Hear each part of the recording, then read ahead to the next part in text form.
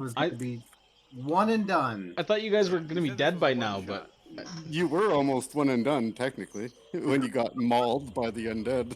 No, I meant the whole campaign. I thought it was find the Tomb of Annihilation and annihilate it. This is obviously the Tomb of Annihilation right here. Yeah, we have to annihilate the Tomb of Annihilation. Yeah. Yeah, I thought the Two annihilations Tomb of make Annihilation. Up until this point, never actually thought about the name of the campaign in accordance to like what we're supposed to do. Yeah, we got to annihilate the Tomb of Annihilation. Yeah. It's, I was like, it's the tomb of mild inconvenience and compromise. Yeah. The Tomb of Annoyance, really. all I could think was like, I feel like this campaign should be called the Jungles of Bolt. Like, well, I mean that wouldn't be as exciting as a staying in Chult. Yeah, maybe you're not staying in Chult. Maybe I foreshadowed you guys going to maybe the Tomb that of battlefield place. We made along the way. what? Carcerai? Acheron? No, Acheron. Acheron. Right, Yeah. Carcerai is the prison plane. You don't want to go there either. There. Maybe that's where you are. Maybe this is all an elaborate like Matrix like simulation. Oh, I mean, free bed, free food. You can like exercise and read. Yeah. That's great. You don't have to worry about adventuring. You just hang out. Yeah. Let's do that. Yeah. Nobody's trying to kill you. Well, I mean, You're sometimes. protected, Occasionally. 24/7. That's expensive. It's true. Okay, shall we give it a start? People bring you cakes. With files in them. Yeah. Not like mail files though, like file folders. Documents. That's gonna be thick. You might need to get a bigger binder. I don't think my binder's gonna fit once I put the cards in. Uh-oh. Yeah, you might need a D-ring. Just saying. Yeah, need to get yourself a big. It is. You're gonna get yourself a bigger binder. A real thick binder. You need to get yourself a big old binder. Maybe a tomb. I just got That this. will annihilate all the problems. Well, you can keep that and put your next one-shot campaign in it. Might as well just throw it away. It's useless. Okay. I'm gonna start now. Okay. Okay. I thought we already started. Oh. Did we? Roll initiative. Roll initiative. Okay, no, really, I'm gonna start now. Ready? Here we go. I want an adventure to start that way at some point. Like, don't say anything. Say, okay, I need everyone to roll initiative. What? No context. None at all. All right, let's do this. Okay, here we go. Ready? Yes. Okay. No, Right, don't let's answer and say you're ready. Just we're ready. Okay, here we go. I'm ready. Hello and welcome to Magic Mythal Tomb of Annihilation, our 5th edition Dungeons and Dragons campaign, episode number 10. We live stream our game nearly every Sunday night, starting at 4 p.m. Pacific time here on Twitch, and you can catch up on weekly sessions on YouTube, youtube.com/pinwarp. My name is Corey, Pinwarp2 on Twitch. I'll be running game as Dungeon Master. I'm joined by my players, Andre, who's playing Aelon, the ASMR Monk, Liz playing Archie, ASMR Wizard, Brad playing Baz, Loxodon Fighter, Ryan playing Blackwind, Half-Orc Ranger, and John, who is going to be joining us in just a little bit, playing Jonah, Gnome Artificer. And with that out of the way, we'll jump into our recap. Last time on Magic Mythal, you guys had left Port Nanzaru.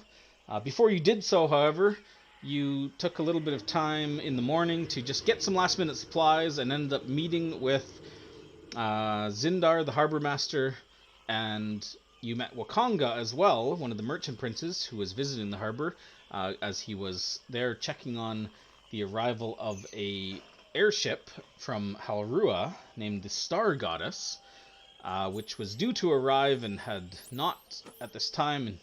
And in the course of the conversation, he let you know that if you happen to be out in the jungle and happen to come across the wreck of an airship or spot an airship, he'd be happy if you told him about it. And what else when you were there? Oh, you also He also gave you a sketch of a control amulet for a golem out in the that another mage had borrowed from him for an expedition out into the jungle. If you happen to come across it, they were supposed to have been stopping here at Camp Righteous on part of their campaign. So if you came across it, he was interested in getting that back because they had been missing for some weeks, and he suspected something had run afoul of them in the jungle. So he gave you that sketch if you got any leads on that to look for that. The golem's name was Vorn, and he gave you that little sketch that I think Archie has it on her person. But having picked up those last few quests in Fort Nanzaro, you finally headed out into the jungle. You took the River Soshin Star south through the winding twists and turns, following the river for about 6 days. It was a relatively uneventful journey. You did come across a few things. You were attacked by a flying snake that landed on one of your canoes and bit a couple of you. You slew that creature pretty handily. You ran afoul of a flaming fist patrol. Fortunately, they apparently employ blind scouts, and you managed to escape them, losing, I believe, only one rain catcher for your troubles. And you trapped one of them in a hunter's trap. But you got away without having to face the wrath of the flaming fist, because you decided not to buy a chart of exploration, on the assumption that they don't operate this far west. You also came across a Zentarum campsite in the night, but you didn't stop to interact with them, and you don't believe that they saw you at all, and you kind of just slid past in the night on your canoes. You also encountered a pack of undead that were wallowing in some thick mud near the riverbank, about 20 or more of them. Just kind of shambling around, but mostly stuck. You decided not to engage or do anything with them either, just carried on down the way. And you also encountered in the middle of the night while camping, a herd of large dinosaurs named, well, you don't know what they're called in character technically, but they're hadrosaurs, relatively docile, plant-eating creatures that just happened to be moving along the riverbank where you made camp. They trampled some of your tents, but you managed not to bother them, and they moved through relatively without any trouble. Then you came upon, on the 6th day, just in the mid-afternoon here, it's about 2 p.m. or so, and it is on, what's the date today? It would be the 15th of Alturiac in the afternoon. You came across, going around... Are you sure it's the 15th? I got it at the 14th. Isn't it 6? Because you left on the 9th, right? 9, 10... We traveled the day of the 9th. 11, 12, 13... So 9, 1, 2, 3, 4, 5, 6... Yeah, it's the 15th. It's the middle of day 6, and you left on the 9th. So day 1 would be the 9th. So 1, 2, 3, 4, 5, 6. It's the 14th. Right? God, now I'm confused. Yes, it's the 14th. It's the 14th, right? Yeah. Apparently I can't do math. Yeah, for some reason I didn't count the 9th as day 1. I started counting as the 10th as day 1, but yeah, you're right. You left in the morning of the 9th, so... Anyways, it's the 14th of Alturiac. 2 p.m. And... which, coincidentally, for anybody keeping track of the passage of time and events that you know is happening, today is the day that the Coin Toss 2 was due to depart. So if you wanted to talk with them before they left, you've missed your chance. Because it was due to depart on the 14th. 10 days after you arrived on the 4th. Knowing that it's the 14th, is Camp Righteous actually totally fine? And yeah, thankfully, no, it's not. You came across Premonition of the future. A large 80-foot tall statue situated on the banks of the River Ocean Star, towering over the jungle canopy, in this kind of sort of clearing along the riverbank, depicting a man what looks to be carrying a crocodile on his back, kind of seated on the cliffside. This massive structure. Surrounding the structure, just above the steep banks of the river, there are all sorts of soldier tents. There's an animal pen, some commanding tents, and a big fort up on a hill to the south, which looks like it's mostly partially collapsed. It looks like something has gone wrong here. The kind of makeshift wooden wall that surrounds the camp has been trampled down or broken down. You see wisps of white smoke coming from some of the tents, and from the tower or the fort up on the hill. Looks like just the last remnants of some fires that have gone out, but they're still just kind of like just tiny wisps of smoke from like coals essentially. And you guys are on your canoes. There is a small beach. You can see that there's 2 rowboats that are pegged onto wooden pegs and rope, just kind of sitting, look like abandoned on the small beach. And then there's a wooden staircase that leads up from the water. The rest of the bank is kind of looks pretty slick with like reeds and mud, so it looks like this is the easiest way up. And you guys are just on your boats. You can't really see too much from down here, but you don't see any movement. The only sound, other than the sounds of the jungle around you, is some high-pitched squawking coming from this direction up here, that little pen. I don't know if anybody from here now. I don't think anybody can see the pen. Maybe Baz can barely make out a bit of it. I think you said there was some kind of blue bird or something flapping in there. Yeah. But yeah, there doesn't seem to be any sign of any movement other than that. Undril expressed concern, and upon seeing the statue for the first time, she has like a look of wonderment that's quickly been replaced by a look of concern as she sees the crumpled wall and the trampled tent. Does our guide know what the statue represents at all? Like, god-wise or whatever? Salida kind of says that it's of the old empire. Sounds very old. She says that she's not 100%. She's not a historian. She's obviously, this isn't the first time she's been here or seen this, but what it represents. She believes it's some sort of tale of one of the like animal like spirits, but she's not it's kind of outside her scope of knowledge. Like, is this like Umuan then?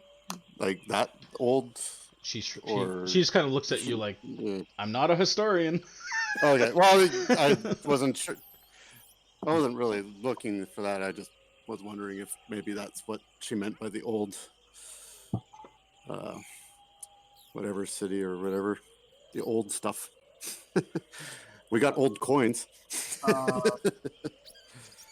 Salida, I have to assume that this camp didn't really look like this the last time you were here.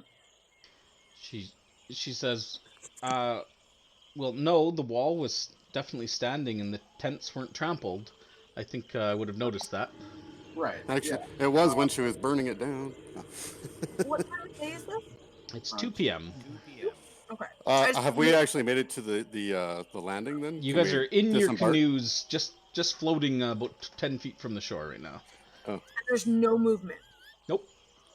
I would like to get to shore and at least not be sitting ducks in the water. Yeah, I'm gonna get out of my at least my canoe and pull it up on the shore, and then help with the other one. Okay. So you guys are gonna secure just to where these other canoes are, just alongside. I assume that's where we land. Yeah. Or the other side, or Okay. Well, we'll soon. Okay, I'm just gonna move you guys up here. Right onto this trap. So just assume your canoes are just on the beach, like next to these two canoes. There's pegs there, so you could easily tie them off, as well. They're Hey. just Free canoes. um. If we had just walked all the way in, It's for all our loot that we're gonna get here. Undril walks over to this. What looks like these three central tents are like command tents. They almost look like. Undril walks over to one, and it's completely like trampled. Like the large wooden, like it would have been probably like one of those like high roof tents, and you can see how big they are. Like around, so it's like you could easily put like furniture in there. But this is completely like shredded, collapsed, wooden splinters. No, as far as you can see though, and Undril will start like kind of moving things, moving some of the wreckage out. But while there are blood stains here and there are no bodies that you can see. She kind of is just digging through, and she kind of turns to you, Blackwind, because I see you moved over there, and she's like, and she looks like she's got a bit of a, not panic, but kind of like an anxious look on her face, and she's digging through, and she's like, and she kind of like glances around at the rest of you as you're coming up onto the edge, and I don't think she would have like stopped to assist with the canoes. I think she would have hopped off and just ran up the stairs as soon as you guys were close enough to the shore. Do you know how many men were stationed here? She's like 50, maybe more. She's like, help me look. There's got to be something here. There's maybe survivors. I'm gonna look to see if there's any, like, as far as tracks go, like if there's recent activity or Sure. like, you know, if I can kind of gauge how long. Okay. Just for the sake of it, I'm gonna say that Jonah kind of stays near the edge here where he can see the canoes, and just kind of pipes up and says that he's gonna keep watch on them for now. Because I don't know what he would actually be doing in this situation. So good thinking, Jonah. The best idea you've ever had. Salida moves northwards with Aelin. And Baz is moving up to take a look inside this first big round tent. Okay. Yeah, I think I would probably go with Baz just to see if there's anything like in.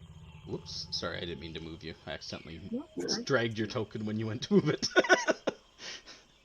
That was about where is Gerald just following you around, or are you? Yeah, Gerald's just in general protective mode. He's just he's on sentry mode. Okay. Like a stalking butler. Yep. Damn right.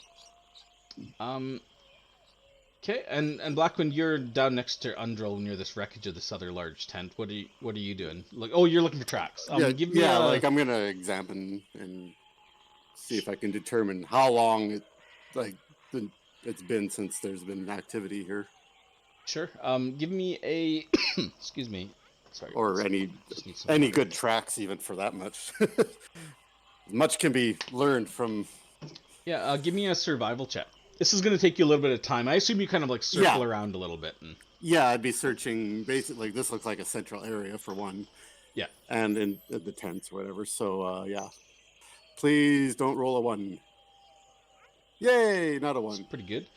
Okay, I'll tell you what you find in just a moment, because like I said, it'll take you a little bit of time to search around.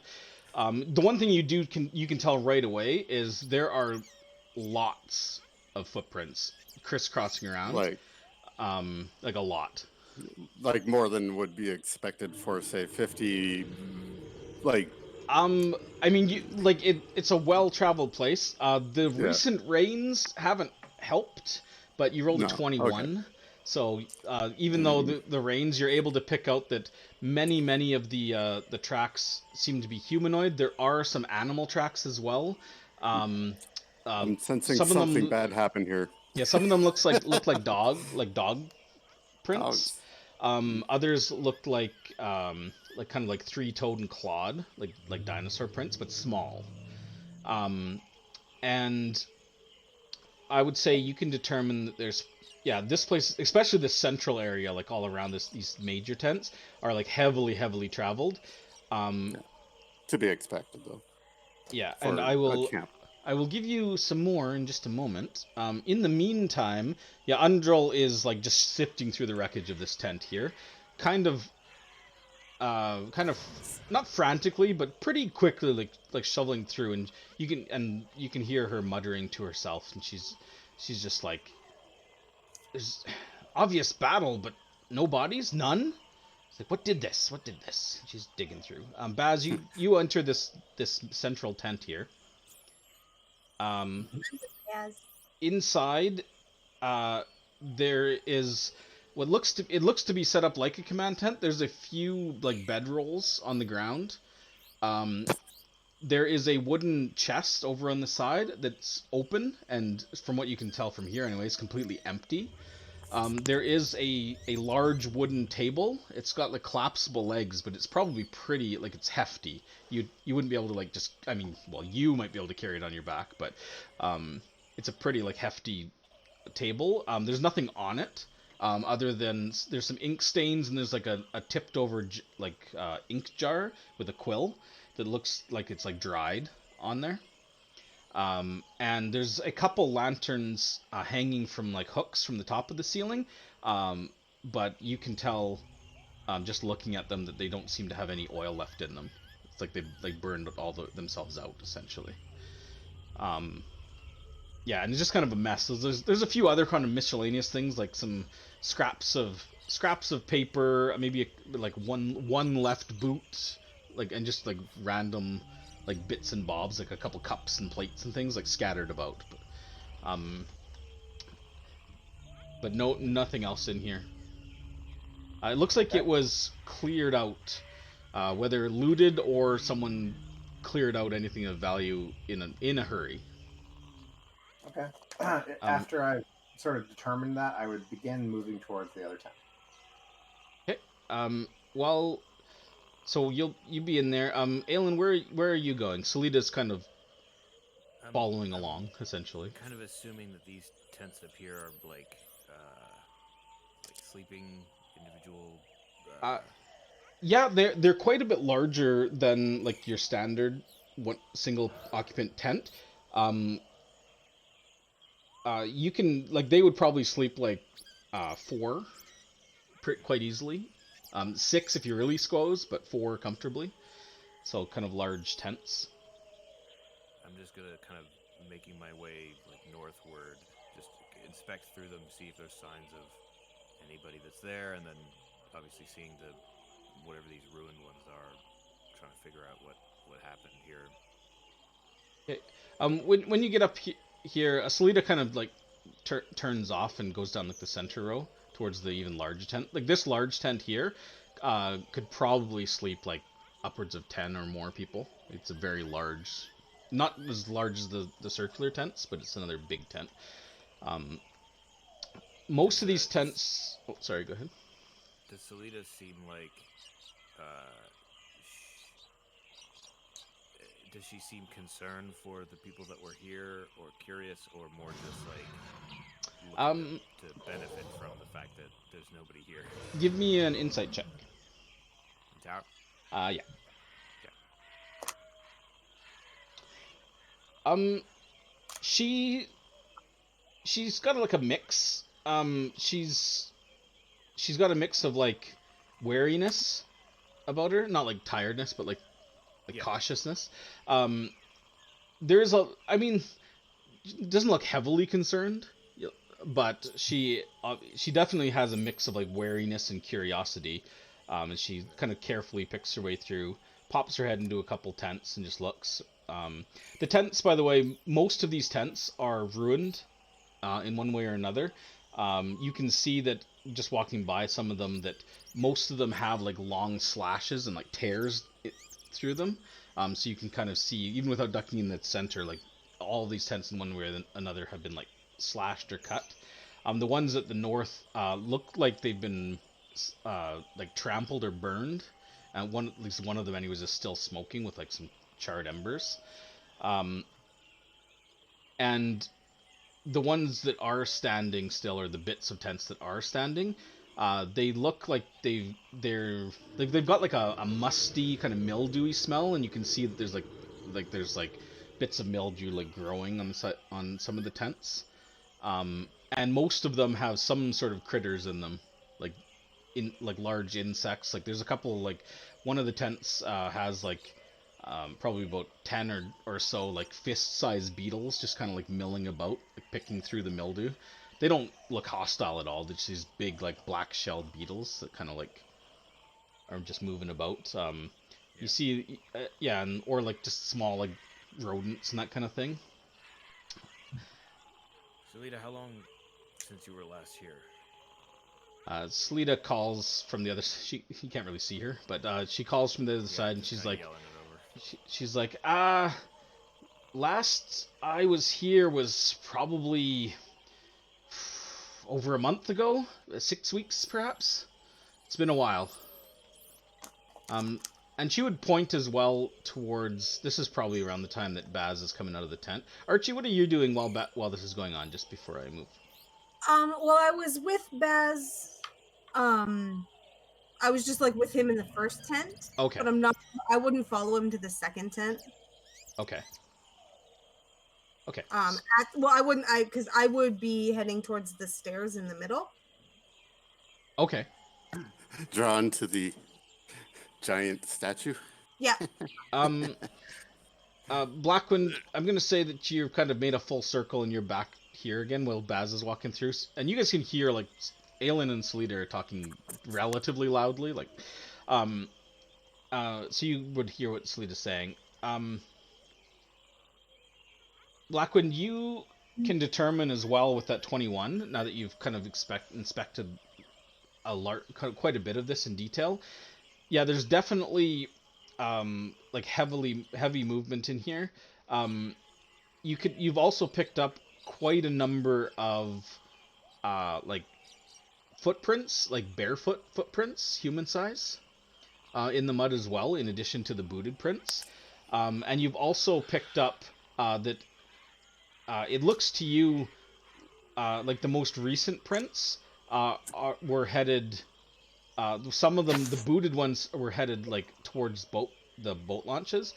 And I should also specify there are enough like pegs and like for probably 10 or yeah, but even more than that. There's probably like enough space along the sides here for 10 to 12 like large rowboats. There's only 2 here plus the 2 you just brought in. So it kind of looks like some soldiers, like possibly, well, somebody left with boots. That's what it looks like to you, but more than that as well. Moving along the shoreline this way, like through where this kind of crushed tent is, as well as like over here this way, most of the barefooted prints the most recent ones seem to have moved in that direction. Undrill this entire time is still like just like tossing all this rubble, like lifting up like planks and like lifting kind of, and she seemed, as the longer she searches, the more kind of frantic she seems to be getting. Baz, you enter this second tent.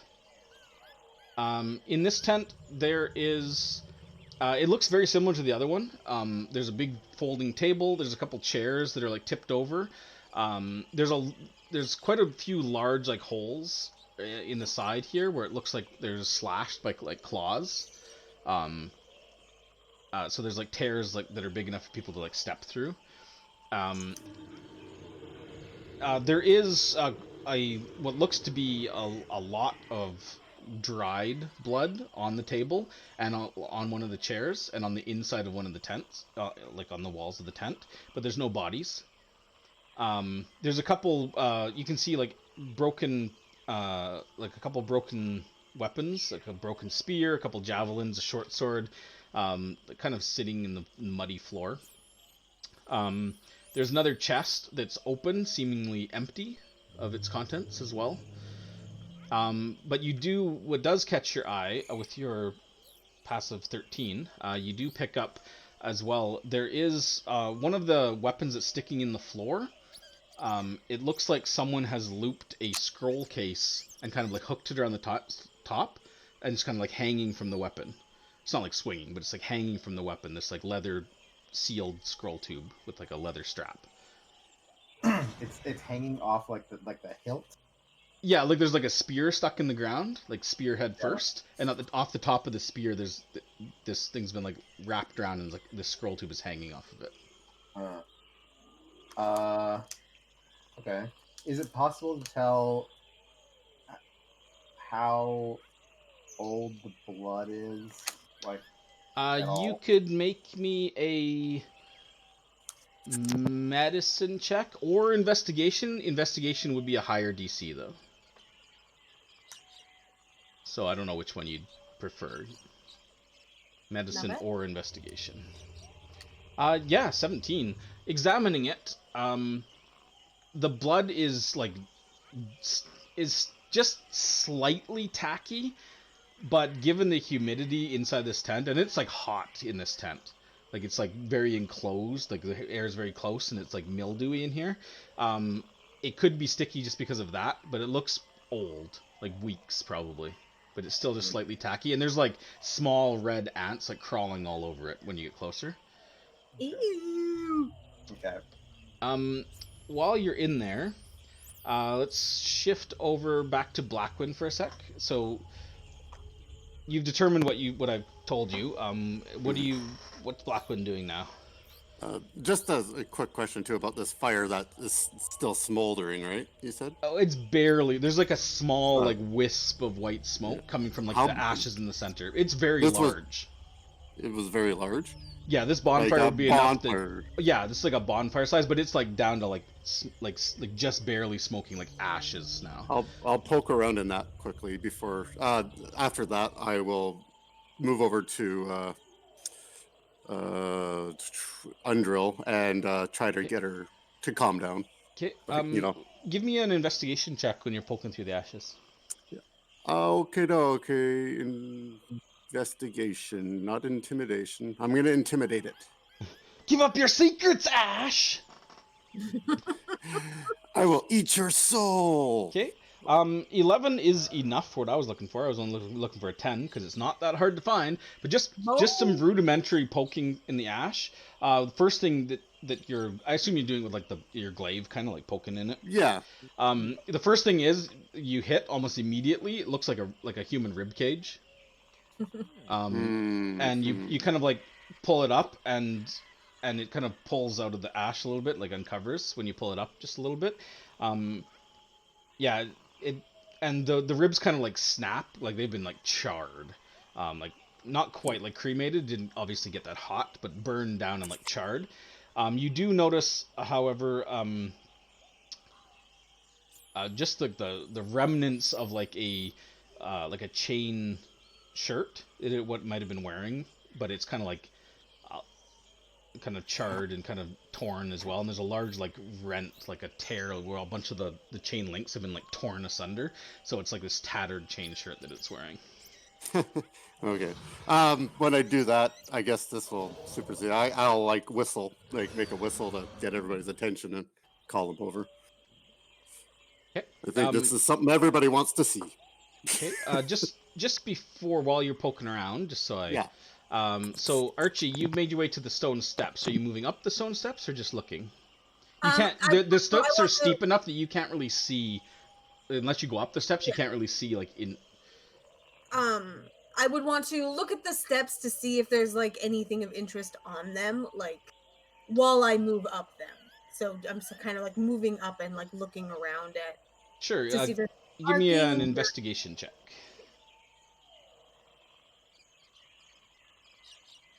Okay. There's no markings, but there are very faint carvings. Just on the base of the steps. That like there's no like written language or symbols, but there's very faint carvings that are that seem to depict kind of like a jungle and river scene. Very faded, but it looks like a man on the lower steps. It looks like a man and a crocodile standing on the shores of the river. The next step up, it looks like a man riding on the crocodile's back in the middle of the river. And then the next step up after that, on the third step, it seems to be the man and the crocodile on the other side of the river, facing away from the river. And then the next step after that seems to be the river's no longer there at all. It's just jungle, and the man looks like he's like piggybacking the crocodile. Okay. Aelin, so Salida kind of would move this way, but she doesn't. Actually, she probably moves up this way, around the back half of the tent, just to join whatever you're doing. And Aelin, what are you doing up here at these trampled kind of tents? Yeah, just kind of continuing to just poke through them, see if there's anything worth noting. Okay, Seems like give me an investigation check.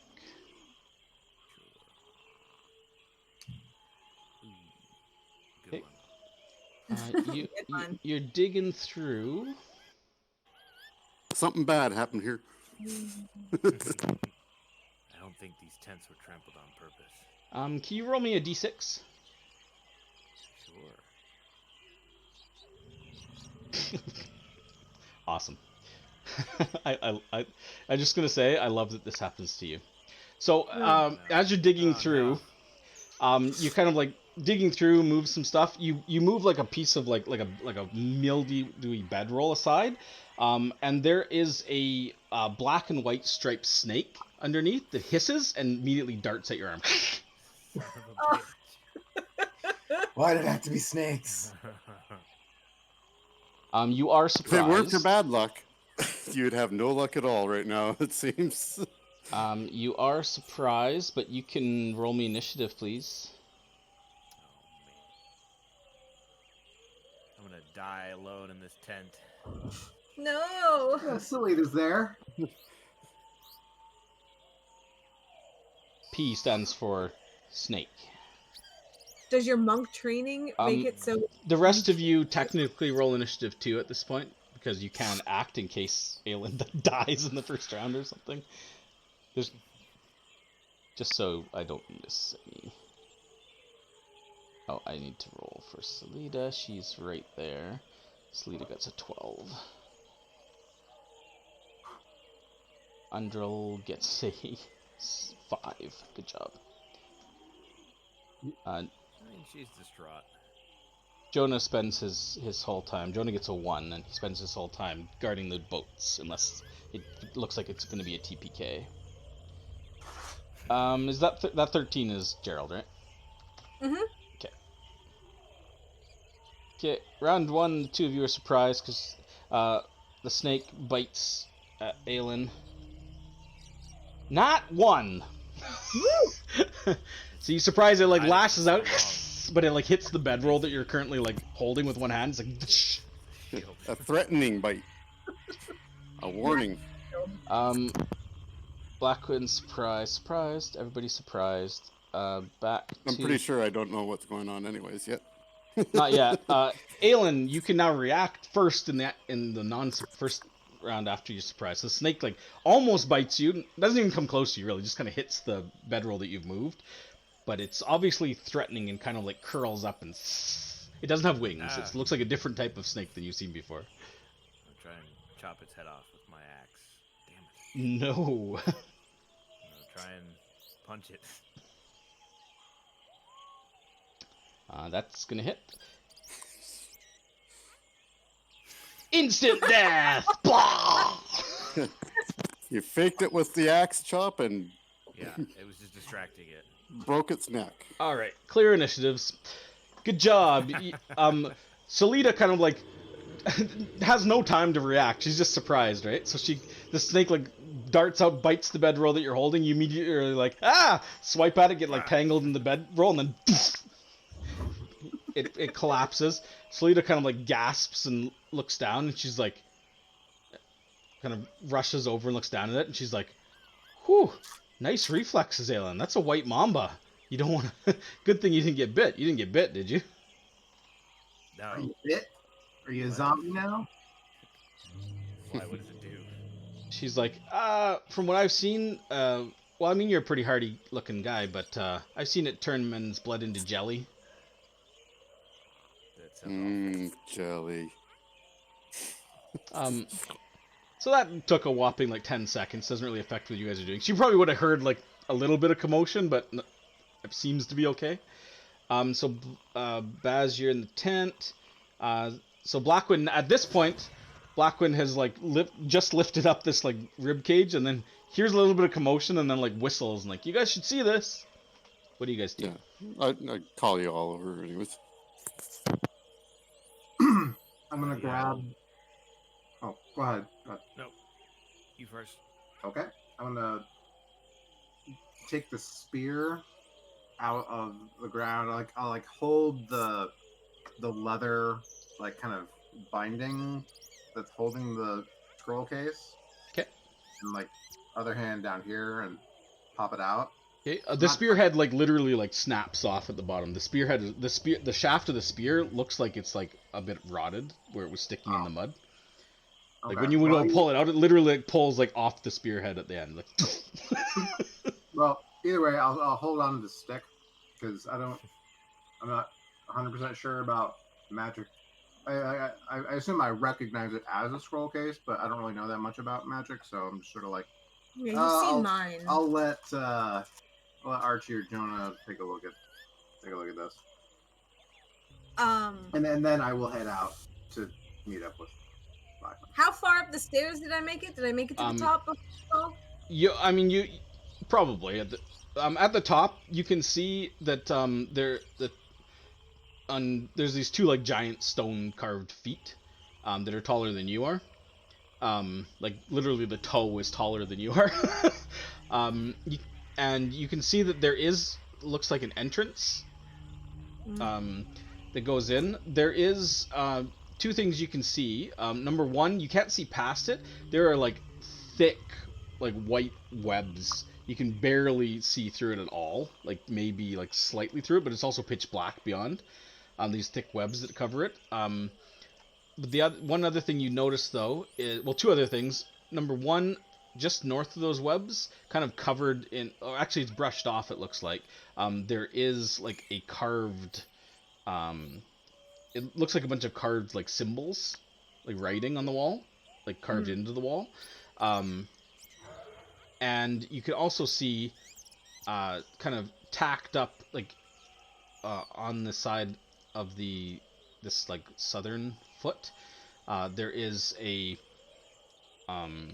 like a kind of mildewy, partially torn, like some of the ink kind of running a little bit. It looks like it's been exposed to the elements, but in common, it says, "Do not proceed until deemed safe." In common. I'm gonna turn around and run back down the stairs towards the fire. Give me a dexterity check. The stairs are steep and they're slick from the rain. You got it. Shit. Acrobatics if you got it. You're okay. You kind of like slip like, huh? Oh. And then like, okay, maybe I shouldn't run down these wet stairs. But you make it down, no problem. Gerald, carry me next time. Gerald like picks you up. Next time, Gerald.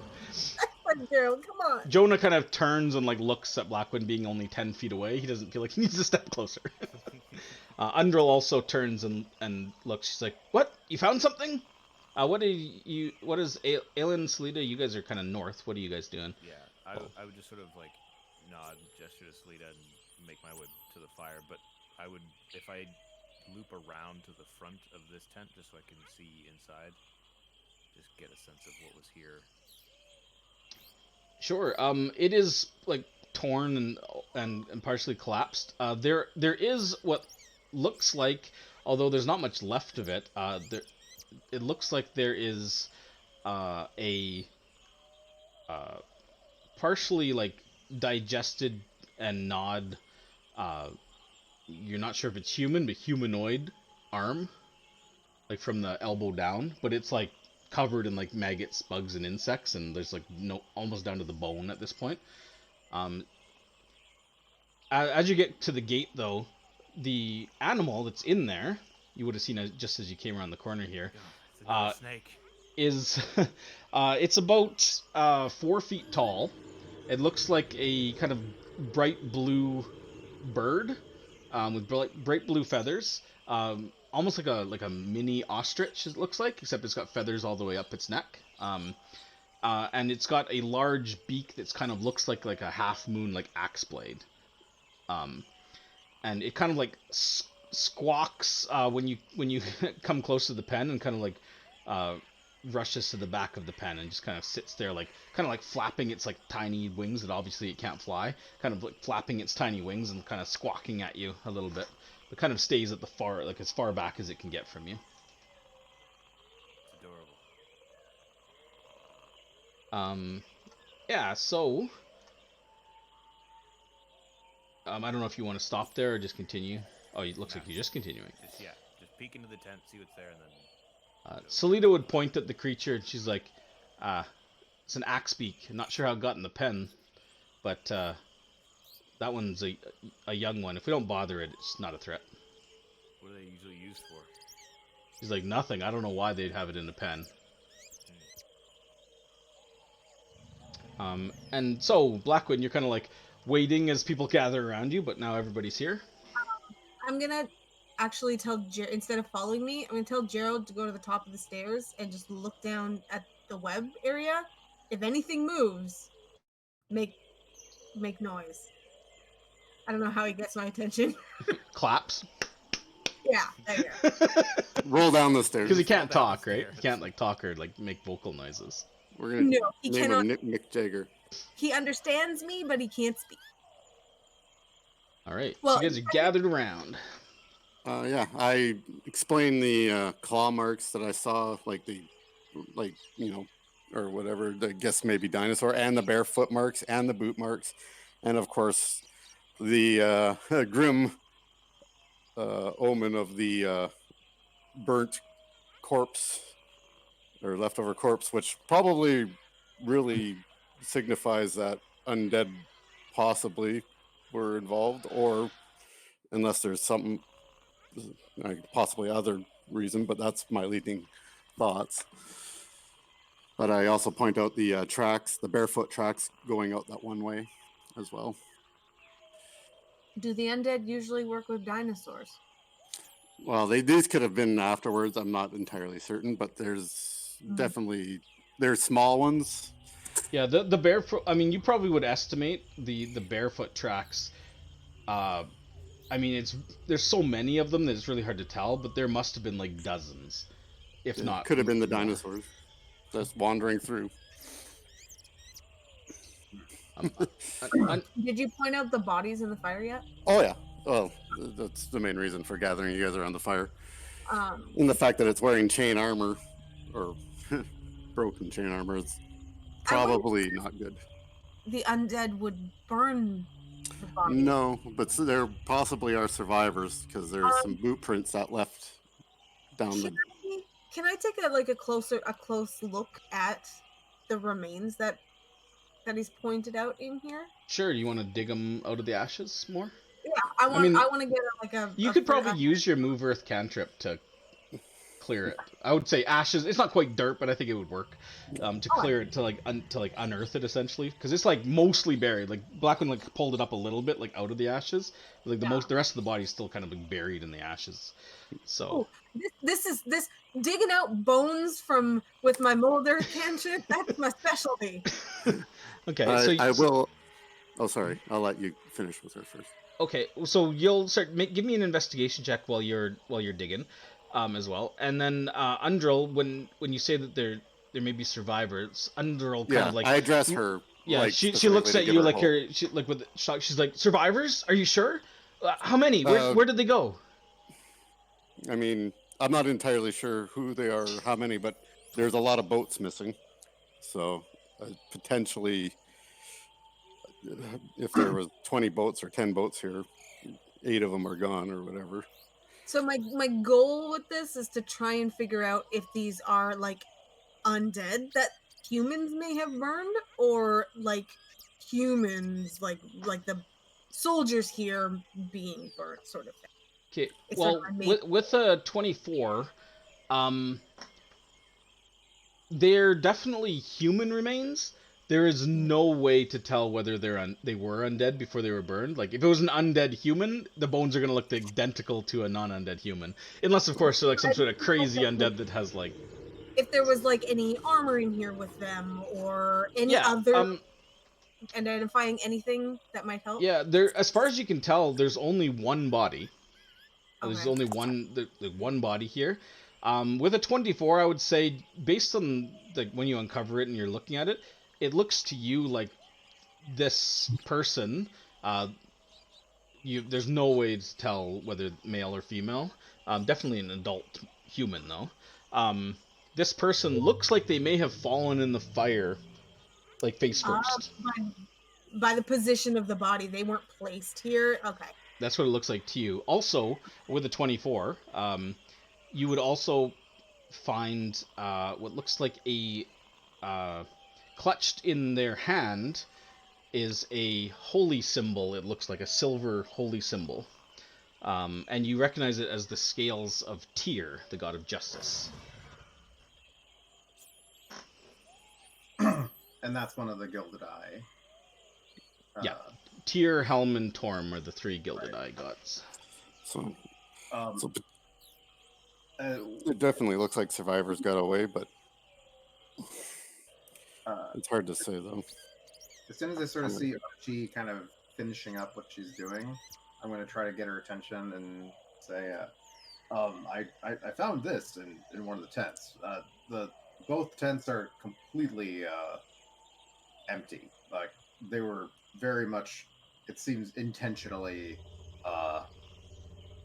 left completely barren. But there was a spear stuck into the ground, and there was like some sort of scroll case attached to this. I'm not 100% sure about how these work, so I thought I would just not touch it and let the smarter people take a look at it. Okay. Not touching it? Good idea, since it seems to have been left purposefully, you said? Yes, maybe there's just a note inside describing sort of what happened here, or something else. I don't really know. Undrill's like, well, open it. Maybe it says where they went. Set it down. So the scroll case, does it look like just a normal scroll case that I've seen, or does it look fancy or ratted or anything? It looks like a scroll tube, like a leather scroll tube, stopped up on like a leather tongue that was. Okay. That's it. There's no markings or anything on it. Okay, I will grab it to make sure nothing happens when I just touch it. Boom! No, just kidding. It's fine. Maybe. Scrolls of runes. Scroll of Annihilation. No, yes. All right, I'll open it. I'm curious. Okay.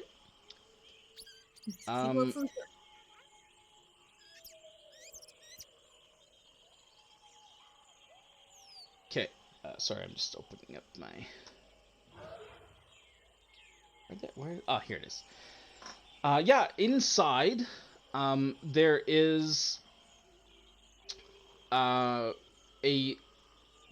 rolled up, looks like piece of parchment. It is dry. Looks like everything else. It looks like it was kept protected in this waterproof case. Yeah, so it's just like a rolled up tube of paper inside. I will attempt to read it. Okay. When you pull it out, and kind of like unfurl it, a second folded piece of paper, kind of like drops from the middle of it when you open it up. There's another piece of paper it's like a different type of parchment entirely. Kind of like comes loose from it. You don't drop it or anything, but you're like, oh, there's two pieces of paper in here. Falls into the fire. Oh God, our only lead, Archie. God damn it. No, yeah, it is written. The main. Well, which one do you want to read? The smaller one or the main one? Main one first. The smaller one was like folded and added, so I figured that's a second. Sure. It's written in common. Do you read it out loud or do you read it to yourself? I would read it to myself first and then out loud after. Probably that would just be she'd just be like skim it and then read it if there's anything of interest. Okay. On the top, it's written in a pretty decent hand. It's not like a professional like scribe or anything. Yeah. But and it looks like it was written with some haste. But on the top, it is dated 26 Hammer 1504. How long ago was that? You can look at the calendar and figure that out. Okay. Sorry, what was the You year? want us to math? 26 of Hammer 1504. Okay. And it reads, should anyone find this, I pray to the Trinity someone does, know that our forward camp was overrun last night by foul undead. We fought as best we could, but in the end were forced to retreat. We lost nearly half our number, and another third of the survivors are wounded. Commander Breakbone has ordered this missive posted here, and has sent a small party back to Port Nanzaru to get word that we require reinforcements. Captain Firebeard has suggested crossing the river to put distance between us and the blasted undead. And then kind of like in parentheses, it says, gods, there were more of them out there than we thought. And knows a site about 25 miles upriver where we can reestablish ourselves. Should any member of the Order find this, under the protection of Helm, you shall find us there. Commander Breakbone has sworn that under the divine providence of Tyr, we shall have justice for our fallen brethren, and has named our new site in accordance with this. Find us at Camp Vengeance. And it is signed Captain Perne Salhana of the Templars, 11th Legion of the Order of the Gilded Eye. Okay. So it looks like they were attacked just under 3 weeks ago.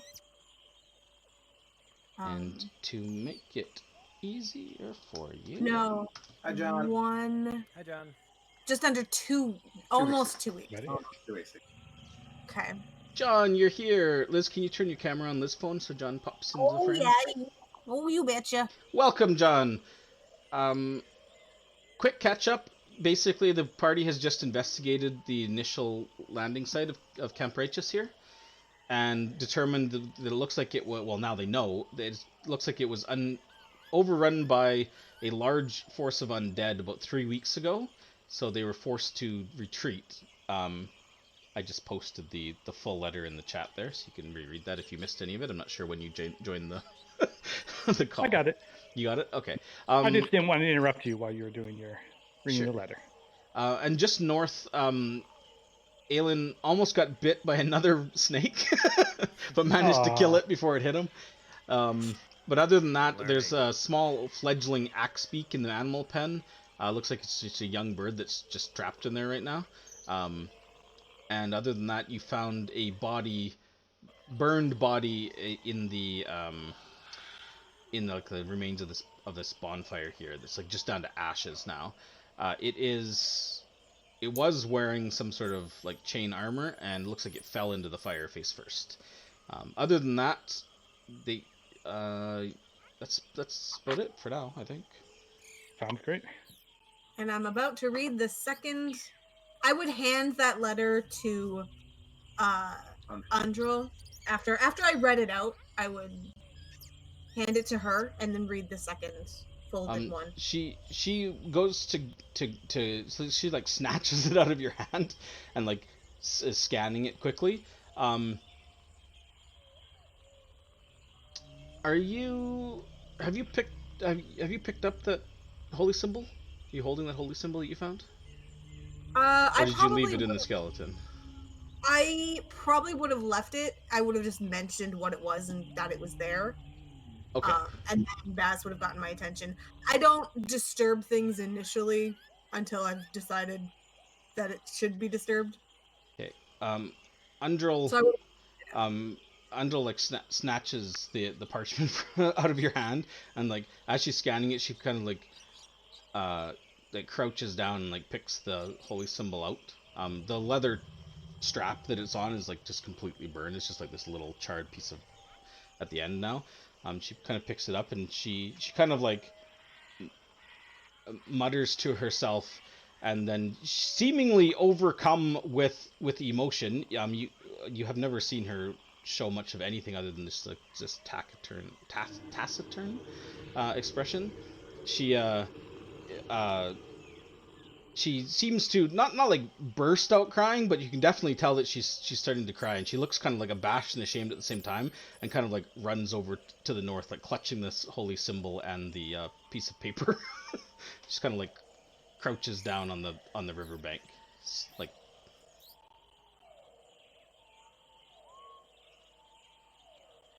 Selena's kind of just mutters. She's like, touchy. It's okay. Jonah's over there. He can. Yeah, you were just watching the boats while people were investigating the camp so far. That's all you. Oh, well, good. Important thing. But you were close enough to see what was going on, so you're fully aware of everything that's happening. I got you. And then I'd read the folded one. Sure. After she runs away. Like, I mean, she doesn't run far. She's still in like eyesight. Yeah, in the tube, there's also the smaller folded note. You unfold it. It's completely different paper, and it's kind of just like folded up and like into like this small like square. Different hand entirely. This is a much more kind of scribe-like, well-written handwriting. But you do notice though while you're reading it, about as it's written, the last like few sentences of it kind of trail off and are a bit more sloppier than the rest of it. But it says it's in common as well. Is it in common? Hold on. What languages do you read? Oh, a couple. Hold on.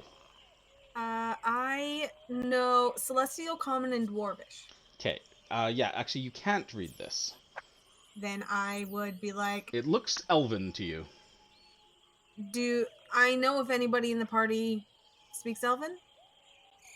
That would be me. I definitely can. Have you told us that you do? Would we know? I don't know. It probably would have come up at some point, I'm sure. Okay. I mean... Hand it to Blackwind to read. All right. Blah, blah, blah. It is written in Elven, and it reads, in case I don't make it, tell Wakanga that the damn Batiri got a hold of the amulet out in the jungle. The crafty little bastards ambushed us. I escaped, but Vorn is still out there. The goblins are surely too stupid to activate him. He's probably still standing near the pool at the base of that waterfall, 30-40 miles west of the river. If Wakanga wants him back, he'll need to get the amulet back from the Batiri. I think I was looking too far north for the temple anyhow. I'm heading back to the port. And it's signed C. Del Rathor. Then underneath, in kind of a bit of a sloppier postscript, it says, I can't be sure, but I think there's something wrong with Bailey. He keeps looking at me strangely, and I swear he's plotting something. Uh-oh. Well, we got a clue for the amulet. I read the translation to them, and just so that everybody can hear that all. 30 to 40 miles east of the river, did it say? Let me also post this. Plunk it down. Okay. So, and then the name C. Dalrathor, is that, I can't remember, is that a name that we should know? It's the wizard that we were. It's the wizard? We're, okay. So many names, it's already overwhelming. West of the river, okay. Which makes sense, because the goblins are on that side of the river. Yeah. It doesn't say which part of the river, though. There's a little... I'm just annoyed by this person's directions. Selena kind of like cocks her head, and she's like, well, if she left the note here, I would assume here. Yeah, that's an assumption. No. Does she know anything about a nearby waterfall? Or, well, I guess we know all the waterfalls actually that we've had to portage up that we didn't portage up. Selena is not sure about this, what this is particularly referring to. She can confirm, however, that that's definitely Batiri territory. That whole area. How Territory. does this river travel like onwards, like for quite a ways, going deeper into the jungle still? Well, I'd The imagine- Soshin Star. It Yeah. goes. Salida would say. deep It goes into it. probably about 30 to 40 miles, like Deep. south. So upriver, 30 to 40 miles before. Well, it goes further than that, but at that point, you'd be entering the Aldani Basin. And that would be close to the Camp Vengeance that they set up then, if they went upriver. Only 25 miles, yeah. So if the survivors are anywhere, that's where they'll be. And then the goblins are, I mean, there were several waterfalls that we had to portage that we didn't portage, but there Oh, could yeah. be any one of those ones that he's referring to. Wakanda also said they went into the jungle west of Camp Righteous. So Yeah. Oh yeah, that too, I guess. So essentially, it seems like there's two sort of paths that we could take. We could head south to meet up with Gilded Eye. Gilded Eye, Camp Vengeance, or we could take this opportunity to travel on foot into the jungle about 30 to 40 miles. Well, so we know that that's where the dude is. We don't necessarily know that's where the amulet is. Yeah. Vorn goblins. should be, but the thing is, if they're trying to, if they know there's any connection, they may have the amulet in that. The Batiri may have the amulet in that Yes, area. it seems. Yeah. I mean, yeah. If this is Batiri territory, seems like there's any chance that we might be able to find out where they're hiding, I would where they're stationed. lean towards like let's investigate this area, but let's carry on to the supposed Camp Vengeance because that also is in direct planning with what we wanted to do, where we wanted to kind of scout that basin. Yeah. And then Also- we can decide how we want to approach this whole goblin, The amulet. because we don't really have much. Go to the camp. Like you said, we only know where the statue is, sort of. We can't let her go alone, Of and course. that's No, going to no. be No, first. But yes, we should definitely go to Camp Vengeance as our next sort of port of call.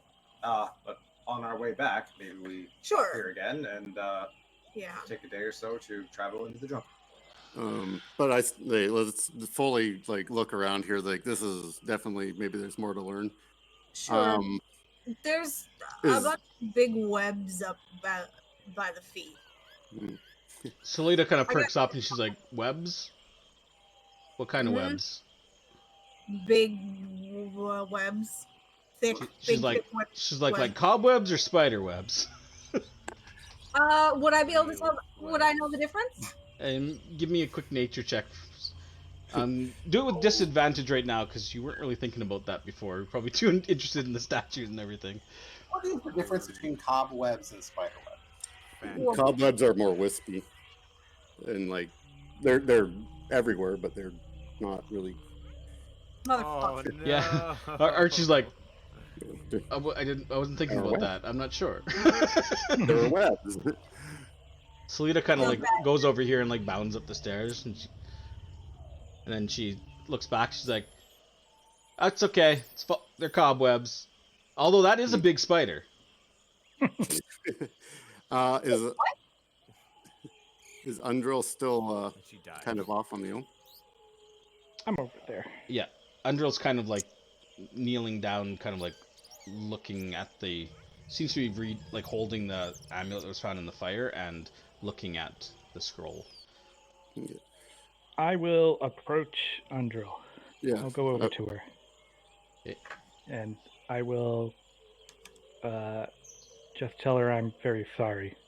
And she kind of like, she hears you guys approaching and sees you come up next to her. She kind of like quickly kind of like scrubs her cheeks a little bit, and then she's like, she's like, Dusty out here, isn't it? she, she's like, yeah, a bit.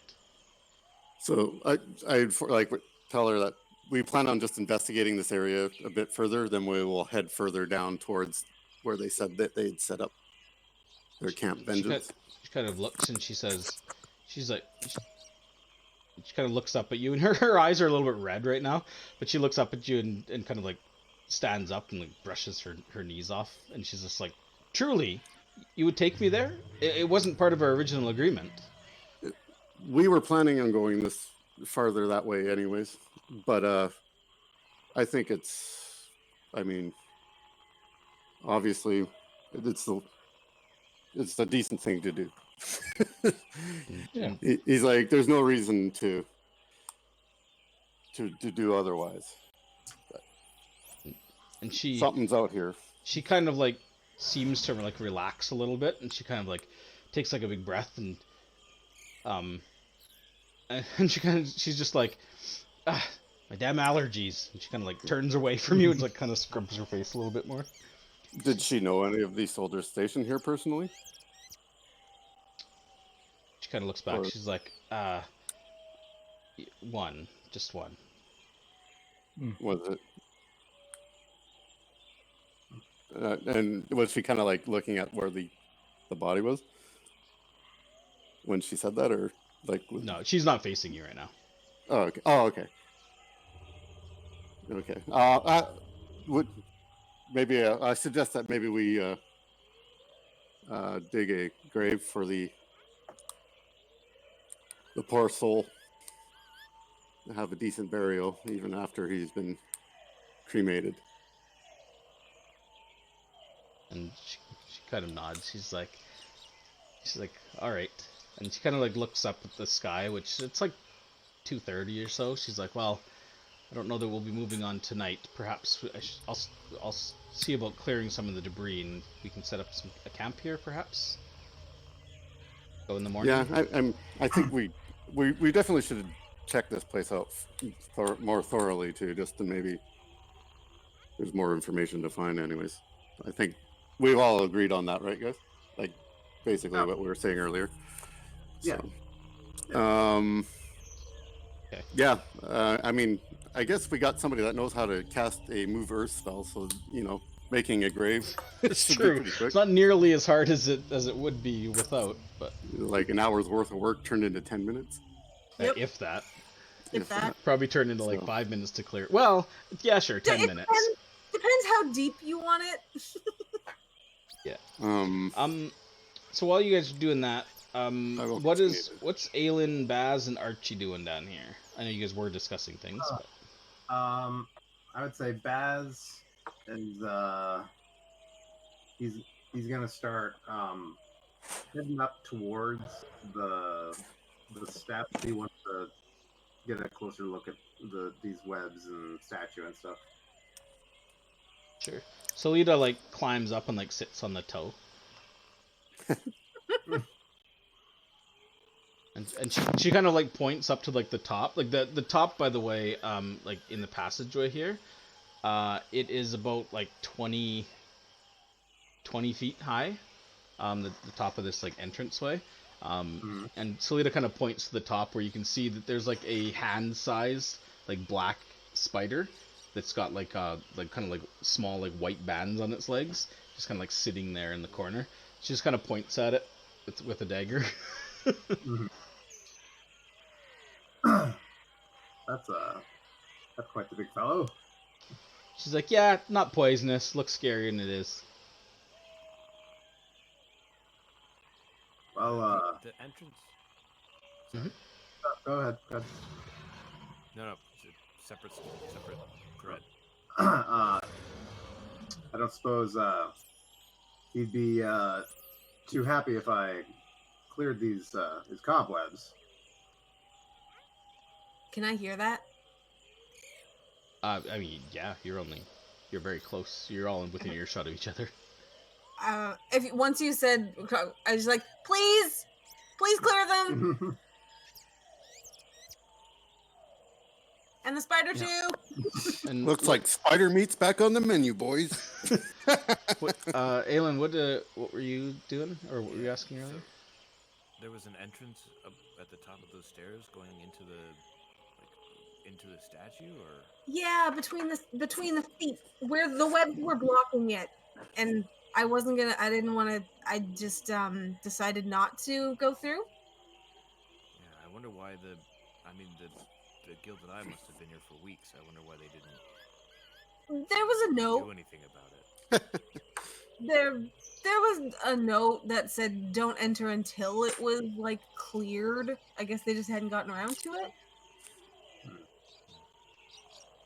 It's up there on Baz on the right. You can see it. Oh. What does it say exactly? The note. Don't enter until safe. Yeah. Yeah, it literally just says no entry until deemed safe. Okay. Like it doesn't say danger here or Yeah, anything. yeah. It just says. Well, the implication is that it's not safe. Well, the They haven't implication is that entered. they don't know if it's safe. Well, Which I'm gonna means it's take out. probably not safe. I'm gonna take out my sword and I'm gonna start chopping these webs down. You could burn them. Okay. Okay, With a great sword, that big spider like just scurries away onto the roof, like out of sight. You kind of chop through these like thick webs, and you can see beyond a dark passageway. There's no light except for that coming in, but it's relatively well lit. I would say it's probably dim light beyond what you can see here. And then you can see like another big sheet of webs, like 10 more feet down or so. I'm gonna turn around like a. Any objections to me moving further in to clear some more of these webs? Maybe we'll gather everyone and I'd, I'd suggest like just checking everything outside before we move in there. Maybe might be better just to look around here first before. I mainly just want to make sure that there's not just a big horde of undead just sitting in here waiting to pounce us. Well, and you'd rather Well, do there's that by webs there. yourself. you'd rather be by yourself. Well, I feel like I could probably just run away. I want to come up the stairs now that the webs have been sort of cleared, Make my way up there too. and I want to look at that carving that was on the left side that I saw. I want to, if I have a moment, anyways, I want to explore the burnt area up on that upper hill there. It looks like. Yeah. Oh, Undra will go with you, Blackman. Jonah, what are you doing? This is kind of up a hill, by the way, so it'll take you just a little bit to get up there. It's not like climbing, but it's... No, but it's, you're using 2 movements. Yeah. Per square pretty much. What's Jonah doing? Can you do me a favor and share the map, or Oh, I'm tell me sorry. what it is? I thought this whole time you could see it. I'm sorry. I've been saving it on my. Yeah. You can save it on your Okay. on your quick menu. And has the area been searched? Not completely. So the Thoroughly. 3 tents and area, these ones have all been kind of been searched. These tents have kind of been like looked through like quickly, but not like in detail. And say nobody's been down here to these tents, and nobody has been to this shrine or any of these little outbuildings on the edges I of the will map. start with the bottom tents and then start working my way eastward. Okay. Just doing the general investigation. Okay, sounds good. And okay, so make me a investigation check. Go, Jonah, go. And I did describe the ones north as well, but these tents looks like they're big enough to sleep like 4 people. And they're abandoned and kind of torn and kind of like mildewy and like looks like claw marks like shredded in the sides and that kind of thing. You can roll me a d6. Oh no. Oh God. It'll be great. Okay. So you're searching through. It'll take you a little bit of time to search through all 4 of these tents down here. Okay.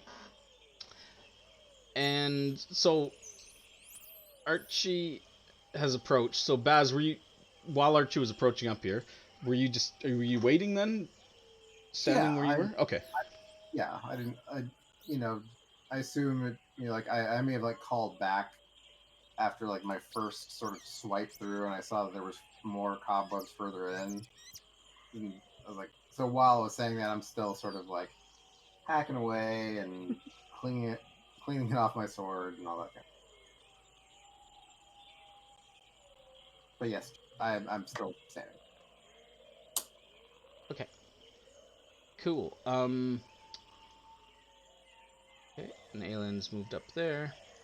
I'm just gonna move down here. Because you're searching all 4 of those tents. Uh, Spreading out. Blackwind 101. and Undril, you've made it to the top of the hill.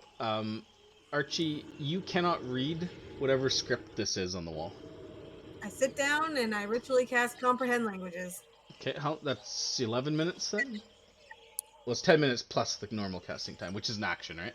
1 action. Yeah, okay, so 10 minutes and 6 seconds. Okay, so that's gonna take you a while then. Right before I do that, I'm gonna I'm just like, Bez, give me your, reach out your shield to me.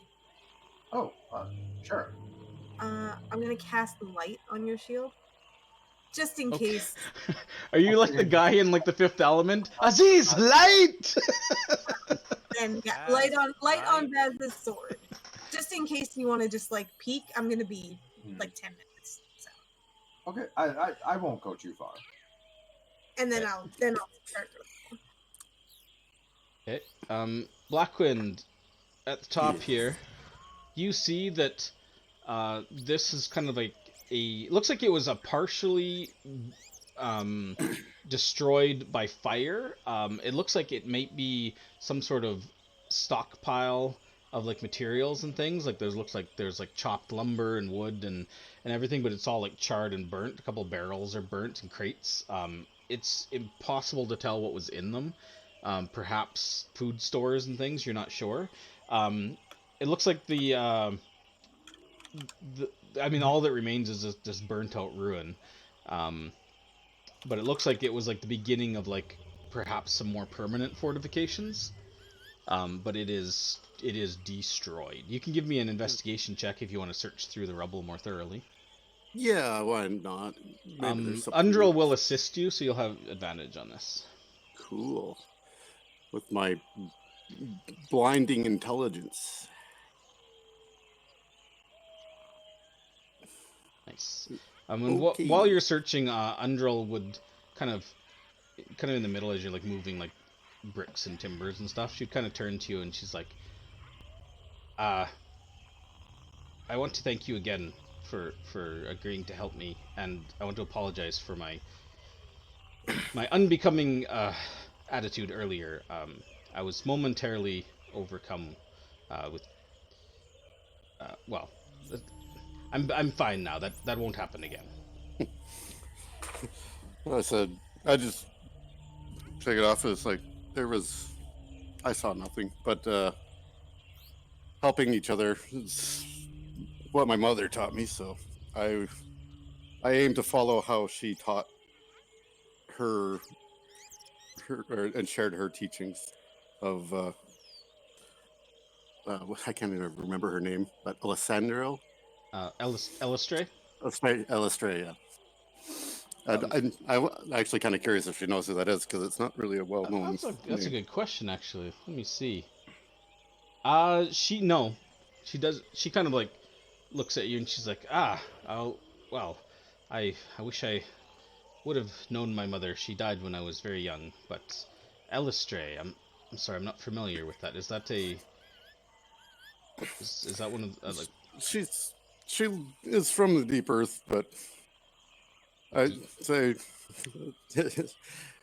let's just say she's one of a kind, and she tries to teach us to share and help each other and give the benefit of doubt, like for salvation. Like as orcs, half orcs, we have the reputation of still being orcs somewhat, She nods. I use She's that. like, she kind of And- nods. She's like, ever fighting against our more bestial nature. I understand Yes. perfectly. But we are not condemned to be that just because of our ancestry or our past. So She nods and she says, "Well, Torm teaches that those who sacrifice for the greater good reap the benefits as well. So seems Elestre may have something in common with my god as well." And she said, and then she kind of like goes, seemingly like done with the conversation. She kind of turns and starts like digging back through the rubble again. Unless you want to say anything else to her. no, I just pretty much leave it at that. Okay. So while you're talking, Jonah, you finish searching these tents. You don't find anything of value. Some like ripped up bedrolls. There's some like blood stains and like claw marks and stuff, but maybe some like old boots that were like mildewy and kind of like rotting in the muck. But yeah, nothing else. And where were you gonna head after that? You're muted. Eastward, There's always one. Eastwards. right? To So, like- like up the hill. Yeah. Okay. Jonah like climbs through this brush. I'm just kidding. You probably go the easier way around. I'm assuming the path that Blackwood and Undril used is much easier than going through these thick trees. He plays being a zombie like Bill Murray in Okay. Zombieland. So while these guys are searching and Jonah's making his way up. Oh, thank you. I always forget that it does that when I share the map again. Cool. The back in the entrance here. So rewind a little bit because this is all happening simultaneously technically. Aelin, you're standing back next to Gerald, or what are you doing? Salita's just kind of sitting there looking down and kind of looking out. She looks like she's got a pretty decent vantage point from up there. How far into the passageway can we see? Now that Baz has cleared those heavy cobwebs, you can see as far as the map will show you to this next set of cobwebs. It gets darker the farther in, but now that Baz is lit up, his sword, it's now bright light in... What's light? 30 feet? 15 bright? What is light? What is light? What is the nature of light? 20 foot bright, 20 foot dim. Okay, Yeah. so it's brightly lit up to those. They're like white, like this like heavy sheet. You can't really see like past it in any capacity, but it is brightly lit.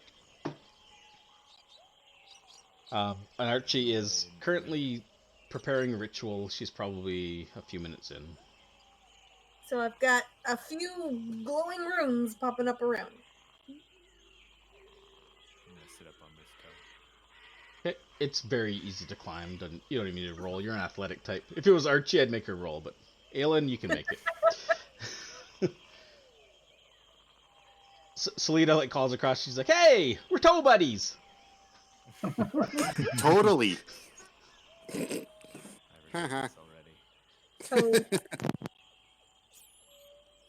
So Baz, your sword's lit up. Archie, looks like Aelin and Salita are keeping watch. Archie's casting a ritual. What are you doing? I'm just gonna step in a bit further and start cutting down the next layer of cobweb. Okay. Careful, Baz. I'm keeping a good watch. I won't move much further in past this. Okay. my concern is that this I don't know rain. how I got so deep. So you're walking in. Now that it's brightly lit, you can see that. Yeah, there's cobwebs like hanging from the roof as well, but not nearly as thick as the ones that are crisscrossing. There's a thick layer of mud, creepers, and leaves and stuff in this first section. Looks like maybe blown in over time, but it's like mulch now. It's been in there so long. Did And you say out loud? Yeah. Okay, then I would have gone like to start hacking away at it, and then hearing Archie say that, I'm like kind of put my sword down. I was like, well, okay, well, if it makes you feel more comfortable, I can certainly wait. No, I mean, you're not going far. I don't mind you cutting those down. Obviously, they're not part of this. It's more just keep an eye out because we don't know. This Sure. sort of Yeah. thing. Which is why I want to read it before we really move in. Of course. But I will go ahead and just hack down the cobwebs. His personal vendetta against cobwebs. Okay. As you move in to hack down the cobwebs, the entire floor beneath you gives out, and you find yourself falling. I Flap your arms. try and turn around and Nope. Bam! You hit the ground. there is no avoiding this. The entire floor collapses. And you will take 1 million. You will take 10 points bludgeoning damage. You fall about 20 feet down and slam into the ground. No spikes or like poisonous snakes or lava or any shit down there, but you fall down. The entire thing just collapses. This entire like 10-foot square that's between those two webs, just the entire thing just caves in. You don't know if it was a trap or if it was just your weight, being a big heavy guy that you are, but it didn't collapse until you kind of like made your way like towards the webs. Like once you stepped into like the right hand side, then the whole thing just crumbles. You will take 10 points of bludgeoning damage, and I need you to make a Constitution saving throw or also suffer an injury. Yeah, as soon as I see Baz drop, I jump down off the toad and run over to the pit. Nice. You do not. Oh, you know what? You can try to, if you want to. You can try to do. I know you're not proficient in it, but you can try to make an acrobatics check to reduce the fall damage. I should have let you make that roll. I'd be happy to. Not in athletics. Not like it's acrobatics to reduce fall damage. Okay. Basically tumbling. No, that's not enough. Not a bad attempt though. But you managed to kind of like in the fall though, you're just like crap and kind of like turn yourself, so you hit the ground with your back instead of like awkwardly on a leg or like on your arm, so you do not suffer any lingering injury due to the fall. I pointed towards my big blubbery elephant butt. Yeah. let that take the brunt, and I let out careful with the passageway. It's a little Solita kind of like crouches down and kind of like just holding on, kind of like leans down to look in. She's like, Baz?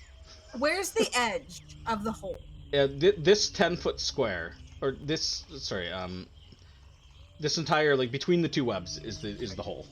So this would be the edge of the hole. Yeah. Okay, then I would go up to the edge and look over. I kind of like, What is going on? Kneeling. Was she able to Clear that were you able to finish your spell? Nope. Oh. You can pick. It doesn't interrupt it though. You know that, right? Oh really? Oh wow! I did not know that. Why That's can't actually I cool. exit drawing mode? Jesus, sorry. I think I've always played it like I had to do it continuously. Nope. It even says in the ritual casting rules that you can pick back up where you left off if you're interrupted. That is sweet. Also, apparently, just as a note, you can move while ritual casting because that's how you Also, cast, it does use up the spell slot though. I'm just kidding. It doesn't use spell slots. No. I'm just kidding. Actually, I mean, it depends. Like, you can't always finish the ritual cast, right? Like, you may have to. like within a certain amount Yeah, of like time. you can't like right? wait a day and then pick it back up, kind of thing. Like, I would imagine if I were to cast, I can't like cast a cantrip in between or anything. That would Right. break. But if you just stop what you're doing and then like get up and in a reasonable amount of time, you can do small things in between, like talk to Sort of like people how- and stuff. Yeah. 100 like years. Short rest. You're not actually like sleeping for an hour. You're still just doing stuff. It's just not Yeah. active thing. Yeah, so I would just, go up to the edge and look over and just be like, oh my god, Baz! And I can see him because the light cantrip is still there. Yeah, I just sort of look up, still sort of on the floor, kind of give a wave. I'm like, I'm okay. It sort of Sorry, I should have warned you about old. mostly okay. Ugh. Mm. I'm I'll oh use the rope of climbing and send it down to him. oh. Shoot it down to him. And there's just enough left on the left and right hand side. Like it's a thin, like maybe half-foot ledge left along the left and right side. So if you wanted, like once you climb out, if you wanted to move past it, still you could make it would be a dexterity check, but you could kind of like shimmy along the wall, on the north and the south sides. But yeah, the rope of climbing, if you send it down to Baz, I mean, super easy to climb out of the pit with the rope. I go back to my cast. Seeing that Baz isn't dead or impaled, he seems okay. I'm gonna have a bit of a sore backside. Oh. Is there anything of interest down there? I don't know. Looks like rubble. There, Baz. One thing I think you would notice is, this, like down here, the floor is stone and like it looks like a small chamber down here. So, it's not like a dirt pit or something, like a sinkhole, like naturally. So it's obvious enough that it would have had to be built this way. So that probably was definitely a trap, not just a collapsing. Gotcha. I will just before I go up the rope, I will do my due diligence and take a closer look around, make sure I don't miss anything. Okay. Make a. Oh, hold on one sec. Liz, is comprehend language is not concentration, right? Nope. Okay, because light is. That's okay. I just want to make sure. Otherwise, Baz would be in the dark right now. Of course, he wouldn't have gone in if your light spell had gone out. So. Light also isn't. Dancing lights, Yeah, is, light's but not. light is not. Oh, I thought light was concentration. No, Well, this is a dancing light. cantrip, so if Well, no. it wouldn't really matter if it was concentration. You could just cast it again. Say dancing lights is concentration. Well, yeah, no, but I mean, it would still matter, because if you're in a dark room and it's your only light source, and you go to cast another concentration spell, you'd then be in the dark, right? So it does matter that it's concentration. Sure. I But believe anyways, it's not. So. Cast it again. Yeah. So you can't have multiple light spells up. It ends if you cast it again, but it's not concentration on its own. Weird. Like you say, dancing lights, the little globule light one, that one is concentration. Oh yeah, So the floaty light one is. Okay, yeah. That's where I'm getting confused. Daylight. You can move that one around at will, right? Yeah, I think that's why it's concentration, because there's like 4 globes of light that you can move around. You got to concentrate on keeping them out. They're also dim. They are not bright at all. Yeah, Yeah, but you can they move have- them around though, like to. Yeah. You guys out here on the hill, as Jonah's almost near the top, you would have definitely heard that commotion, like crashing sound from inside. Andrel kind of like looks up and kind of looks over that way. She's like, "What was that?" I I just will listen to run see back down the hill. I listen to see if there's calls for help. Just Doesn't seem to be. So you can see Salida kind of like sitting on top of the foot, kind of like leaning over and looking in, but yeah, they don't I seem. will. There's no alarm really, so Yell to her, ask her what happened. Salida's like, looks like the floor collapsed. Baz is hurt, but he's okay. Do you need any assistance? She relays that down. Jonah wants to know if you guys need any help. I think I'm he'll be okay. fine. I'm okay. And I'm gonna Tell start. him that Yeah. his rope invention helped. She shouts back. Great. She's like, "No, we got the rope. We're good." Tell Baz he's too good of a cook. Baz, you're too good of a cook to die here. best place to hide on an elephant is underneath them. Thank you. Meanwhile, Baz is like, kind of like probably holding your side a little bit where you hit the ground like as you're looking at the walls. Make an investigation check, see if you can see anything down here. Yeah. The dice roll. So I picked it up, like to throw it, and then you said, oh, actually before that, and then I let it go, and it landed on a natural 20, but not in the box. Yeah. I mean, there's doesn't seem to be any. It's just bare stone walls down here and rubble on the floor now. Nothing sticks out to you. All right. So I looked around. I'm gonna head on up the. You probably have no interest in being in it. You're like, get me out of here. Okay, so you climb back up the rope. Yeah. Okay, give me a athletics check. It's a DC 5 with advantage. Can you even fail that? My minimum is a 5. So yeah, you can't fail it.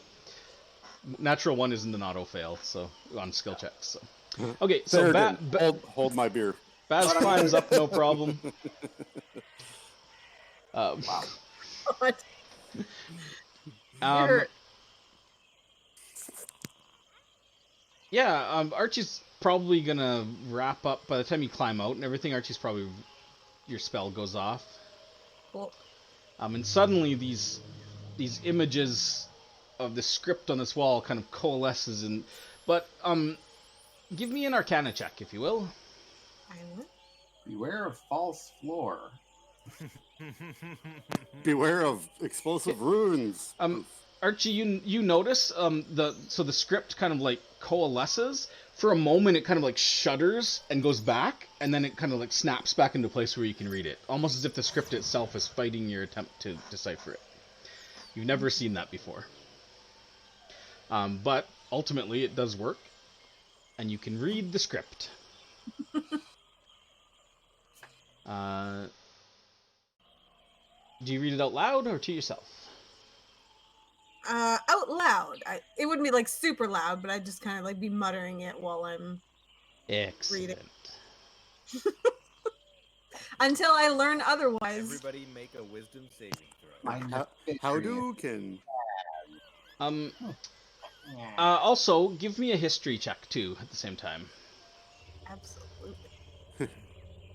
Whoa! Okay, Oof, I nice. saw one. And I saw So two. you can definitely confirm that you're not 100% this is Omuan in nature, but it's definitely of a similar age to what you've seen from like the old Chultan Empire, like from the walls in the old city of Port Nanzaru and that kind of thing. So it's definitely probably several, if not probably several centuries old at least, if not like even later than that, like 400 or 500 years old. The script reads in this ancient language. It says, it seems to be telling a story. It says, in the early days of the world, man stood by the banks of a river, frightened. Crocodile raised his head from the water and asked, "What troubles you, cousin man?" Man said, "I must cross this river, but I fear to enter the water alone, because it teems with your brethren." Crocodile replied, "It is true, you would not be safe, but I will carry you across the river safely on my back if you promise to return the favor." Man agreed, and Crocodile bore him safely across the water. When they reached the far bank, Man asked, "How can I repay you?" Crocodile replied, "I wish to see the realm of the humans, but I fear to go alone, because it teems with your brethren. You must carry me on your back across your realm."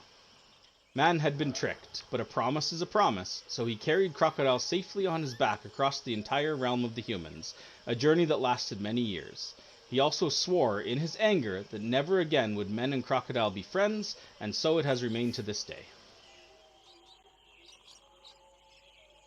It's his fault. Doesn't really seem like that much of a trick.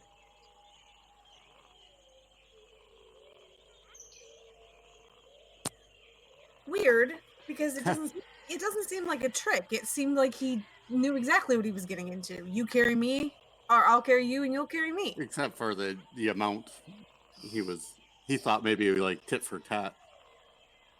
Yeah. But basically, it was like by the same wording, he had to do way more. Alright. So I assume this Careful. blue circle is Jonah heading over to the. no, that was me No. circling. I would be Oh. heading over there. I saw Well, blue. once I'm done my investigation, just Okay. There doesn't seem to be anything of interest that you find in Yeah. around here. It's all destroyed. I don't see anything of anything that's piques my interest. Yeah, I'll make my way over to. It looks Okay. like the privies, but Yeah, Undril will go Leave- with you. leave no stone unturned, no poop undisturbed.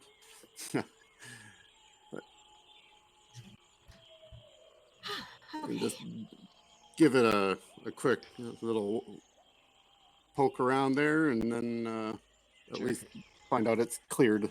You can give me investigation. The size of these, they are small, kind of wooden latrines. That's what they look like. Undril can't really help you. There's not enough space for her to effectively do anything. So you can It's still like- make an investigation check, though. I mean, investigation or kind of okay, light, not really. It stinks. yeah, you don't find anything in the first one. Do you want to search the second one? Yeah, It's I'll It's poke just in there. literally a hole in the ground that smells like shit. Yeah. You always gotta go zombies hiding in the shitters. Okay, you can give me one more check for the second one. Meanwhile, Jonah, you've made your way back to the tents. What are you doing? Actually, I probably had the other tents haven't been searched, correct? The ones up north. Aelin and No. Salida kind of made their way through and were popping their heads in as they walked by them, but not like thoroughly searched through. Is there any sort of area of note that has not been searched yet? It looks like there's a couple little privies up past Yeah. that little fenced area. Yeah, nobody's really. I mean, there's an animal pen that nobody's gone into. There's a bird in there. Didn't look like there was anything in there from the outside. And then there's two other small outbuildings that looked like outhouses to the north there that haven't been gone near. Other than that, no. Okay, well, I will head north and do a more thorough search of the tents then. Okay. Give me an investigation check. Right, investigation. The Nomus search engine. Can you also roll me a d6, please? Okay, cool, thanks. Searching around. So while you guys are searching, I'll tell you what you find, if anything, in a moment. Meanwhile, Baz has climbed out. The three of you are standing kind of near the lip of this. Archie has read this story out. After I read the story, I want to go and look at the edge specifically where it gave way, just to see if there's any sort of like markings or any sort of like indication of where it would have gave way, just so If it was purposely set. potentially spot Sure. it again. Give me an investigation check. Are you proficient with masonry, Liz? I am. With my tools. Oh, you have the tools. That's right. I have I'm proficient with the tools, but like nothing other than Okay. general. It does look like the edge of this was purposely weakened. You also, with a 16, I would say you do pick up a very faint kind of like magical residue in the edge, just on the crumbled edge. A very faint residue that's rapidly fading even as you're kind of examining it. Okay. It may have been. I would say Archie's pretty smart, and you got a 16. So you deduce the floor may have given way due to some sort of like magical, like sensor of some sort. Okay. Yeah. The only other thing I have is as a note when it comes to like runes and stuff. When I enter a rune or dungeon, I can correctly ascertain the original purpose and determine the builders of any known race. It's like your version of stone cunning. Kind of, yeah. I by the way it's built, if it's any known race, I can tell who built it basically. Okay. And what Yeah. So yeah, you would know for sure that this is human Chultan construction. They say, I'm assuming we're gonna run into things where that doesn't come into play here potentially, but as a note, that's my masonry Yep. type thing. All right. That's my She starts lecturing us on the. Blackwind, that second outhouse, as you're glancing down, you, expecting to see nothing but shit, you actually notice that there seems to be a body down in the latrine. It kind of like stuck in the muck at the bottom, and kind of like leaning against one wall. It's obviously dead and not moving. Looks like it's wearing a suit of like scale armor, and you can see that there's a warhammer strapped to its back. They always get you on in the crapper. Oh lordy! He's down about like 10 feet down, essentially. It's not a very deep pit. Oh yeah, this is going to be gross. We're going to need 2 graves. Andril kind of like from the back. She's like, "Oh God, is someone down there?" I don't say anything. I just kind of like make a face like, and I shut the door quick. We'll pull them out once we get a couple more people back here, and then when we dig the graves. She nods. She's like, "Oh, disgusting." She's like, Poor guy. What a way to go." Oh. I think just from that indication there, I'm like, they are obviously set upon, probably almost like ambush or by surprise, like they weren't expecting it and didn't detect it at all by the looks of it. The way that the tents are shredded and all that. She nods and she's like, literally caught with their pants down. like, very disconcerting. Anyway, she's like, "Well, shall we rejoin the others?" Yeah. Well, bring what little information we have back. She'll move back to like this central area. She doesn't go up the stairs. She just kind of stands around like down here. I want to see what's up there. Hey, Baz. Okay. Oops, sorry. Yeah.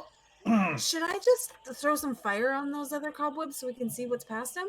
I can do it from here. Oh, Do you think? Sure. Yeah, that's probably a smart idea. So, what kind of trouble did you guys find? As you see this big crumbled pit. Watch your step. Watch your step. I'm pretty sure it was just a weight limit. I'm pretty sure. I slap you on the back. As you say that, R2 would just be like, I'm pretty sure it wasn't the weight. I would say that there's a magical residue. Blah, blah, blah. This is all muscle with our friend anyway. Jonah, similar to the tents to the south, these are completely like destroyed, ransacked, and mildew and blood stains and things. No bodies, nothing of value. Just kind of like really like weeks old tents that have been neglected. Okay. You don't find anything that seems to be of any worth. Head over to the For the arm. big bird,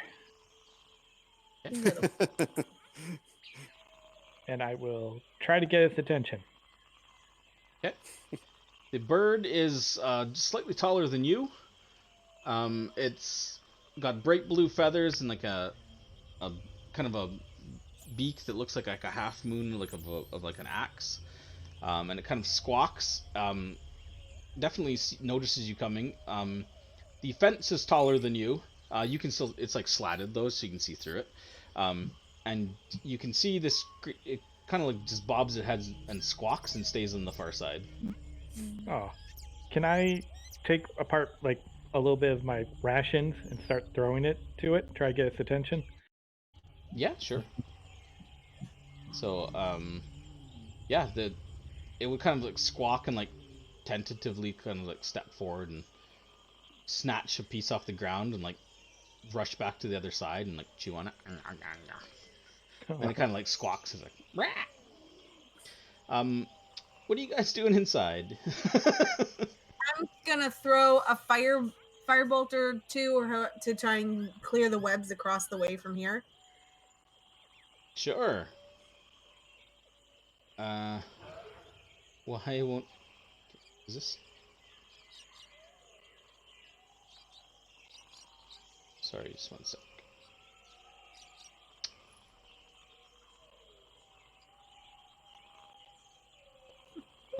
Just give me one sec, because it's not... Gigi's so cute. I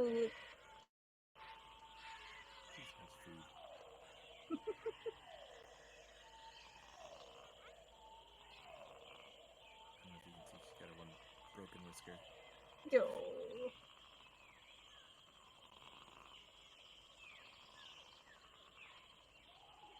Can you see that now? No, I can't see and I anything. can't even see the pit anymore. I can't see It's past the pit. Yeah. It's I grayed can out. see the pit and the webs, but I can't see past them. Yeah, but it's actually. Can you actually see it, or is it grayed out? I can see the red square. 'Cause I can mine's see it. grayed out. I think it's registering that the pit is a blockage. Maybe. Yeah, so I'm right up against it, so maybe I can see it because it's Maybe. low, whereas you behind Can you see it, Brad? can't see Yeah. down. I can see the pit. I can't see anything past it. Height. That's interesting. No, I think it's because of the webs that you're standing on. They're blocking vision. Oh, kitty. Or you guys are blocking our vision. Yeah, Milo was watching me play video games. So cute. There, now? Yeah. You can see? Yeah. I can't. But The webs sure that that'll- Archie and Baz are standing on are still blocking us. Oh, how about now? there. Yep. Eureka! Okay, sorry, I didn't realize that those were also needed to be opened.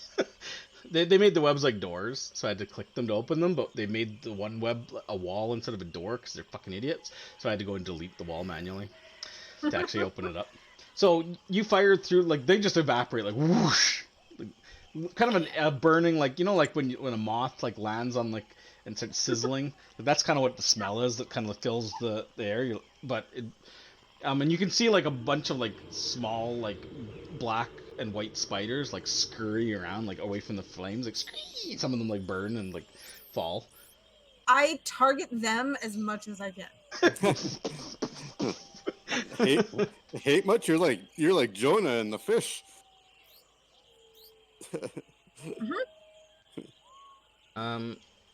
Die, spiders.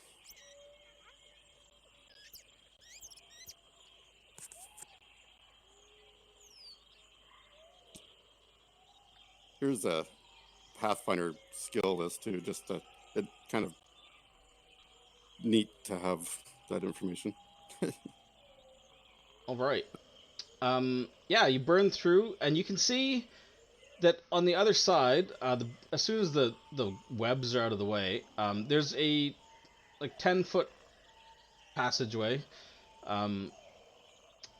and you can also see that there seems to be a 10-foot high wall just beyond, and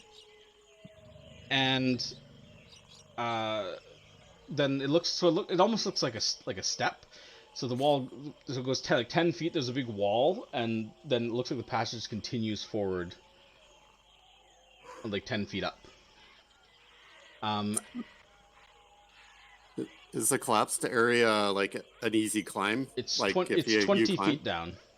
Yeah, but is it rough or is it like smooth or is it a bunch of rubble? That There's like handholds, like kind of like brick handholds, but it's 20 feet down.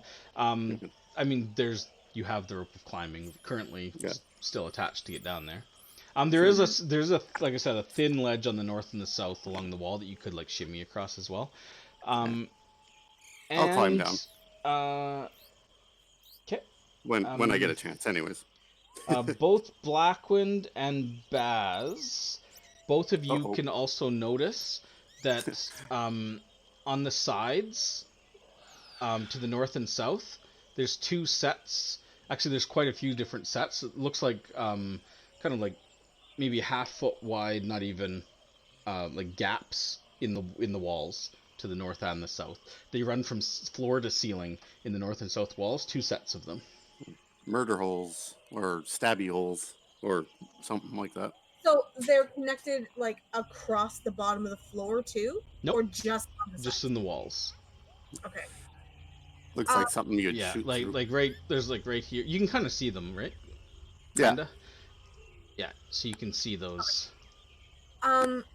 So I would really like to look down here. But this trap that you just set off, it was magical in nature. We're not in too much of a rush. You guys, would it be okay if I ritual detected magic before we move in? Oh, sure. That way, Yeah. I can potentially sense any other magical traps anyway. But we should still be very careful of physical traps. Old runes like this tend to have stuff like you don't want to move too quickly through, and so she would kind of go into a bit of a spiel about like what she's learned in school about runes and the danger Blackwood. within. Blackwood's like, I live outside. I'm gonna climb down though, and then kind of look around, and then climb up to the edge once I get to the other side. Okay, But I'll stay on the edge though. Like I don't want to like. can you fail a DC 5 athletics check? No, You can't. I'm trained in athletics, Okay. so my I'm not gonna make you roll to climb the rope of climbing if you can't fail. So, okay. Okay, so you can climb down, no problem. Yeah. Archie starts casting detect magic. Yeah. Okay. What is Baz, Aelin? What are you doing? Anything? Waiting. Okay. I'm going to sort of walk out and sort of like just I want to kind of like walk off this do the Peter Griffin with the shin. and then Ah. if I see over by the bird, I think I'll go join him over. Okay.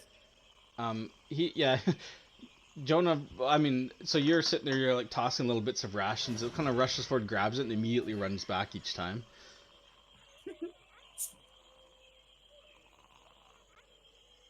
Undril, when you or not Undril, Baz, Undril. when you approach Undril, you're coming down the stairs. You're kind of like, probably like, jeez. Kind of like hand, like one hand on the back, the other hand like with my sword, sort of using it as a little bit of like a makeshift cane, like. Still glowing. Undril kind of like would, as you get to the bottom of the stairs, she'd be like, Baz, are you injured? Oh, I just took a bit of a fall. I'll be okay. He's like, are you sure? I could provide some assistance if you need. Well, I mean, if I certainly wouldn't say no. She's like, okay. She will cast Cure Wounds on you. Thank you. Cure Wounds is a D8 plus Wisdom, yeah? Yeah. That is correct. 6. You heal for 9. Nice. I kind of like stand up a bit more tall. Like, oh wow, that is really remarkable. Got rid of that kink in my back too. Yeah, she would be like, Torm recognizes the sacrifice you made finding that trap, and you almost think she might be joking, but you can't quite tell. Technically, he disarmed it, so she.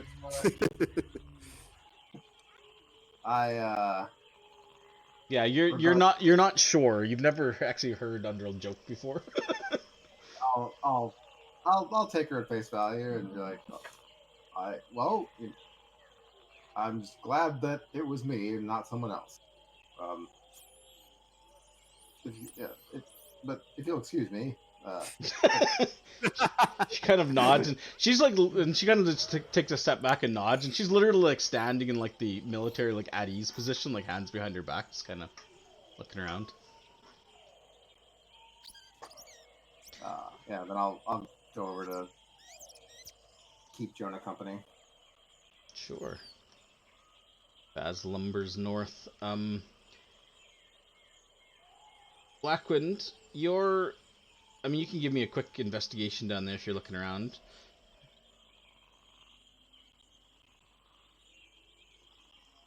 Yeah, walls, rubble, floor.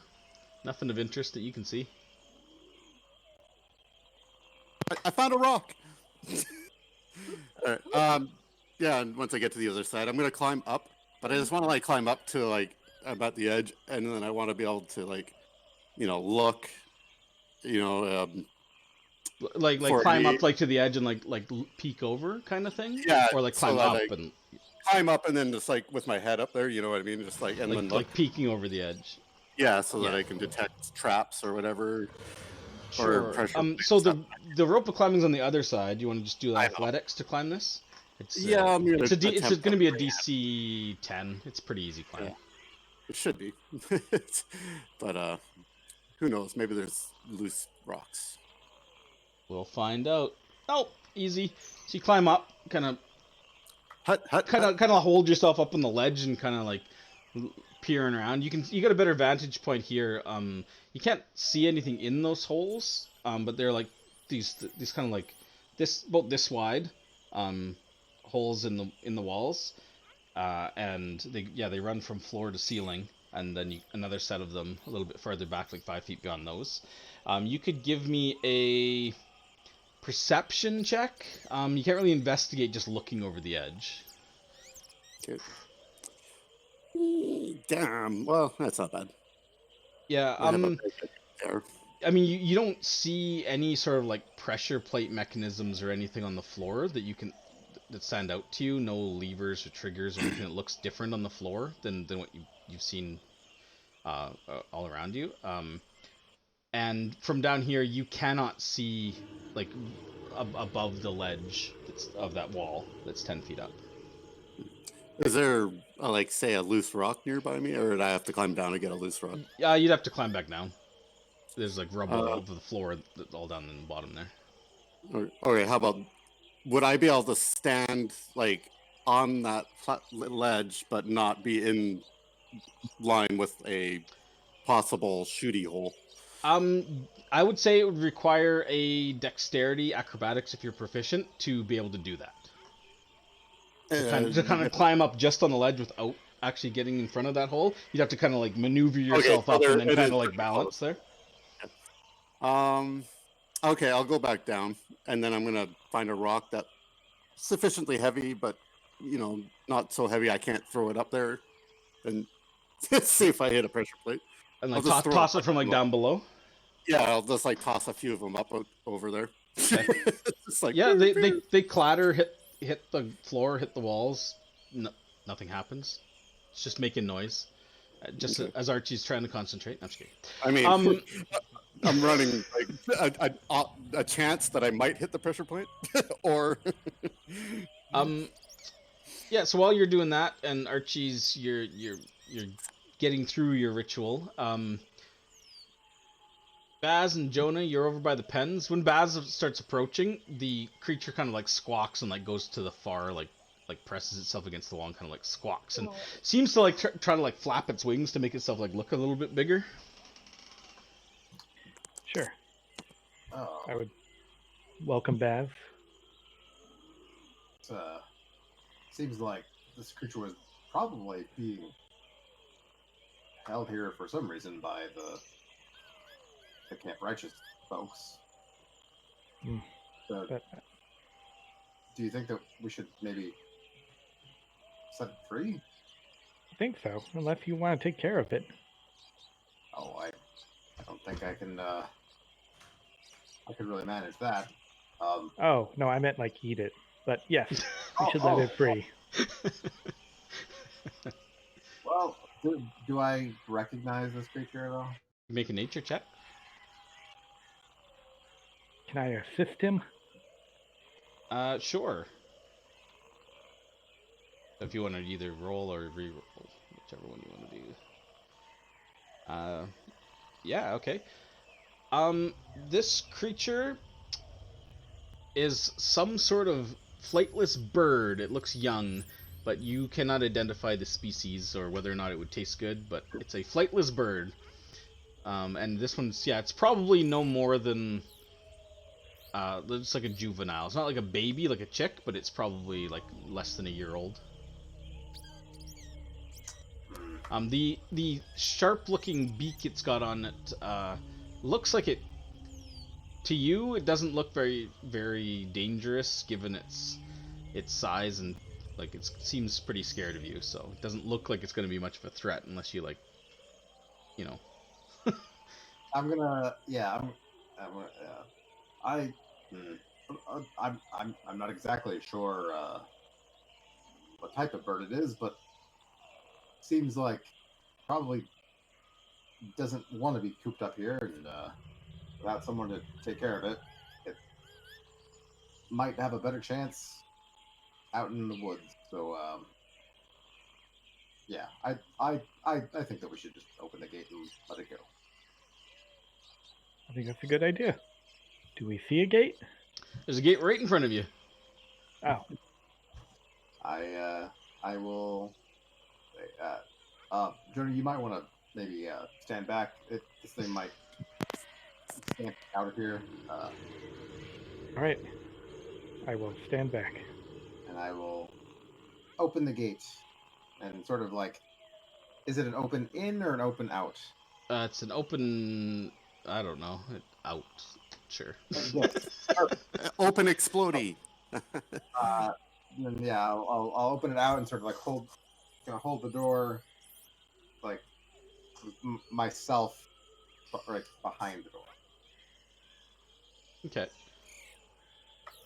The creature does not move towards the gate. It's still standing as far back from you as it can get, kind of like. Well, hey, maybe we should go move closer to it, and then it'll go the other way. Oh, well, that's not a terrible idea. Around the outside where it is. Yeah, so we're going to walk Yeah. to where the bird currently is. Like circle Yeah, around? on the outside, yeah. Get it. You circle around, and it literally circles along the fence line, opposite of you as best as it can. It kind of is in the middle when you guys are on equal sides to it. It's kind of in the middle, kind of like spinning around, keeping its eye almost exclusively on Baz. And then as soon as it seems to be like clear when you're near the backside, it bolts way faster than you thought it was going to. Like it takes off like a rocket and like rushes out, kind of squawking.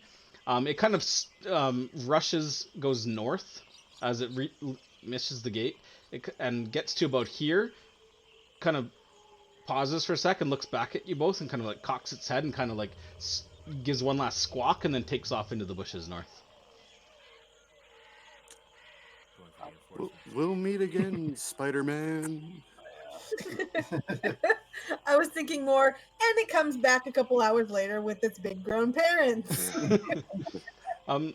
So around this time, Blackwind's climbed up, looked around, climbed down, thrown some bricks. The detect magic finishes. Huzzah! What does detect magic look like?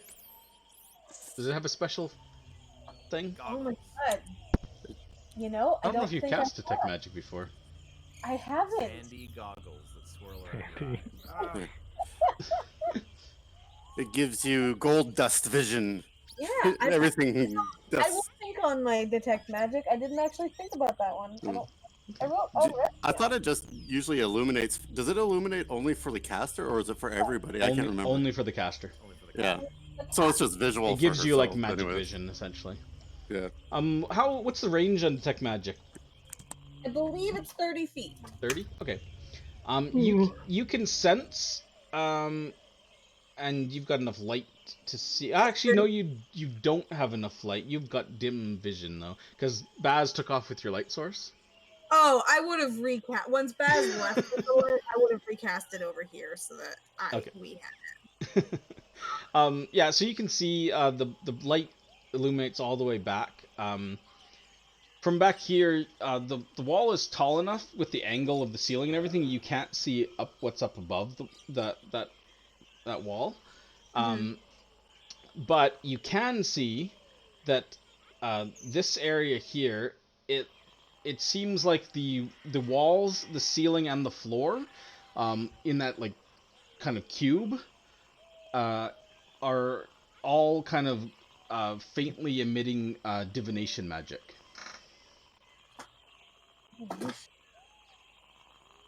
Is there any residue from the magic of the trap? I'm assuming Yes. Now that you've got detect magic going, although it's fading rapidly, it's very faint now. Around the edges and the rubble down below and the walls, it's also faintly glowing divination magic. Okay. I would Some sort of arcane sensor. I would tell Blackwind immediately to hold up that area. It looks to be trapped as well. Magically. It's giving off the same magic that this area is. The pit is. Shit. I don't know how to. Ooh. Or it's a magical sensor, is what you're explaining? Or, like, it's not a physical trigger. Yeah. It's not. It's not a physical trigger. It is a magical one. I could send Gerald to potentially trigger it. Perhaps. How good is he at climbing? Or getting across really small areas? It's the mental stuff that he's not too good at. Yeah. So I mean, he's not great. Plus 2 strength. I look at the roof too to see if there's any way to get, like, is the whole, like, everything's censored, or is it just the floor? It's the floor, the walls, and the roof in that entire 10-foot square, all the way up. So basically, anything that goes into that area, it's not just like the walls, and it's anything that enters that huge cube. Probably is what I'm gathering. Yeah, it's the floor, the walls, and the ceiling, that's emanating this, and the slits in the walls go from floor to ceiling, all the way up. When Blackwind climbed up to the edge, did he cross the sensor at all with his hands or anything? No, he was right on the edge. Okay. The sensor basically is like just where he was. He didn't actually climb up. He was kind of on the edge looking over. He didn't cross anything. So yeah, I see two options. I send Gerald up there to trigger it, or we come across to the edge of it and like you could cross the barrier just with part of you and see if that's enough to trigger it. But is it meant to detect living creatures, or I can't tell? There's no way to. Let's. I mean, an identify spell could tell you that information. Yeah. But detect magic does only school and strength. Yeah. Well, I think we'll find out if we send Gerald, your butler. If he doesn't set it off, then it must be living, or at least some kind of non-inanimate, generally object. So, Gerald, you're up, buds. Okay. We're putting you in. So, can he fail a rope? Are you gonna use the rope of climbing on both sides? Definitely on obviously the one going down. My other option I would suggest is if maybe we can put a rope through it and not touch anything somehow, but if he doesn't set it off. 10 fail, he has only a +2 if it's a 10 DC. Or 5 DC. Oh, okay, so he needs to roll a 3 or higher to climb with advantage to climb a rope of climbing. A over 90% chance. He's all right. No problem. And then it's a DC 10 to climb up without advantage, or DC 5 with advantage if you take the time to reposition the rope. He'll attempt the climb first. Like, go up there. That's where I climb. No problem. He climbs up. When he climbs up and steps into this square. Gerald's going down. Gerald needs to make a dexterity saving throw, please. It's any creature. Nope. Okay. He stands firm. just stands there. As he steps in, you see very fast in both the spaces, the entire 10-foot cube, large scything blades kind of shoot out up from floor to ceiling, like spinning in both squares, kind of whipping around several times. They grind against the sides of him all the way down, and then there's kind of a click, and they recede back into the walls. It's reloaded. Hey? Gerald will take... Oh, buddy. This paint job. He's instantly destroyed. 27 points of slashing damage. It literally Wow. shreds him, grinds him, and he like explodes, pieces bouncing all over the place. Skadoosh! Oh, man. He's raining on me. All right, buddy. Sorry, friend Poor Gerald, but he is annihilated by that trap. Yeah. Did you happen to notice if there was an area that didn't Well- that didn't have a blade? Yeah, basically as soon as he like got to the top and like stepped fully into that square, it went off and stopped. Yeah. And then there's like a click, almost as if it reset. Oh yeah, the click is never a good thing. And is the magic still? It's not Yeah. fading like this one did. Nope, it's still there. Shit. I don't think they would put some kind of mechanism Hey, to Ailey, or way by you would in hear the a hole. gasp followed by like a nervous like not like laughter, but just kind of like a chuckle. Selena's like looking, she's just like, "Oh my god, that was fantastic." She's like, "I mean, that was horrifying, but at least it was the rock thing." That is his purpose. You need a harder rock. He's fulfilling his purpose. Oh no! Sliced through his clothing. Damn it! Okay, so it didn't get set off by just inanimate like rocks getting thrown in there, but creatures basically, I guess is The rocks may also not have been big enough to trigger some. there's that possibility too, yes. I want to climb down, and Can you fail a DC 5? Oh yeah, of course Okay, I can. doesn't make good. It's DC 5 with advantage. With advantage. Yeah, you're okay. Easy. I'm using all good rolls on these climb checks.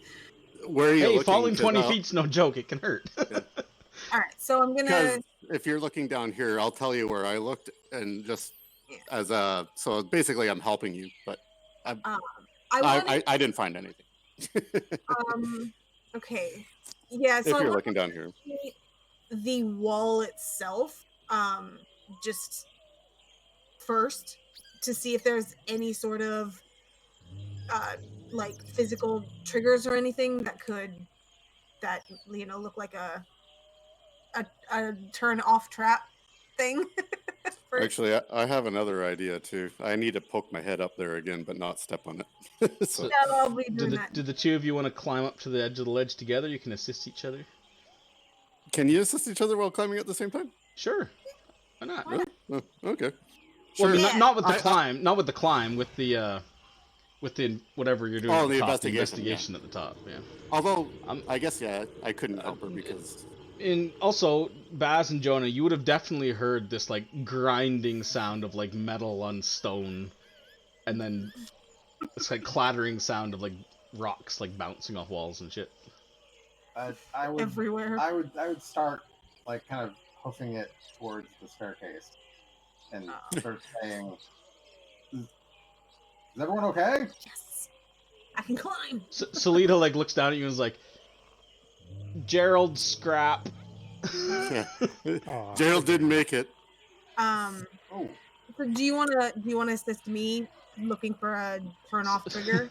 Yeah, Well- so the two of you both kind of clamber up next to each other and kind of like with your like elbows kind of like up at the top. I'll tell you where I was looking. Like I'll assist you by telling you what I looked at, and I didn't see anything from what I was looking at, which I thought was obvious. But so I'll assist you because I have already looked. Shimmy, just to like, I'm looking specifically for some sort of turn off trigger, magical or physical. And basically, what I was going to do is use my tracking to see if there's a pathway that was maybe slightly worn in. Okay, sure, yeah. Make those Eventually. rolls. I don't know if you can help me with that, anyways, because I don't know if you. Yeah, if it's looking, I'd be helping you. If it's physical, you. Well, this is used. I Well, I think, mean, physical he can't really do unless he wants to go in that square. yeah. I'm Then I'm using survival, right, Corey?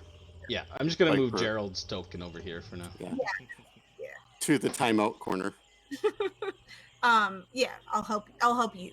Rat bastard. Oh, okay. So I can roll advantage on that. Yeah. Woo! And a second roll of slightly less. Well, Survival?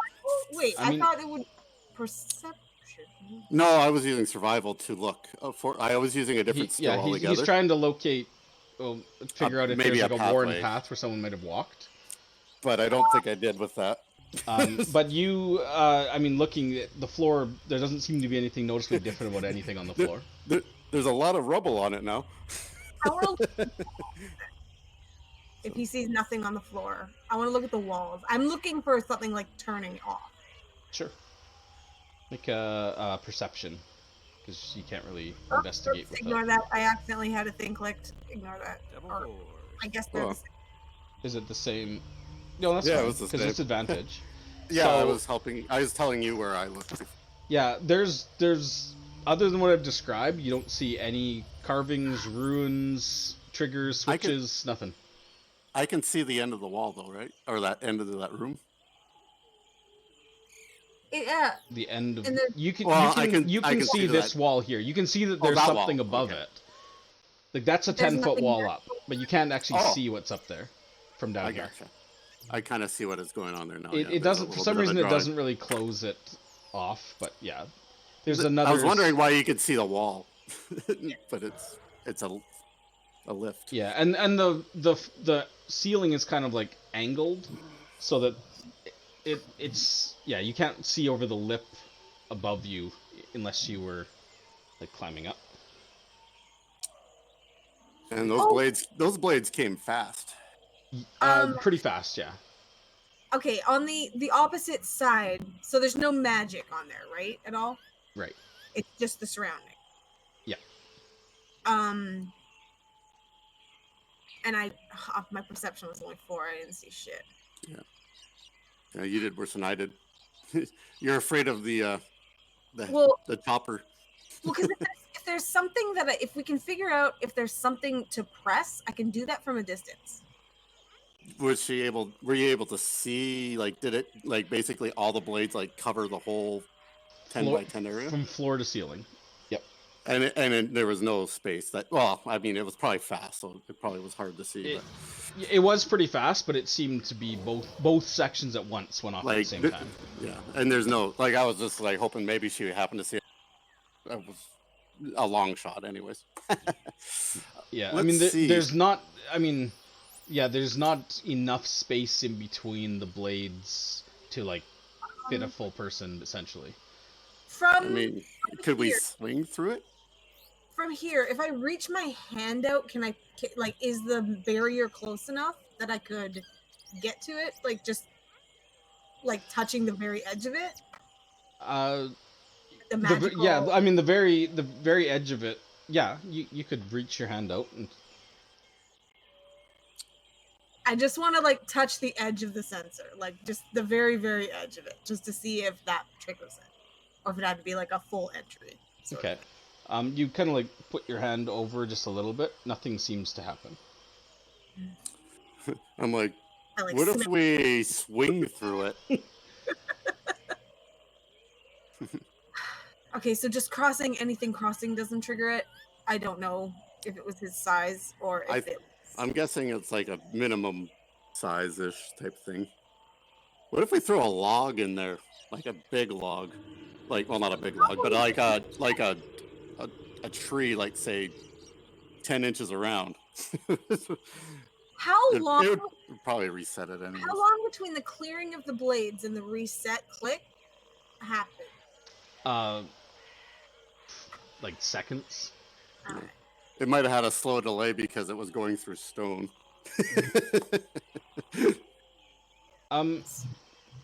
So I would think that Archie, you So you're sensing this divination trigger. There's obviously something that the divination trigger is looking for that triggers the trap, or potentially looking for to allow safe passage. Yeah. Yeah. I'm also like, is it detecting the area in the middle, or just is it the magic only on the surfaces? Like Well, I the surfaces. There's nothing like floating in the air that's floating. That's glowing. It's the floor, the ceiling, and the walls in like a square. What about the Omawan coins? I wonder if that would help. That's a big risk, though. Those things are fucking. That's the Indiana Jones and the Holy Crusade head chopper. Kind of is. Except for there is no kneeling. Yeah. I mean, in Indiana Jones, there was an inscription that told you what to do. Yeah, I know. And did I know there was an inscription though? Well, I read the story. Do we have to Not to carry me a though. crocodile on our back? So I mean, I don't believe I even knew there was a story. I was over at the hilltop, I believe, when you, or the outhouses when you read it, maybe. I believe. Yeah. So. Hey, Blackwood, there was a story. So what's the story? And is it actually on the? Yeah. You can scroll up and read it. Okay. Like she's trying to work her way through this like logically. So she'd probably be talking out loud, that there's a story. It could have something to do with this. That that sometimes connects to things like this. Blah blah. Yeah, that sort of. So either we have to wear a crocodile to go across. I mean. Or we gotta be one of the original Chiltons. Or we gotta cross by going against the wall. Because how's the story go? It says, "What troubles you? I must cross this river, but I fear to enter because it'll chop me into little pieces. You would not be safe, but he can carry you safely on his back if you return the favor." So the crocodile bore him across in return. So I could potentially ritual cast if I could do it while here on the edge, which would probably be pretty difficult. Hanging. I can make a disc that floats and test that triggers it. Yeah, right now. Well, if you're thinking Tensor's floating, remember Tensor's floating disc follows you. It's not independently animated. Yeah, it doesn't float ahead of you. You can't direct it like a floating platform, like you're piloting it. It literally follows you 10 feet behind. Yeah. They did that to be sure that you don't turn it into a floating chariot. Well, and you can't like float over any gap. Basically, it doesn't. That's a pretty big risk, anyways. To float into that. However, if this was before it, this is the ticket. But have we found anything like a little statuette or of a crocodile or? No, I mean, I kind of point up and say, "Well, there's quite a large statuette of a crocodile on the man." That is true. One. I mean, we haven't really looked at the outer building. Here, I hand you the story. I'm like, maybe study this and see if you can find something else in this. I'm going to look on the outer. If I can climb up the statue, I'm going to climb up the statue. Do you mind if I borrow your rope? No, go for it. Yeah, just because, I mean, if I'm going to be up here looking, I want to see if I can. So you're going to investigate. leave Archie hanging there and take her rope away? Well, we didn't use the rope to climb up there. But. Not this side. Not on this side, no. Yeah. Is there anybody left in here? Oh yeah, there's people here. You're not on your own. But let's take a look-see around the statue. I would. I mean, to thoroughly investigate the outside of the statue and climb it up would probably take you several hours. Well, yeah, I want to see if I can get a couple people that would want to do that with me, anyways. First of all, just because that would be quite the daunting class or thing. I would suggest Also, maybe we falling search the from the base. top of that statue would be deadly as well. Just Well, FY- that's just, why just I- FYI. That's why I brought the rope of climbing, because in the event that I would need it, I can use it. So, but Can I let's search the base first, I would say. take out the snake head trinket from my pouch while I'm sort of hanging on the edge? Like, it's in my side pouch. Would I be able to I would do that? say, yeah, doing anything that will take your hands away from holding you there would probably Yeah. require a strength check to not lose your grip and potentially fall. Okay. Because you're literally hanging there. If you're trying to do that one-handed, like you could lose. And I would also say that I think there's going to be a time limit to how long you can hang here.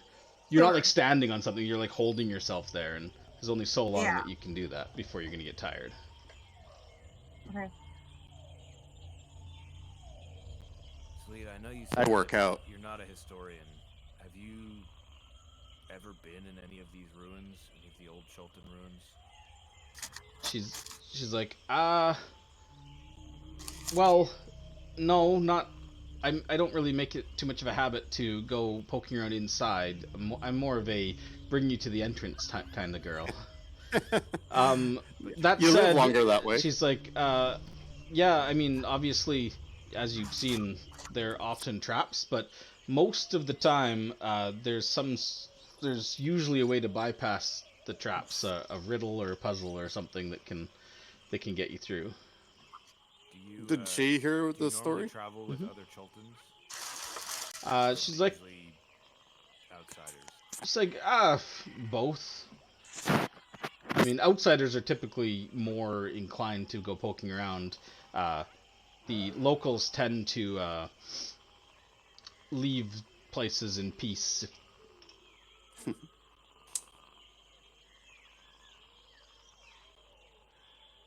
I make my intentions known about like searching around the base first, and wanted to know if anybody wants to help, or at least travel buddies, so nobody's by themselves all the way behind the statues. Travel buddy. As long as Archie's in that pit, I'm staying down here. I figured as much. Like, I mean, you don't want her doing something rash. This is- Undrill's like, so I mean, I'm willing to help, but she kind of like looks over this big Even hill. if you keep She's watch. just like, what exactly are we looking for? That's a lot of area to look for something. Well, right now I just. I mean, the only way to do it is to walk around it and just. Well, and bear in mind this. Just this do your is- perception. Bear in mind Like, this. I'm This not- isn't a. Well, is it? It's a cliff, isn't it? It's a cliff, but it's not like a. Well, I guess the top part. Yeah. If you look at the top right of the image, I think you can see that. Maybe not with the line of sight Oh, turned on. But essentially, it's like a ledge that the guy's kind of. Oh, like that's sitting. a big flat. Yeah. It's like a plateau, and then another smaller one pokes up above that. How high is that one then? I guess. So he's 80 feet tall in total from down That here. is, yeah. So, like That first step halfway up. up would be like 40, and then there's like a flat like. And bear in mind, like in between, it's like covered in thick brush and jungle and trees and stuff. And then What about where the knees are? Like if you go up where the feet and then climb up to the knees, because it's sitting down, right? Or is it yeah, like crouching? it's sitting. It's almost like it's sitting in a chair with its back against the second cliff. Would it be an appropriate area to stand on there? I mean, like- yeah. If you want to climb up the Yes. like the leg itself, Sure. yeah, you could do that. It's, All right. Now I just need a spotter, just in case. Catch me. No. So yeah, I guess I thought it would the cliff kind of like curled around the whole statue, and then you can get behind it or something. But I see what you're saying now. yeah, it's kind of like sitting it- on like a ledge. It's a natural barrier, so well, of high ground. So yeah, I'll actually, I'm just interested. Maybe climbing up there, maybe I can find something or spot something up there. I doubt it, but the riddle is hurting my brain. I'm not paid to read. Archie's gonna climb back down because she's starting to get a little tired. Okay. And then she's just gonna kind of like pace a bit while she's trying to suss this riddle out. She's like, okay, it seems like if this was built by the Chultan people, the moral of the story at the end of the day is that the Men and Crocodile never be friends again, and so it has remained to this day. That seems like maybe that's the... How do you prove to a magical divination that you're not friends with serpent beings? Like the crocodile, could that mean the Yonti? That's a snake. It's a different animal. And so she's just gonna kind of like be pacing, trying to like think through Was the this a riddle. Muon? Are you saying that out loud? Yeah, she's just kind of like pacing and like trying to work through her brain, and she's speaking out loud as she's doing it. Well, just curiously, is this rune is Omuon, right? It's as old as Omun. As Amun? Okay. Omun. Oh, maybe maybe it's from the crocodile's point of view, not the man.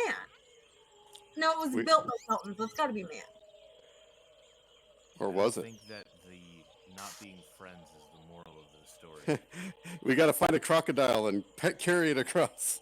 I mean, But basically, the realm of that's men. The story is that they help each other cross obstacles. Quite literally, this is a man, and this area inside is the realm of man. I guess it's just like it's specifying that because of his anger, they would never be friends. Let me help you Well, you here. can Archie, try. make a intelligence check.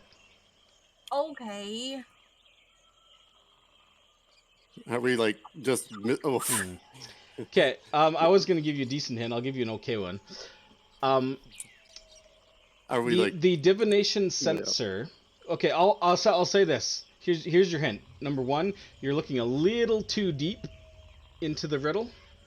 And number two, this magical sensor is looking for a physical act. No.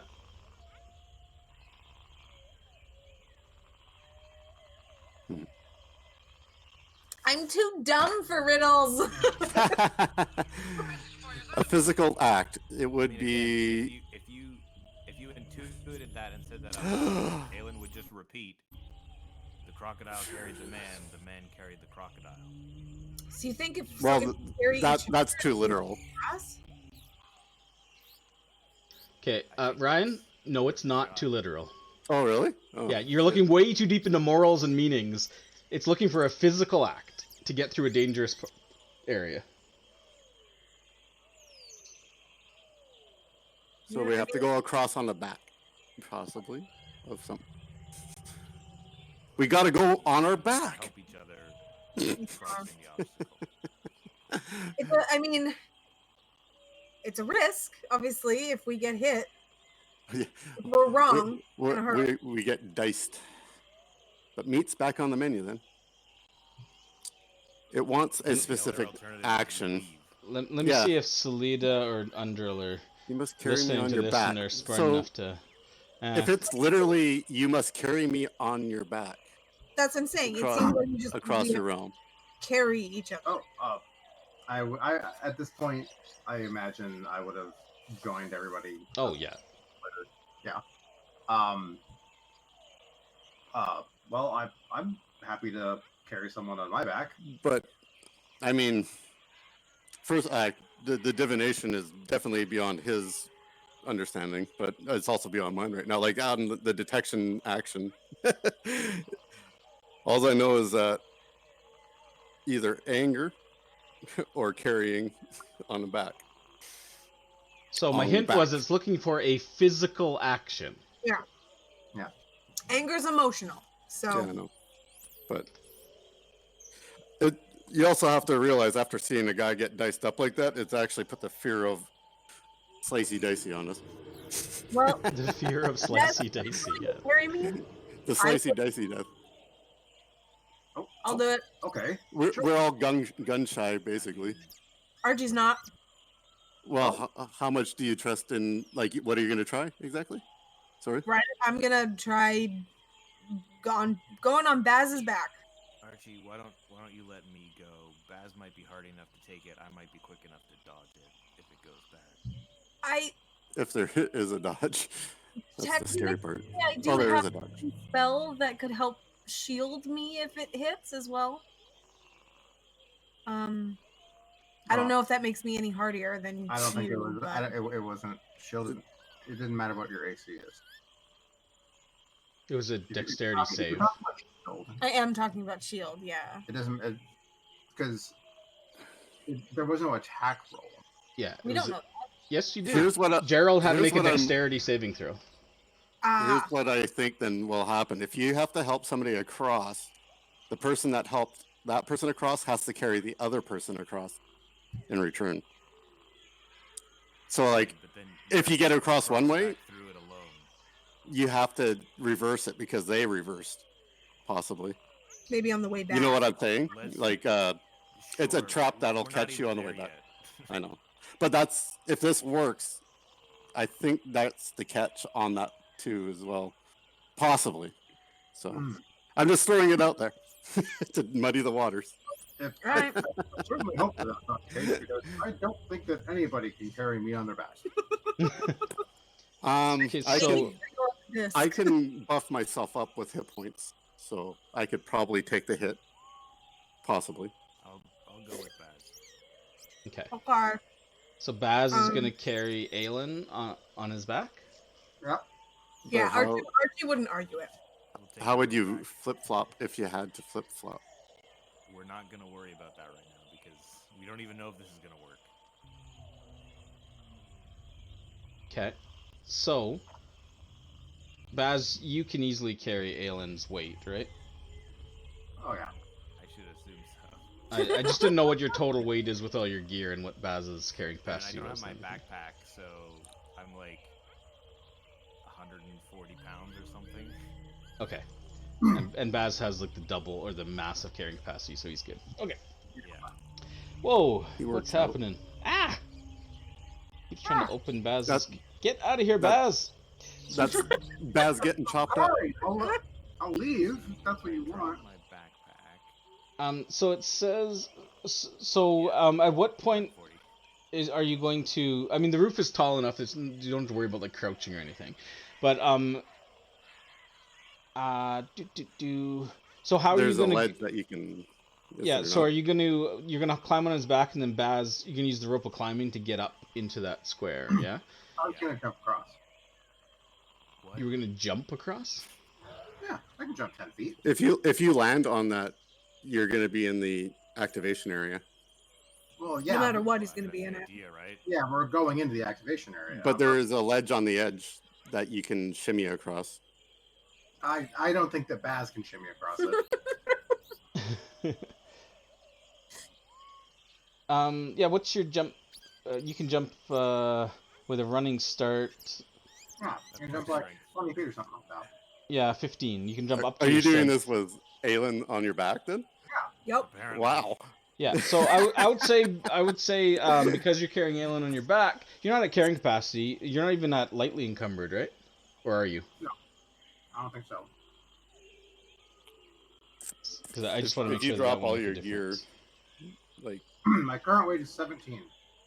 Out of lightly encumbered 150, heavily encumbered 300. Maximum. Oh, of jeez. 40. Okay. You would be lightly encumbered carrying me.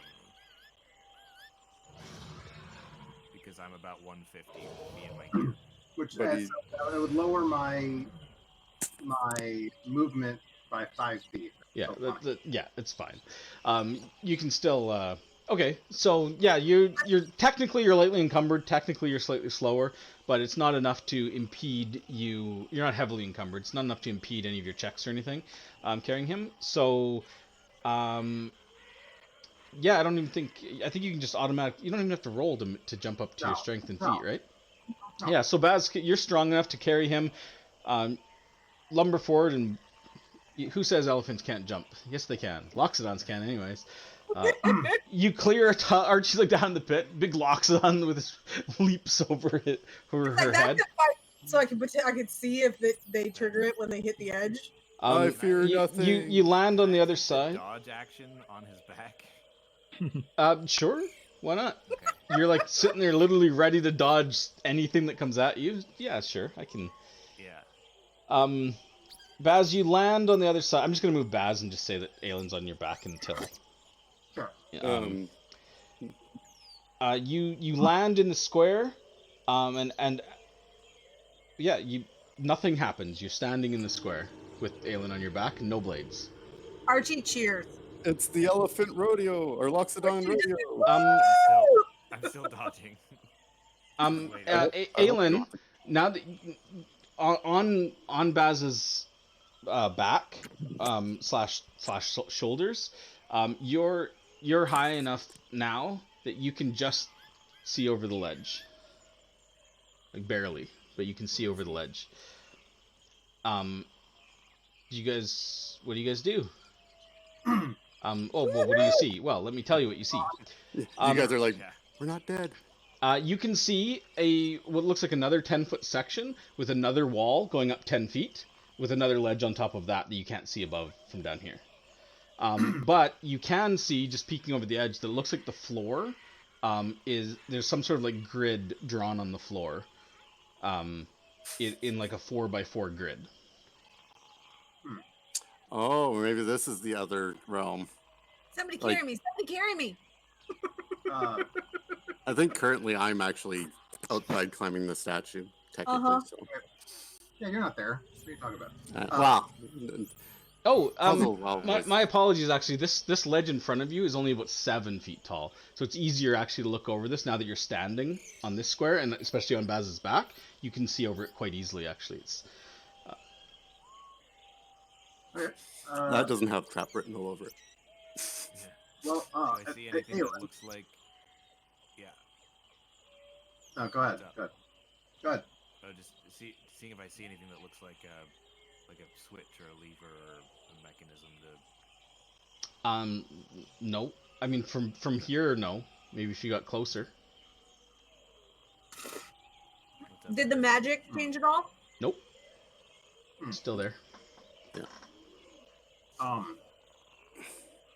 Aylin, so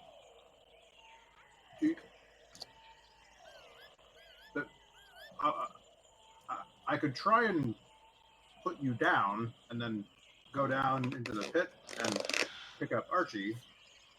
Do you think that might then trigger the trap? I mean, or have we already sort of maybe like solved it? It's still the magic is still active.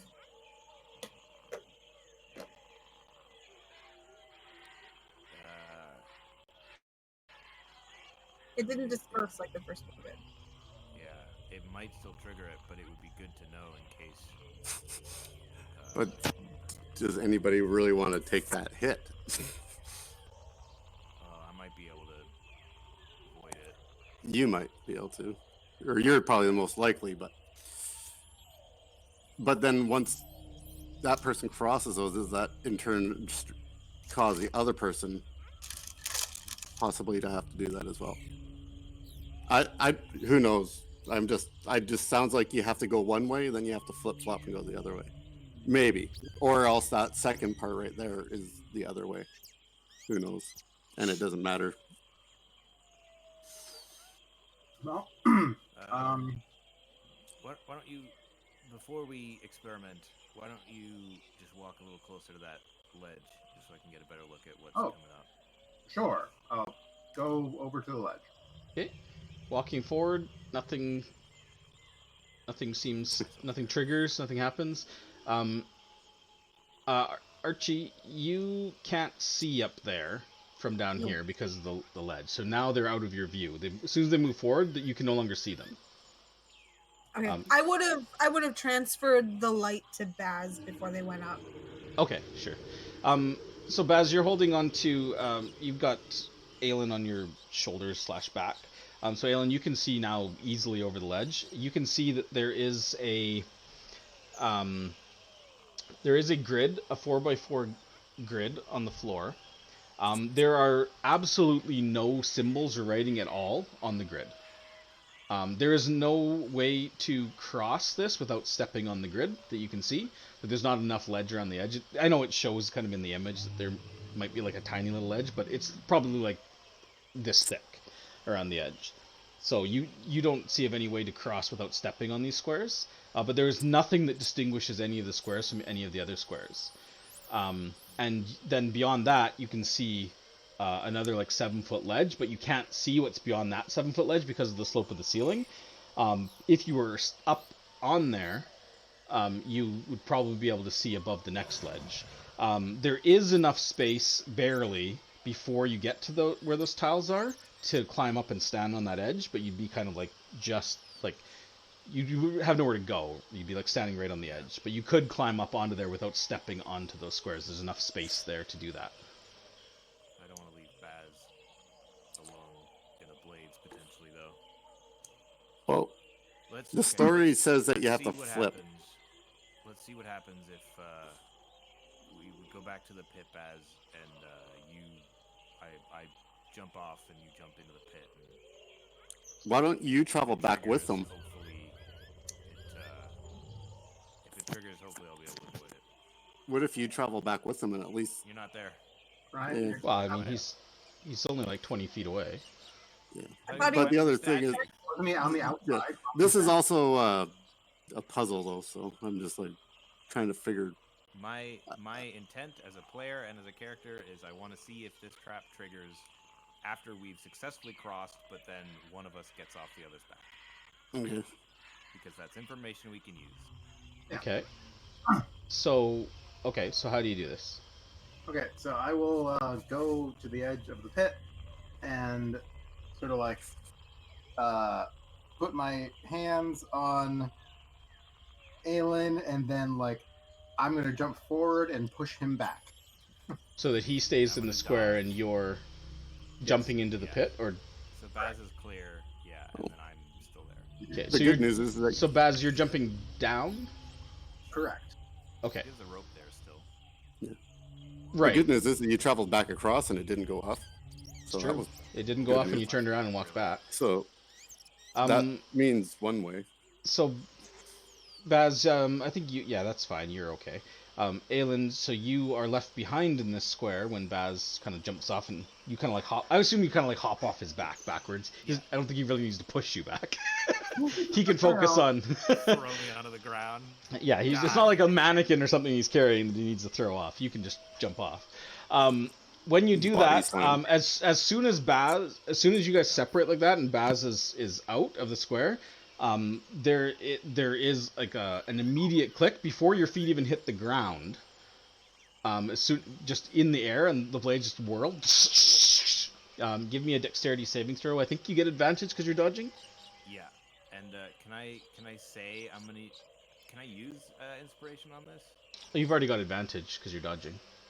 So I can't have like the luck.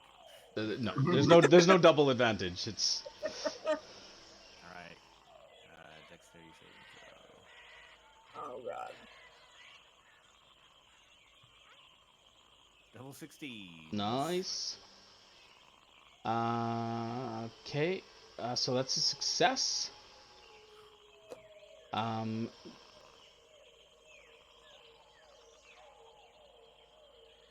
Oh, I need to. There. Natural 20. I didn't realize I could just drop it on you so that it knows that you succeeded. So I was hoping that you would succeed on the second roll too. Okay, so you unfortunately you don't have evasion, right?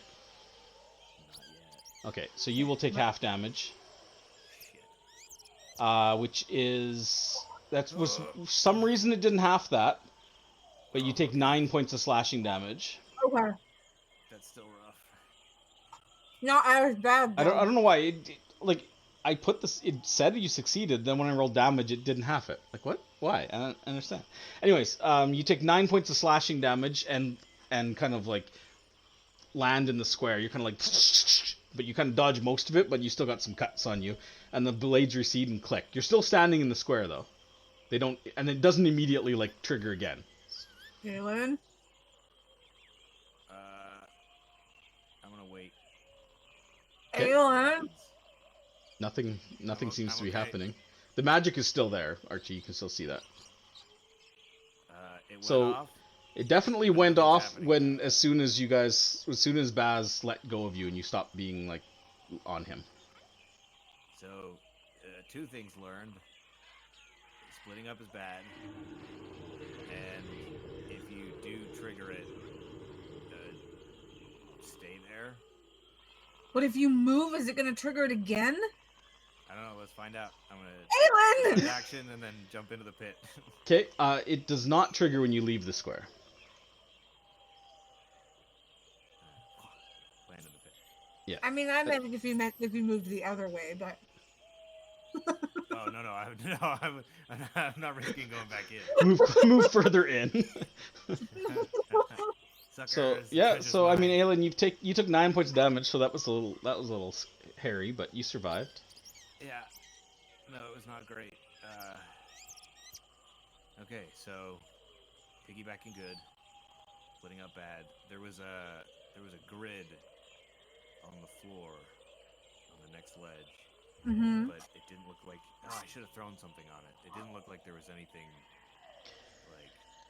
like I will say they didn't look identified like pressure plates anything. at all. It looks like it was drawn on the stone floor, Like hopscotch, like painted on the floor. like permanent hopscotch. Well, Archie, would you like to yeah, let's do this, take Baz. a closer look? All right. Yeah, I'm gonna Papa. get on Baz's back so I can get a closer look at the. So you're gonna do the climb back up, Baz on back, run across and jump again, rather than trying to climb up the tree. It's easier. I will just climb up from down here. Okay. You with the rope of climbing or no? You may as well. Take the rope. Yeah. Yeah. Take Okay. the rope. Okay, you can't fail then. Even climbing with Archie on your back wouldn't provide disadvantage anyways because she's light enough. Well, I'm assuming Archie, you're not carrying all your gear. No. I would. My back. Oh no. Oh shit! Gerald was wearing your fucking backpack. Your gear is Would I like have been strewn smart all. enough to have him drop it? Yeah. You know Before what? sending I'll him say to the back. yes. I think you'd be smart enough not to send him in carrying all your valuable gear. That's Into the top of I'll the give trap. you that one. But if you use him as a trap springer again, make sure you Okay. remember that stuff.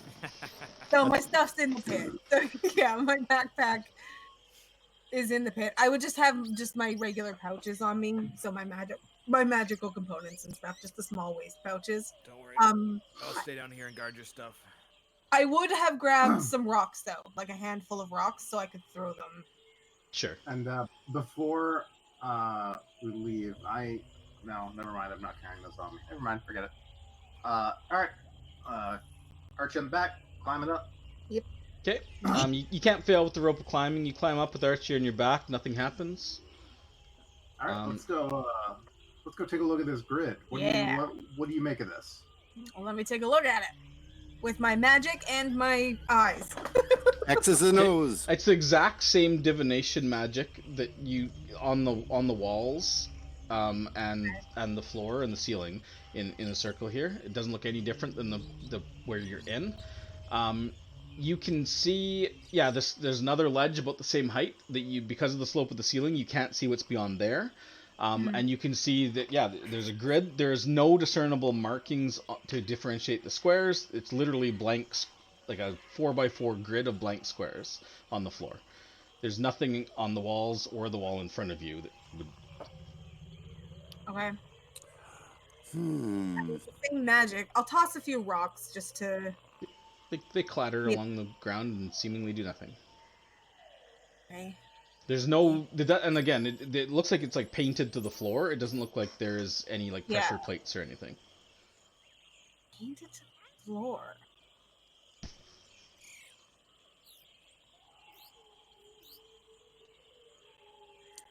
I mean, I don't make out anything special except for same magic. I can't see any. There's no markings. There's no. Where's the marking that says "Enter here"? But it's been painted. It looks like paint. Or blood. Like it's marked into the floor, like almost like a mural or something. But it's not. Yeah, it's just literally like plain black lines in a grid. Archie, would you like try going up there on my back? I mean, the magic feels the same. Blackwind was yelling from the top of the statue that it could be a switch, but there's nowhere to, for one, there's no safe area to switch. It goes from one magic area to the next magic area. So that doesn't seem likely. There's nowhere to, like, trade off. That's a good point. That is a good observation. Yeah, and like I said, there's enough space at the top of this ledge you can climb up without stepping on the grid. There's enough space before the grid that you can get up there. And So, is there a magic gap? nope. Okay. But you don't have to But the step grid on the itself. you don't have to step on the grid to get up on there. Is what I'm saying. Yeah. But it's continuous divination magic. Well, I feel like there's got to be something different here. Like, it's the same magic. It just it continues on. But, like, X's and why? O's. Why make why make a grid? Oh, jeez. If we're following the riddle, now I'm falling down the rabbit hole. What if you have to just make sure you hit every spot because the crocodile required that the human Take Go over the entire realm. to every fire. Ooh, Aelin, I like yelling that. from the pit. What Well, do you think? I'm happy to try. I just Alright. don't necessarily want to, potentially get someone else hurt. Sure. Yeah, you want me to get back up there? Do you have your shield on you? Would Yes. it have been his Well- shield now on my back like a turtle? Okay. We don't. And I will take the dodge action while we do this. Okay. Okay. So I will climb up this 7-foot wall and go up onto the next ledge. Okay. This 7-foot wall is easy enough to climb up, but you'll need to make a athletics check because you don't have the rope climbing this time. It's not automatic. DC is 10. I just want to look at the wall as we're climbing. What is the trap? Okay. You climb up. So you're standing kind of like right in front of this grid. Archie, on his back, you can now see over the top where you are, kind of up on his shoulders. You can see up there now. And you can see that there's a heavy stone door that's got an identical grid on it. There's a door with the same grid. Is there any? Can I see any differences in the grid on the door? Make a perception check. Oh boy. I would also be looking up there if possible. Is the next ledge 7 foot tall though? Baz, you can only see the top row of the door from this angle. Without stepping forward, you can't see up there. She can because she's above you. So she can see see the door. She can see the full 4x4 grid. You can see the top row from standing here. Why can't I roll anything good when I'm not climbing? Okay. Archie, you don't see any noticeable difference in the grids. They seem identical. They're just blank 4x4 grids on the door and on the floor. However, you do notice that the bottom row, the second square, has a slightly has a different color. Slightly different color, a different form of divination magic on it. Ooh. Just that bottom row, the second square is like slightly different. It's still divination magic, but it's not the exact same. There's two options here. So looking at the door, there's a different sense of magic on one of the squares. I don't know if that means that it's good or bad. I could summon a mage hand to touch it on the door. I don't know if it'll do anything. So are you suggesting that perhaps Either we step in that square or we don't step in or that we square. specifically avoid it? Right. Hmm. Or I can send my mage hand to try and, like, maybe if I press it on the door, the magic will trigger somehow. Oh, sure. I mean, can't hurt, right? Well, it could hurt. Well, I guess so. It did hurt. So do you want to? You're gonna mage hand it? Hold on. I feel like I shouldn't have to press that though from here. If I'm a Charlton who built this place, every single person would be able to do a spell that hits that. That doesn't feel right. That makes sense. So I feel like it's an either step on that one or don't step on that one. It's a 25 to 75%. I don't know which way. Well, I'm following your lead. I will do. Let me think about the story. I mean, Aelin makes a good point about the whole having to carry him across the entire realm, but okay. If I was making a trap, it would probably be kind of a shitty trap if only one option was the trap and all the other ones were safe. If Yeah. you needed a spot to flip, this might be where you would do it. Yeah, it Like seems you land there, it detects that you landed like that. I don't know. That's a possibility. Like, you know what I mean? Like this is giving you the chance to flip now. But the magic, the only magical difference is not on the tile itself here. It's only on the first row.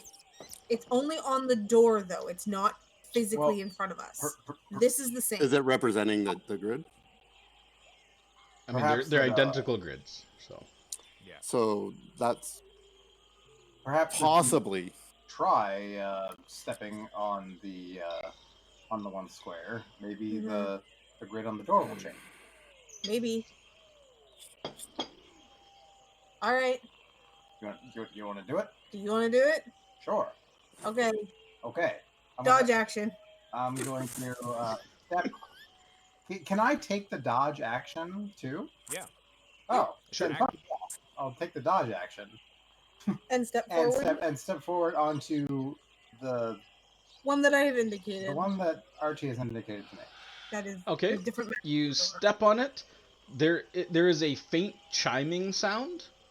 Okay. Archie, you're the only one that can see this, but you can see the light stays on.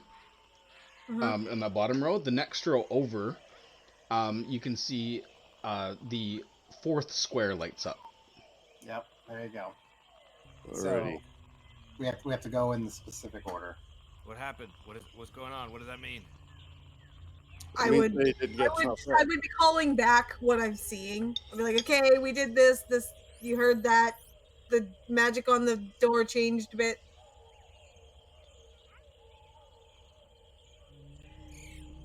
And are you pointing out? Oh yeah, no, I would 100% be. Okay. She is explaining in much more detail exactly what she's seeing and what's happening. I will step over onto that square. Okay. There's a chime. The third line on the door. The first square lights up. They're really zigzagging. I will jump over to that square. Okay. Can you give me a dexterity check?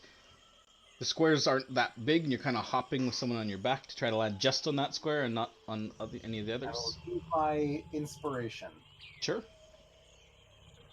Double ones. Don't say that. Okay, you hop over, land. There's a chime, and Archie, and now Baz, you can't see the top row now that you're this close to the wall. It's out of your line of sight. But Archie, you can still see it easily. The top row, the third square lights up. Third square. Yeah, I feel like I'm big enough for that one. You can just step there. I'd step over for that one. And nothing on the floor is changing while we're doing this, is it? Nope. You step over. There's a chiming sound. Archie. Yeah. All four are lit up. And they begin flashing. They're flashing. So you remember the order they're in, right? From bottom to top. 2, 4, 1, 3.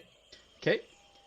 So they flash in this order: third row, second row, first row, bottom row.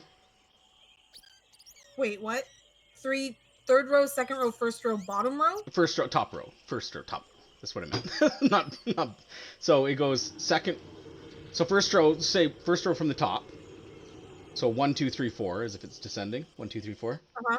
So it goes second row, third row, first row, bottom row. Okay. And then the lights all go out. The Okay. divination magic is still here, suffusing everything. So it was... There is no divination magic in this row right here. So you guys are technically a square over. Yeah. I'd point that out to Baz, that there doesn't seem to be magic in... Like on this ledge, there's like a 5-foot space here that doesn't seem to have any divination magic. There's no magic there. And so on the grid on the door, it all went out? Nothing... Yeah, after it flashed in that order, it all went out. Yeah. Okay. It's the game of memory. Well, if the magic on the door is gone, it seems like we technically could just go up there to the door, but do you think that we need to Press those squares again? I think the door's well, okay, let's climb up first to the non-divination area. Sure. Okay. Okay. Give me an athletics check, please.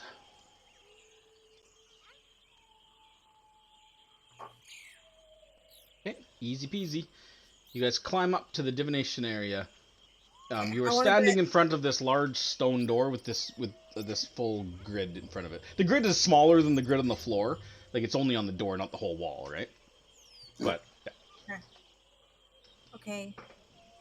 I just wanna like and so is there any magic at all, or all of the magic is gone from the door? The door radiates evocation magic. Okay. Different magic now. Potential trap. Yeah, the door emanates evocation magic. The 4 tiles that lit up before are still emanating divination magic. Just those 4 tiles. So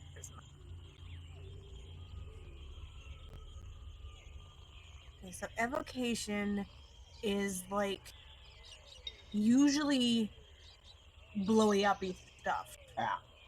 Is usually evocation. So known as explodey magic. I believe like my firebolt and stuff, is evocation.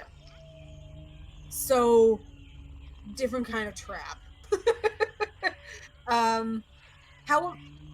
There's not enough room for us to really be not in front of the door. Not really, you know. The 4 colors are still lighting up. Should I hit them in the order that they glowed? Do you think? Well, when it So after we moved, yeah, it lit up in a different configuration on the door. Yeah. And then kind of went away. So I've had tons of opinions, but so far I've been wrong. I think hitting the new sequence is right. I think what happened was it was transitioning from the original sequence into door opening sequence once we passed it. That would be my guess. That the flash I saw was the new sequence of magic. Okay. Well, let's try hitting the squares on the door. Yeah. So I'm gonna hit the squares in the order that they flashed the second time. What was that order? It was 2, 3, 1, 4. Okay. So you press your hand into each of those. When your hand hits the 4th one, there's a chiming sound, and the door slides open, revealing a big, thick white web in front of you. Ow, balls. Millions of bugs.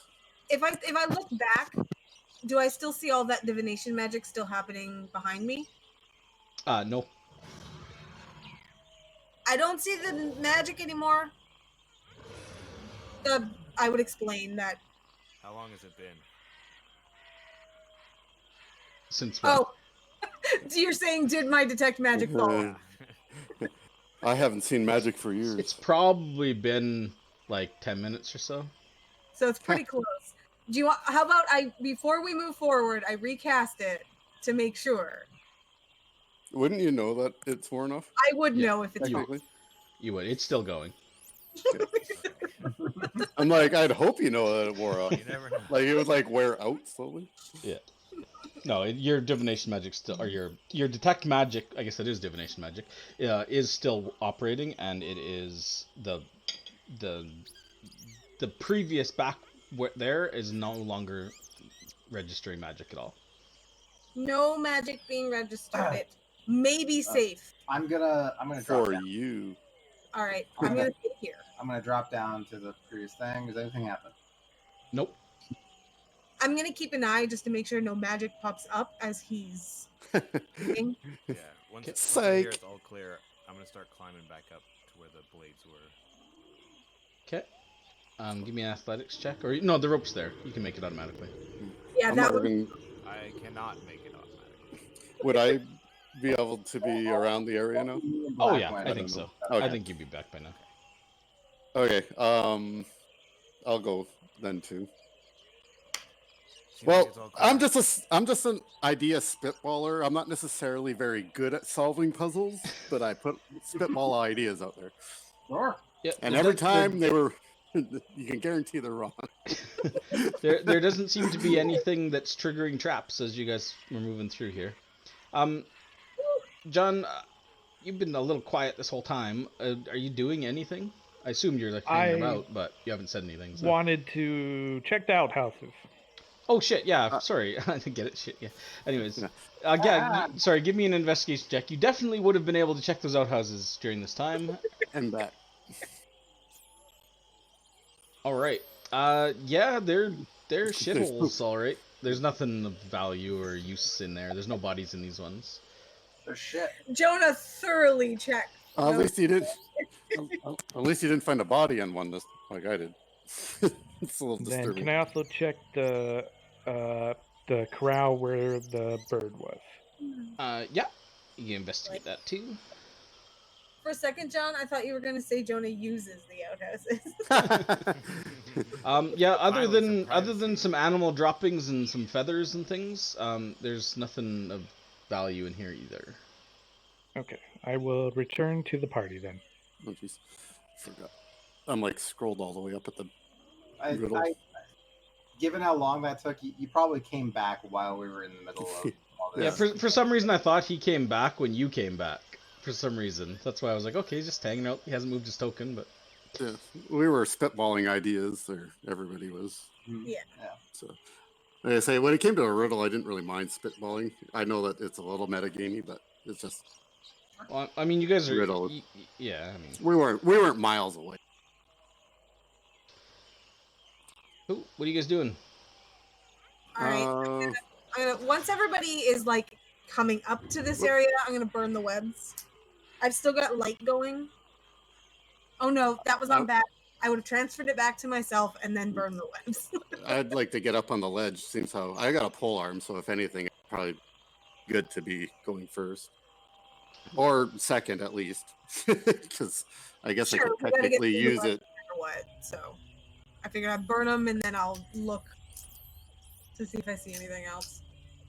I could technically use it from the second row. So Jonah, you want to join us on this side? Sure. What are we doing? we're tomb raiding.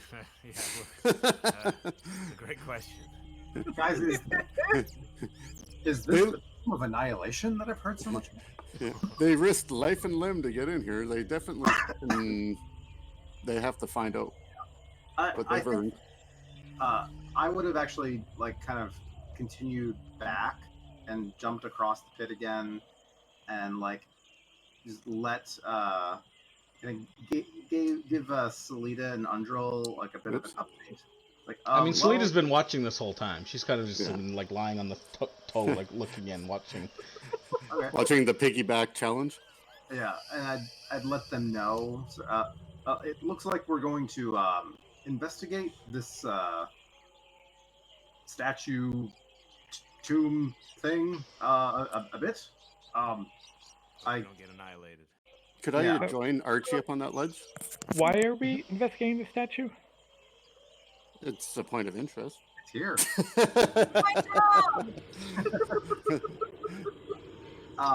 Make sure there's Do you nothing need to creepy be here. Curious about it, General? I am curious about it, but also a lot of people just died here. There's a big battle, and aren't we going to go rescue? We're clearing the zone. We're spending the Right, night. I know that's meta. What we're doing, I'm looking for an in-character reason why we're doing the statue. Clearing the zone.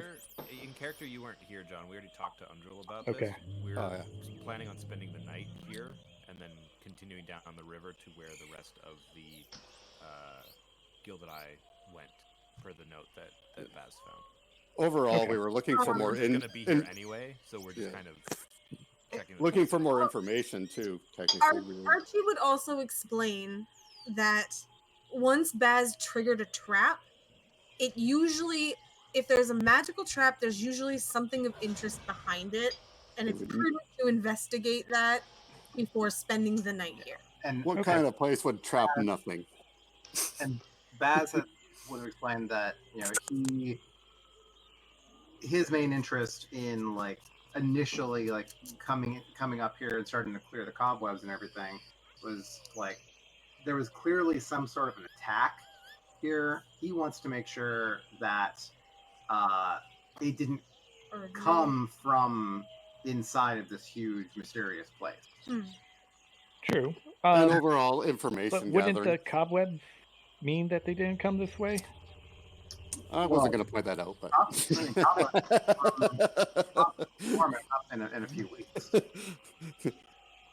But So overall, it's an intel gathering. We found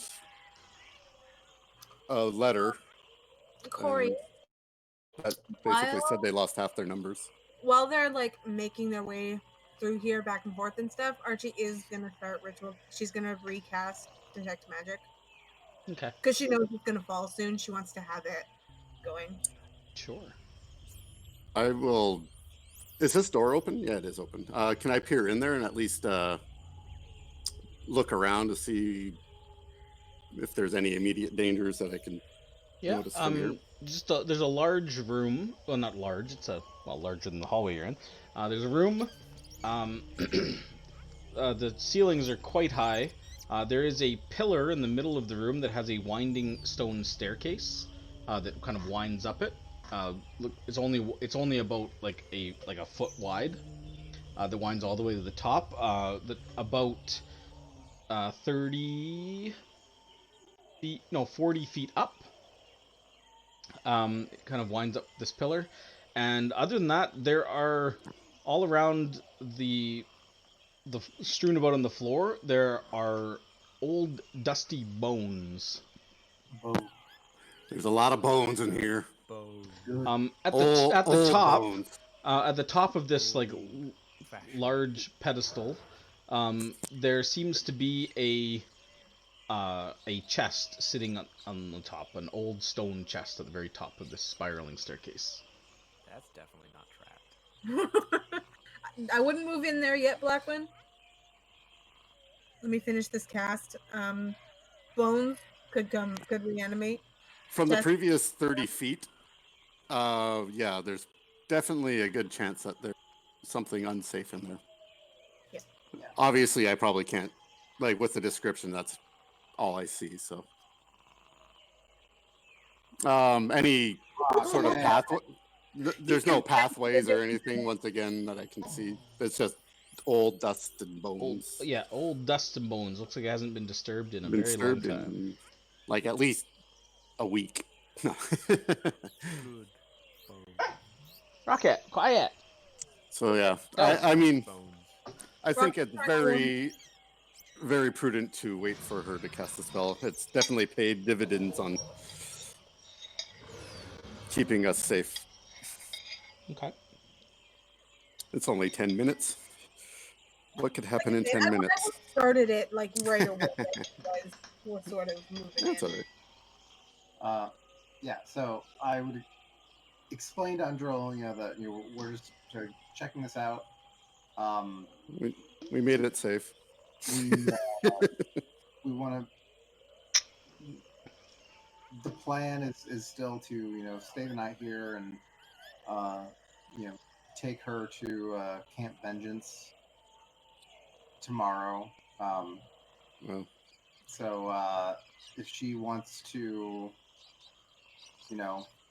start setting up some kind of camp out here, or Nothing else. repurpose one of the big tents for us to sleep tonight. However, would your mending spell fix some of those tents? Probably. Yeah, it'll take. Or are they too damaged? If I can piece the pieces together, I can sort of mend them back together. It'll take a while, but it's doable. How do you feel about gore and visceral decorations? So, Okay. Is there anything we need to kind of play out for 10 minutes? I don't think so. Unless there's something. You guys, Every 6 seconds. No. yeah, no.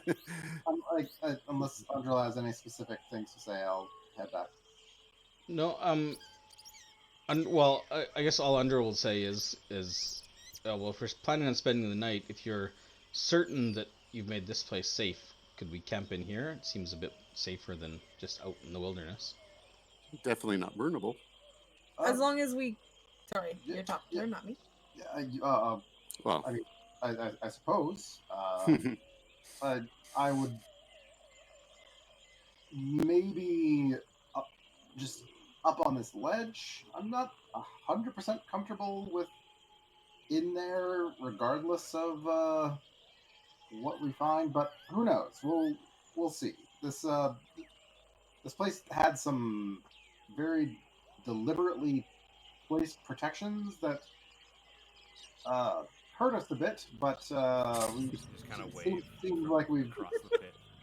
seems like we've figured out how to circumvent them. But there's no telling if those might turn back on again. I'm not totally sure. I don't really fully understand all this magic stuff, but yeah. all you have to do is say 3 words. He's like, Damn it, what were they? Like, fair enough. Klaatu, Beretta. I'll also go back with Baz, Okay. since he knows how to get back there. Yeah. I will. Jonah, do you want a quick lift? Always. I will pick up Jonah, put him on my shoulder, and leap across the pit. Just have like a turret that you get to sit on Baz's back. You got a magic cannon on your shoulder. I love it. Okay. So you guys are jumping across. And, you've eaten him. Retrieve the rope of climbing, and then we can use that to continue to climb. Love it. Okay. Oops. It's coming real handy, Jonah. Thank you. Very welcome. Jonah Okay. could just walk off of Baz onto the next one because it's only 7 feet. Yep. I love it. The detect magic is recast. Boom.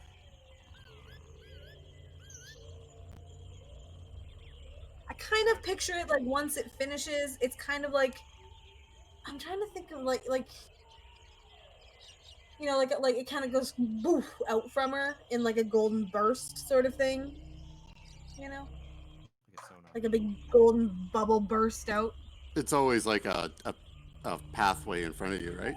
Or is it an angle? It's 30 feet. Yeah. And then maybe It's like a flash. magical sand, sort of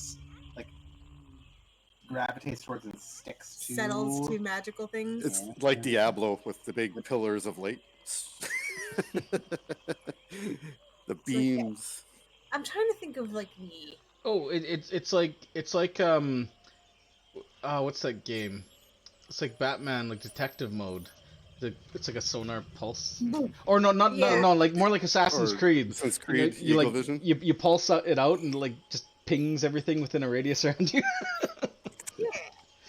So So you see, magic sonar. everybody can see the initial Yeah, burst. they just don't see what it pings when it goes out. She just made a weird effect. She just says she can see magic. Okay. Nothing's glowing So- magic. All right, Yeah, so peeking into the new room. There's nothing.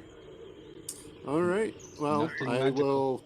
I'll walk in, but I will use my glaive. I'll use the haft, like poke the squares in front of me. This place has been loaded to the toothless traps, but so I'm paranoid. Nope. Yeah, definitely. They've mostly been magical, but there could be physical ones. So I will follow you. That's why I'm using my glaive. I don't have a 10-foot pole, but I think my glaive will do Yeah. for now. Try not to disturb the bones until I get a look at them, though. Yeah, there's old, As I'm standing on them. old dusty bones littering the floor, and you're poking at the floor, and nothing's really happening. Okay, yeah, I'll just continue forward. Like I say, I just keep doing that. So Okay. just hit the floor. Basically, I'm trying to set off pressure plates, Yeah, I get it. more or less. Yeah. Where are you going? Where are you headed to? Heading to the staircase first, I guess. Base of the stairs. Yeah, it's a thin column, at the top of which rests a chest, and yeah, there's this thin spiraling staircase that leads up 40. Okay. And I guess I'll take a peek around the back too. Just leave no angle unexplored. There's bones. Look at them. Look at all the bones. More bones. I would like to examine the bones. There's a lot of bones. Okay, make an investigation check. They're old ass bones. I will oh, test the stairs as I go up them when I do eventually go up. I guess I would be like, Or do you guys want to come in here and bear witness to oh, your? Seems how you guys were the ones that kind of did the most risk taking. Mhm. Baz, do you want to? position at the door here while everyone else goes Yeah. in? Just because you guys were definitely the All right, go ahead. Undrell and The, Salida are coming. the in, too. backbone of getting through Good it. deal. yeah. If it's only I could probably scurry up there. If it's only. Well, I'll go up there. I figured if anything, you guys should be at least the ones that open it or be present, and then you guys definitely get first. dibs Is on there what's much in there. room up at the top? No. You can't move past someone else in the stairs, and if you're at the top, there's nowhere to stand. So All right. I poke the stairs as I go up too, just FYI. Hopefully that doesn't kill me. If we're opening it, we can't. Are you just gonna check? I'm out gonna first? see if I can bring it down, just so that you guys it's if I can. If it's Solid stone chest. it's solid stone and it's carved into it, isn't it? Yeah. It's Oh. so yeah. The pillar's 2 feet wide. Each step is 1 foot higher than the one below it. There I'll tell are you what, 30. I'll look for traps and stuff on it first, like mechanical ones or whatever. Sure. Make a Just make if I do a perception check. then if I don't find anything, I will jump down and let you guys go up and open it. Okay. You make your way up 30 steps, spiraling to the top. So I guess it's only 30 feet. It said 40, but it's a 40-foot ceiling, 30 foot. Okay, I get it. And so you're like 10 feet from the ceiling when you reach the top step. There in front of you, so as it spirals around, you come up facing. There's a stone chest. The top of the pillar is carved into like a chest with a lid, and it is closed. There doesn't seem to be any sort of lock or anything on it, and you don't see any sort of triggers or anything that you can see.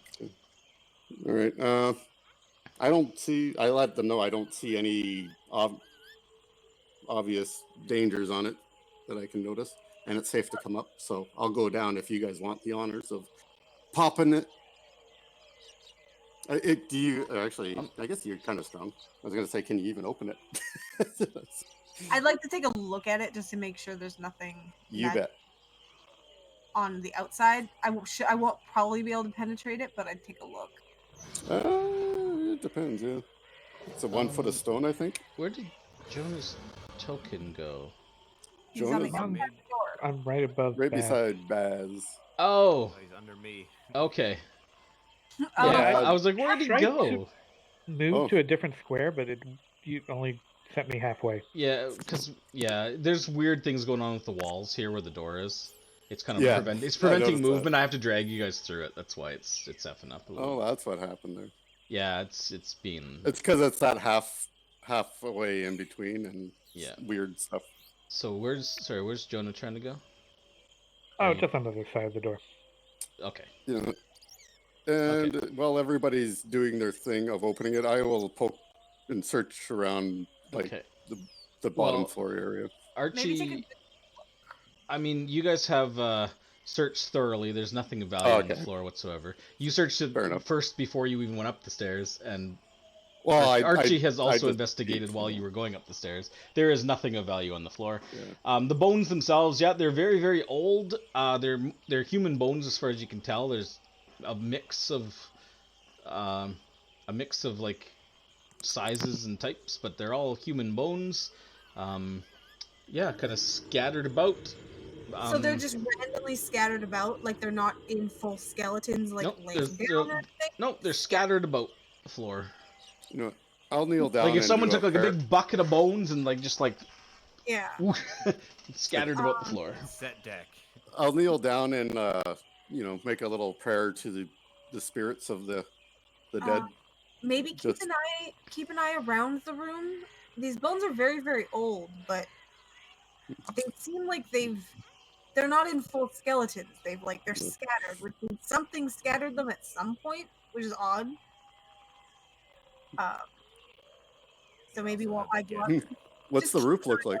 the room to The roof looks like a normal roof, just stone, flat It's stone. This whole room's a mimic. I will go up. You just went down that skullet. I will take a good look at the stone chest. Okay, the stone chest is pretty nondescript. It just looks like a kind of a. It's got like a curved actually like a flat lid. Looks like it's got some hinges. You could just open it. It doesn't look like it has any sort of lock or latch or anything. I just want to sort of investigate where the lid meets, just to make sure there's nothing like I can't see any traps in there or anything. What, Make you an don't trust me? Make an investigation check. Well, I didn't see what you did. Okay, you search around and yeah, there's no triggers or anything that you can see. Blackwind was correct. I will attempt to lift the lid. Okay. You lift the lid. Inside, you see your detect magic's still running, yeah? Yeah. Okay, inside, you see three things. The first is a kind of an ornate carved like jug with like a stopper in the top. Next to that, there is a small like a carved wooden box that's closed. The jug itself is radiating transmutation magic. And you can sense necromancy, necromantic magic coming from the box. The third thing is radiating evocation magic, because there is a glyph of warding that you've triggered on the back side of the lid when you open it. You have just a moment, you like take this in, you like lift it, you take this in, the glyph pulses once, like a bright blue, and a sphere of lightning emanates out from the chest, covering the entire room. The bones go flying, bouncing around the room. Everyone inside the room, not in the hallway, but in the room itself, needs to make a dexterity saving throw. So that's Blackwind and Archie. That's why the bones are all over the yeah. place. You're off the main room though, or is Yeah. it all the room? It doesn't go out into the hallway at all. Okay. So Jonah, you're actually safe where you are. The lid is bigger than a foot. Damn. Just over. I'm going to use inspiration. Just give myself a better chance for dexterity save. Oh, I didn't click it, so I'll roll again, and hopefully I do better. 17. I'm That gonna was do better. You're gonna do inspiration as well. inspiration. Yeah. Because that's what inspiration is meant for. And she would have been on guard, so I feel like it's justified. Sure. Well, you both succeed.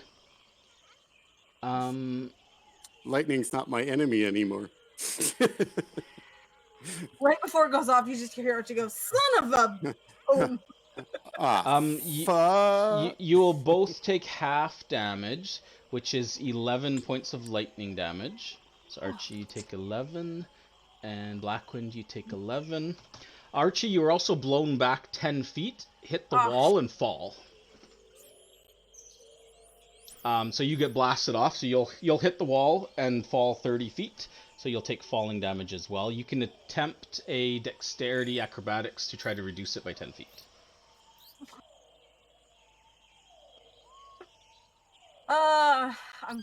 Am I allowed to inspiration that too? Sure, if you've got one. Oh, geez, I do. I'm gonna, yeah, because... Damn it. Ooh, nope. What a waste. That feels really bad. Yeah. When you fail after you... Archie, you will take 16 points of bludgeoning damage from hitting the wall and falling. You are now unconscious and making death saving throws as you hit the ground. It goes, and you literally like open up and it goes boom, and you fly back, hit the wall, and then on the ground and unconscious. Literally the fuck. I'm going to. I can. As soon as I can, I'm going to run to her and cast Cure Wounds on her. Or you can. And I'm racing to beat Jonah there, basically. You will beat me. He just steps over you. Are you going to cast Cure? I guess you can beat me. I was about to step in, but I was like, I'm gonna get trampled. Yeah, just seeing that happen, I would yell Araceli and go running in and like basically as she's hitting the ground, I'm just gonna use healing hands. Not as good as Cure Wounds, but it heals 1 point. 2 hit points. Because he's level 2 now. And you're still gonna cast Cure Wounds on her as well? You can. Yeah. I'm awake. Yeah. I feel like we're kind of doing it at the same time. Rushes over to her limp body, and I imagine like Araceli like lying on the ground with like little wisps of smoke just going off of her. By the way, anything concentrating is turns off. Yeah. Sure.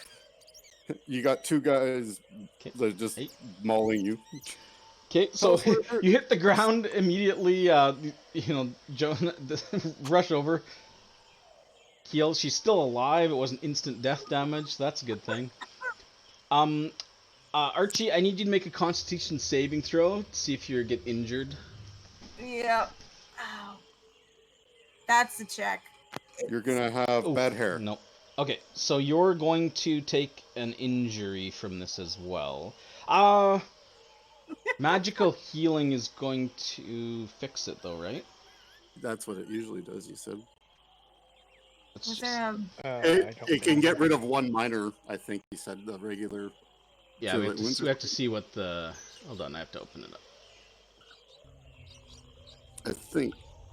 Oh wait, why am I looking? I'm being dumb. I have a OneNote for a reason.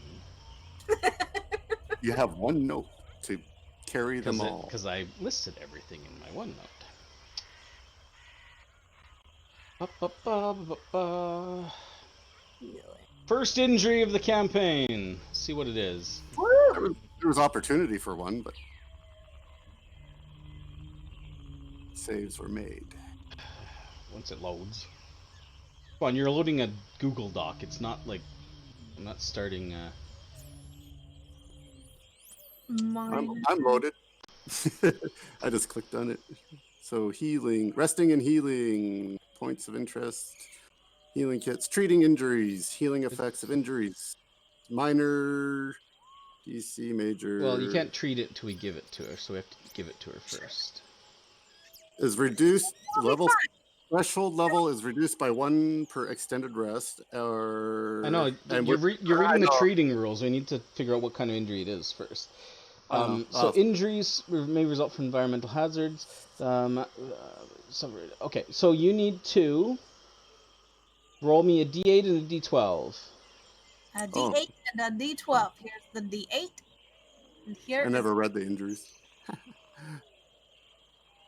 I kind of skipped by it because I'm like, I don't want to know. Sorry, what's your total? 13. Oh, total 13. Okay, so you Ooh. have a lasting wound. Okay, and it's gonna be minor. Yeah, so magical healing will removes one minor, right?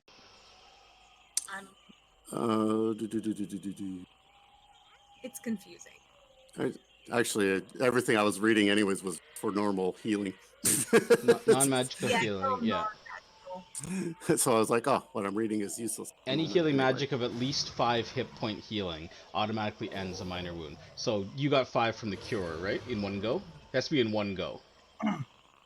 So you got 5 from the Got cure 8 wounds? From the cure. Yeah. Yeah, Okay. it got So the healing hands didn't remove the injury. It healed the hit points, but not the injury. The cure wounds, because you got above 5 hit points healing, will end that wound. So your wound will be over. I mean, it literally says it in the spell. It cure wounds. It doesn't. Yeah, but this is an Cure- injury. This is an injury. Cure It injury. cured a wound.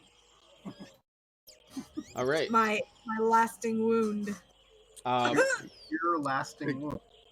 Temporary lasting wound. Archie. Well, where was it? I'm gonna say that it fucked up your back, smacking into the wall like that. So you would have had a back injury, but it's magically healed. Okay, so the only there is no effect for this. What a crick. So you are back to 10 hit points. You're awake. You're no longer unconscious. You do have.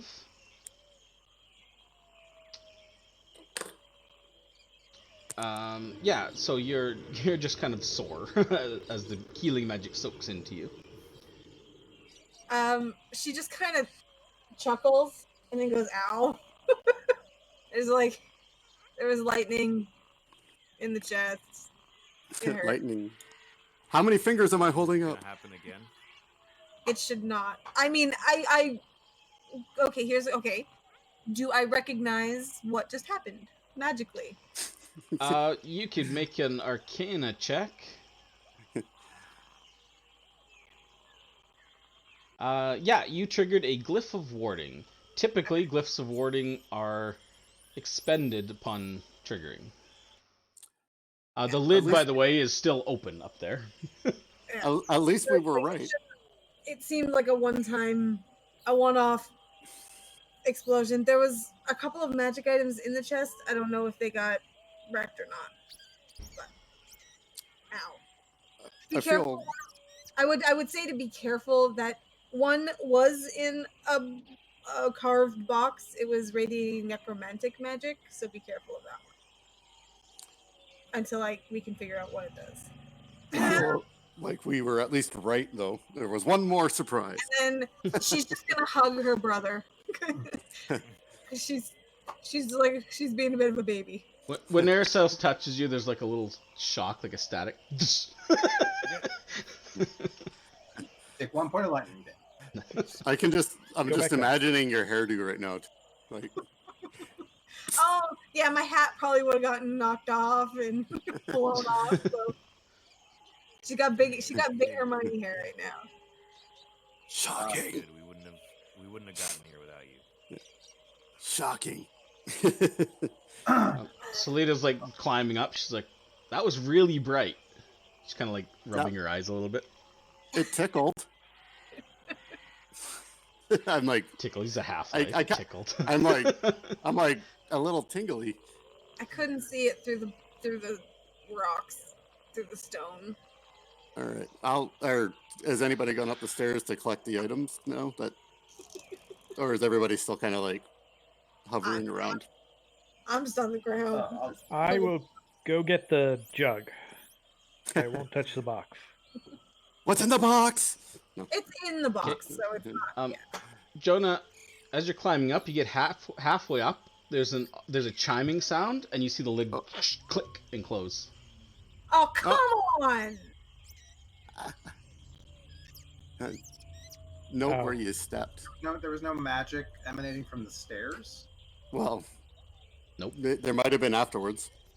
It may just be a time thing. I will go and not lift up the lid. How does glyph of warding work? Do you have to read I'll it, come back down the stairs. or is it triggered when something happens? It is triggered upon an action that is predetermined. Probably opening the lid. How heavy is the lid? She opened it pretty easily.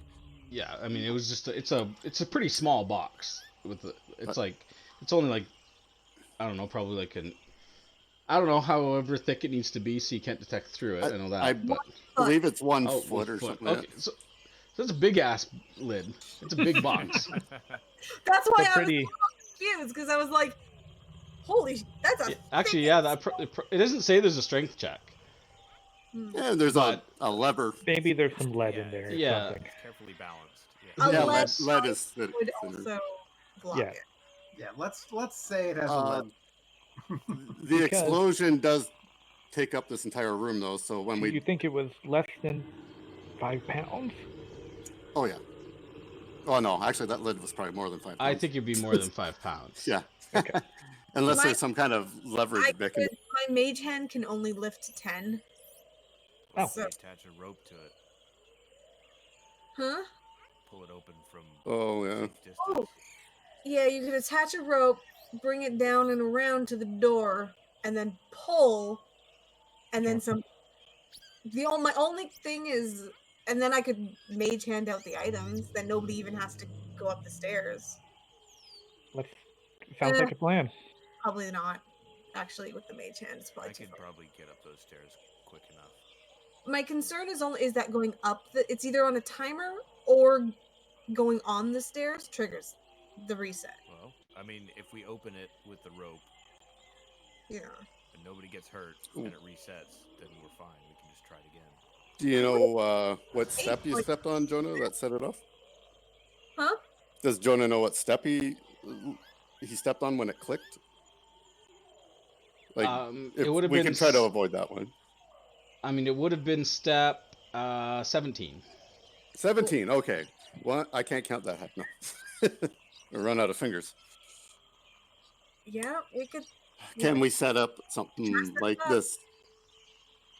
That's the question. I guess, you know what? We have a tinkerer, don't we? I could probably make some kind of little random pulley system. Hmm. That would work. Ish. Does anyone have a piton? Python? I do. Back in my backpack, I Oh, believe. I have 2 pits. in my gear is still back in the boat, but I've got your python. I got a javelin. Python? Pitons? Piton? I think it might be I piton. think it's Piton. Would you like me to go get them, Jonah? I think My bag in the pit. Alan said he had one, right? It's Alan? Peaton. Piton. Let me make sure that reset didn't reset all of the magic before you go there. Ooh, good thinking. Well, That Undrill's works. still alive, and she's standing in the room Oh, with the okay. grid. Undrill, you hear in those voice going, "What reset now?"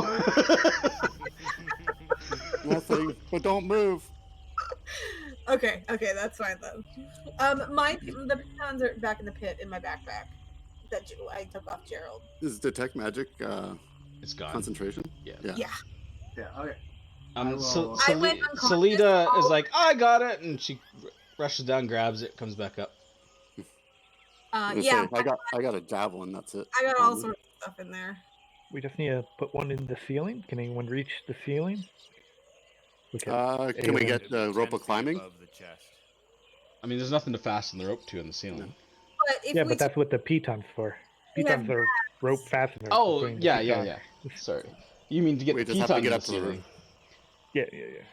I mean, it's it's Mm, 40 so- feet high and it's 10 feet from the top of the pillar. Yeah. like Between Baz with Jonah on your shoulders. we or could reach it. me with Blackwind on my shoulders. He's a bit stronger. We can probably pound the python in the ceiling. Yeah.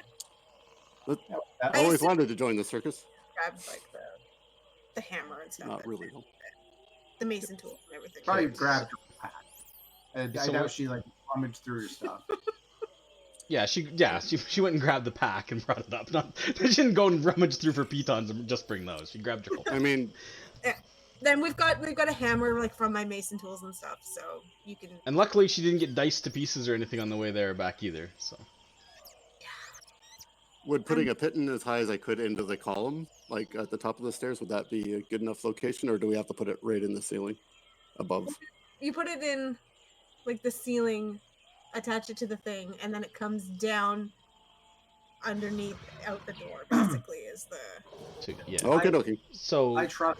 I might need a couple of pittons to get up to the I've got top. And in my bags. Yeah, I will carry Blackwind on my shoulders. Go to the top of this pillar. and you can then reach the roof. Tink, tink, tink. Okay. might be able to do it. When you get to the top with Blackwind on your shoulders, there's a chiming sound and the chest opens. The fuck? Oh! Did we just float out? I'm like about the hammer.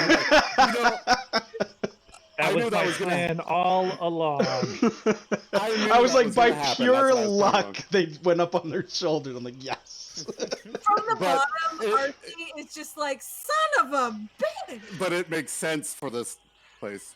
Yeah. That's funny though. Like, just I'm gonna reach down and I will pick up the jug first. Okay. drink what's in the jug. There's a jug. It's got like it's like a fine ceramic jug. It's pretty heavy. It's like 10 pounds or so, 15 pounds. It's 12 pounds exactly, actually. Like a hoops And bottle. it's got like motifs of like crocodiles and men like alternating around in a circle. Yeah. I Man wanna and Crocodile living together. pass Total it- anarchy. I want to pass it up to Blackwind. Yeah, I'm like still on your shoulder. I'm like, yeah, I'm up here. Might as well enjoy the ride. Okay. I would recommend not drinking that just yet. Is it I'm full? so thirsty. I mean, it's stoppered. It's sealed. It feels heavy, but you're not sure if it's full or not. Does it rattle? No. It's a boom. Nope. And then I will pick up the box. Okay. Don't you want to look There's a inside box. the box? I will not open the box. I Um, will okay. then descend the stairs. Okay. You reach the bottom of the stairs, and I'm assuming Blackman gets off your shoulders, Another happy landing. and you have successfully retrieved these two items. Guys, we've completed We're 50%. Annihilation. It only took 10 sessions. We did it. Yeah. We have a 50% trap ratio I of should've- not setting them off. I'm gonna uncover this map. I don't like all this. That's it. That's all I really wanted to do. All right. Man. So what are you guys gonna do? You've overcame the challenges seemingly of this place.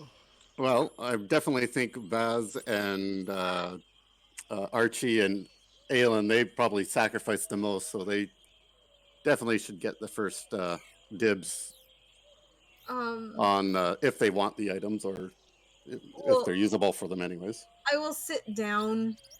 Okay, so here's a question with identifying. Meta outside. Obviously, the identify spell will do it. Are we using the rules that if you take a rest and examine them, we can figure out what they do? Like, is that? Yeah. are Oh we yeah. still doing Yeah. that? Okay. Yep. Works as per normal.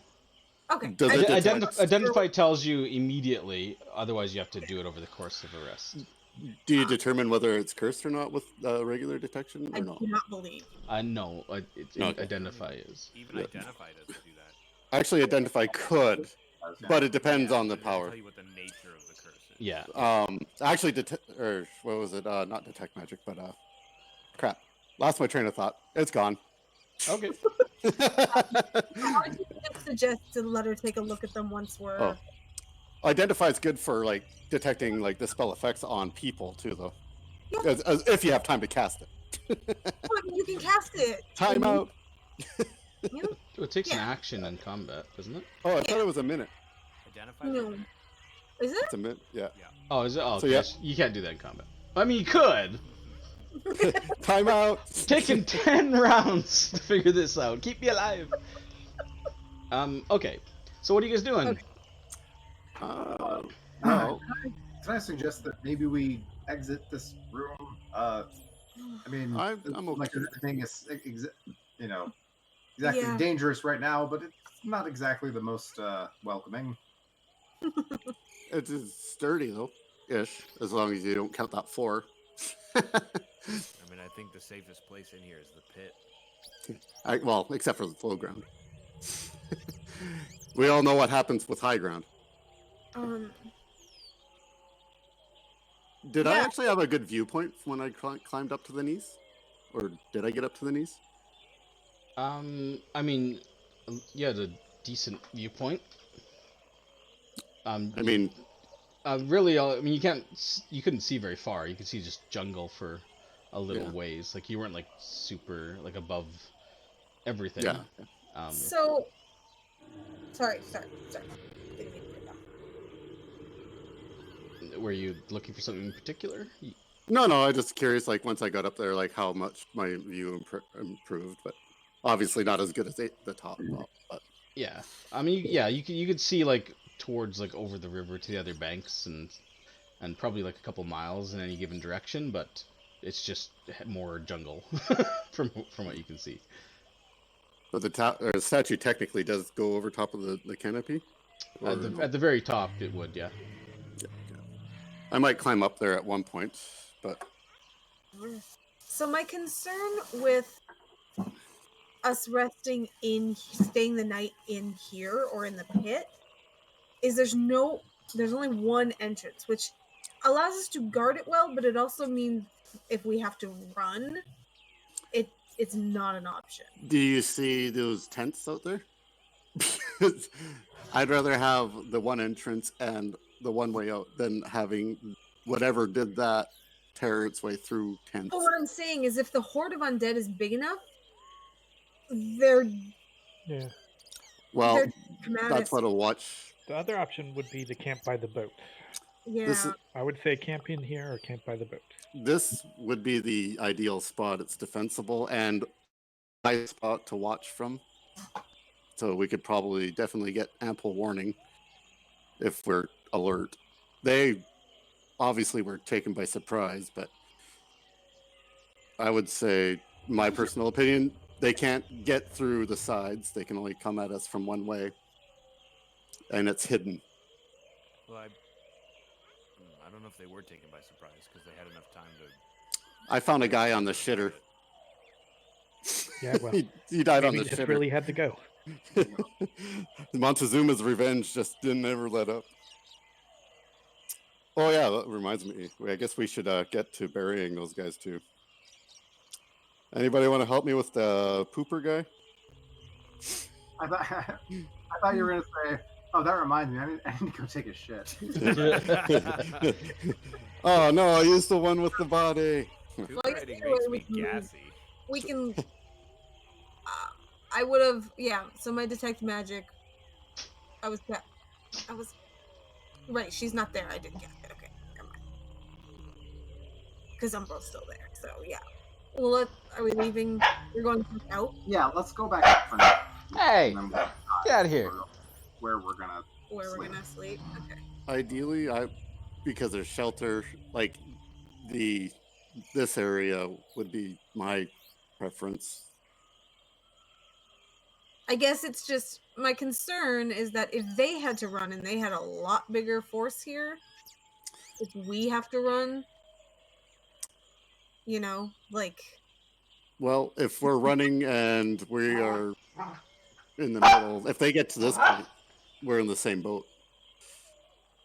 I think we're hidden better in this spot, unless they can detect it us anyways. Who knows? But that's my opinion. Anyways, so I mean, you guys most definitely can. I mean, we could also go up in the trees. I know there's a little bit of a Undead landing. we're worried about. That's- Yeah, if it's undead, Yeah. trees would be great. There's a little bit of room up on the knees, I'm sure, but not maybe for everyone. Okay, sorry. Give me 1 sec. Bork, bork. Get out of here. Buddy. So Well, I feel like up on the knees is kind of sort of the same issue as being in here, in that trying to make a quick escape would be problematic. Or any escape. well, trees. I suppose trees would be equal, but But I if it's suppose undead, we don't need to escape. We can just let them pass if we're in the trees. Unless they don't pass. I'm pretty sure we can outsmart them unless they have a few smart ones, and then we can. Well, I'd say- if the horde was as big as they said, they probably does. I think we saw that Say do herd, the by the way. trees. I think we passed that herd right before we got here. Potentially, or it was another one.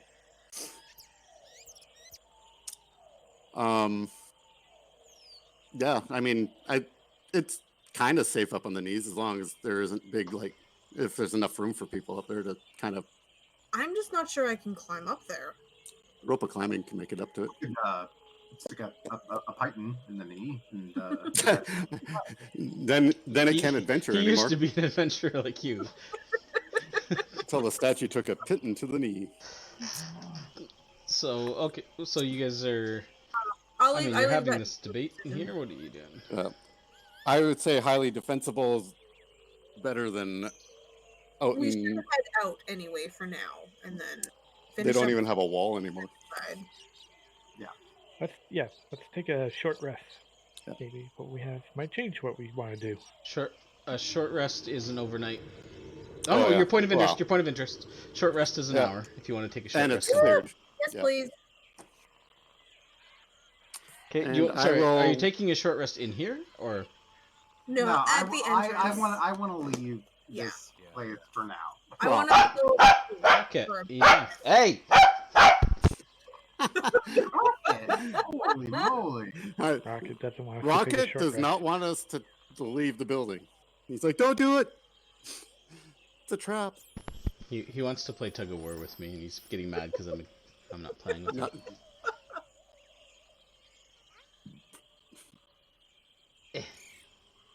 I want to go out. Oh, I guess I. Sorry, I have to drag you guys all manually through the No, door. So It's the rubber band door. Boing. I just want to. I want to go out. I want to sit down. I want to bind my wounds. Yeah, I will definitely put some first aid on myself as well. Undrill, as you guys are walking past her, she was just down in the checkerboard place. She would ask if anybody would like healing. She can. Archie's she can probably. cure wounds if you guys want. She has a couple more spells. I guess I have one too. And this place we can rest to get our shit back. I'll take it if she's offering. Yeah. I guess Yeah. I'll use mine too. Seems how potentially. Okay, well she'll cast one on. She only does 5 to Aelin. With the, Oh, for fuck's sakes! so she's gonna cast on. Hey, enough. Probably me. On Archie. Okay. Cast another one on you. She'll give you 7. Hey, that's good. Oh, for fuck's sakes! She's got one more first level slot if anybody else wants one. I got 2 as well. I'll drop one on myself. Oh, Jesus! A whole 4. Booty. Yeah, she might as well give one a black one. Sure, why not? I'll keep one just in case I have to hunt or something. Okay, she'll do 10 with hers. Yeah, you're much On better Blackwood. at that than me. So she's out of first level slots. She does have second level spells as well, just FYI. But yeah, I still potentially have one first level if I have So them. she kind of like, as people are passing her, she's like, one for you, one for you, one for you. Good. She's like coach, like slapping everybody on the back. Torn be with you. Cool. So you guys are walking out.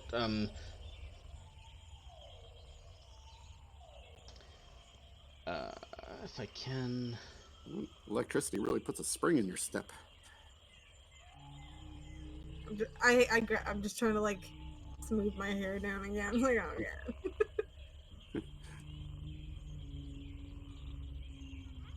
So I put something metal near you and it arcs to you. Whoa. It wasn't unfun though. It was a blast, you'd say?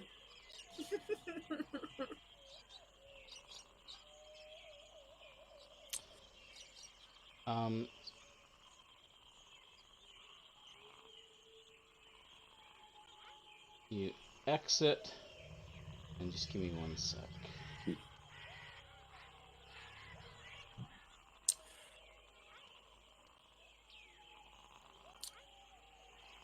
I think this place was potentially overrun by goblins too, was it said? Or only the undead? Yeah, The goblins had the alien. The goblins, yeah, are on the other side, and they Yeah, took the mad alien. That's what it was. I'm like, I had goblins in there somewhere.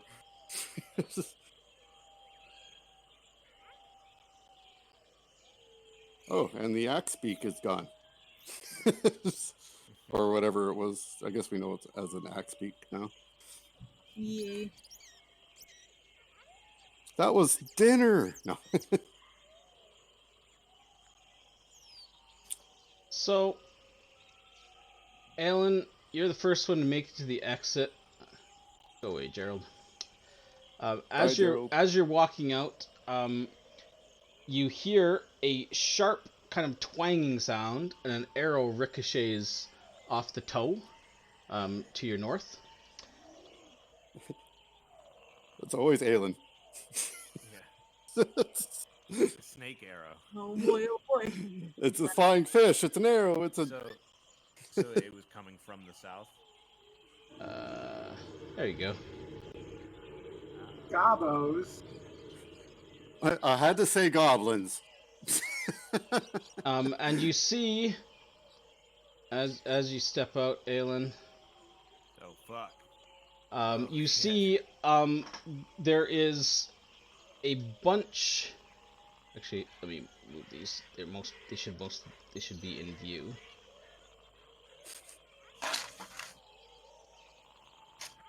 I'm gonna open these because you should be able to see past from up here. Because the high ground.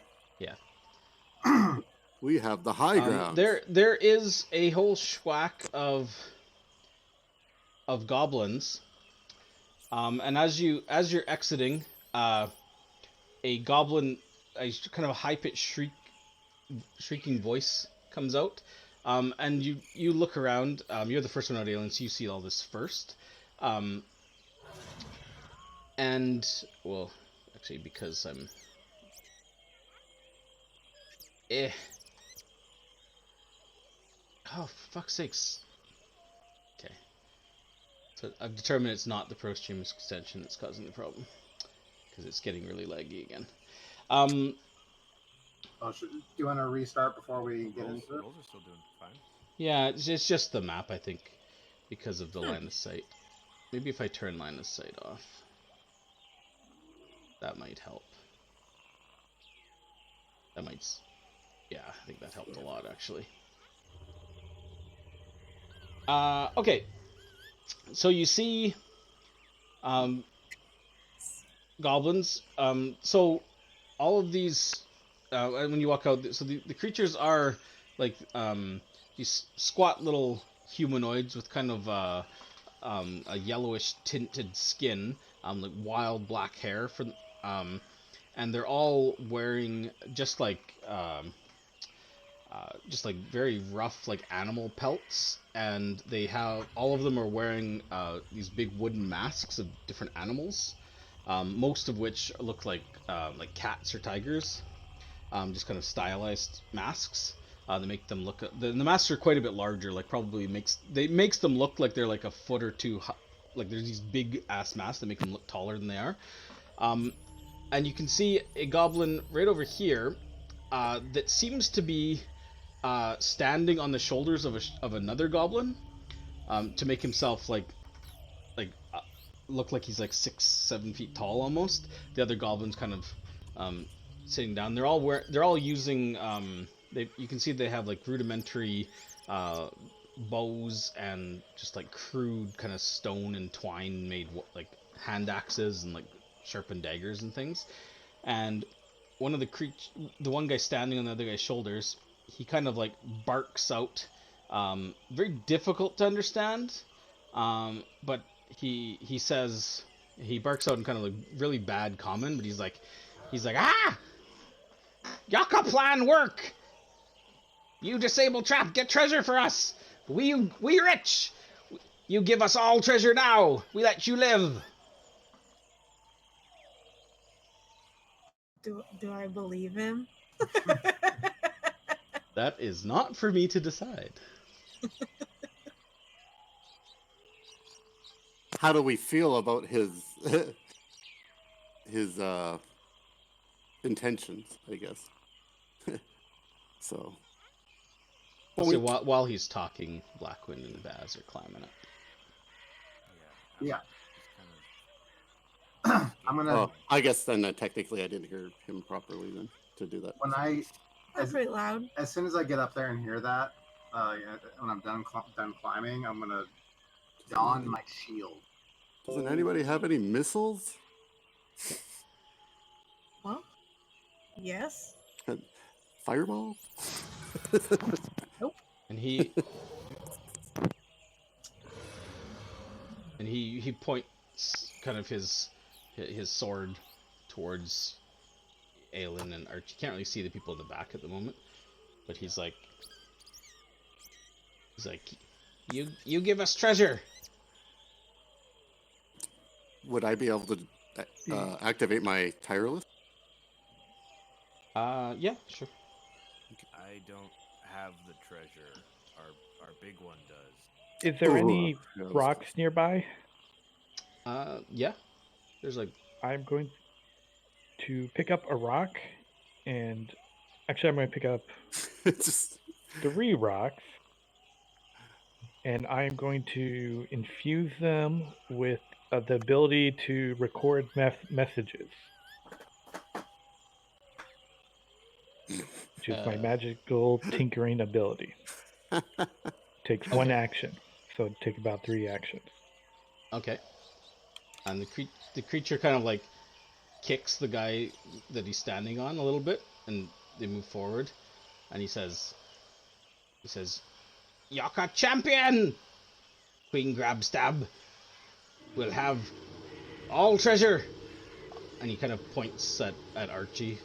He's like, all stuffs. Give all now or die. I'm gonna sort of like move up and kind of step in front of Archie.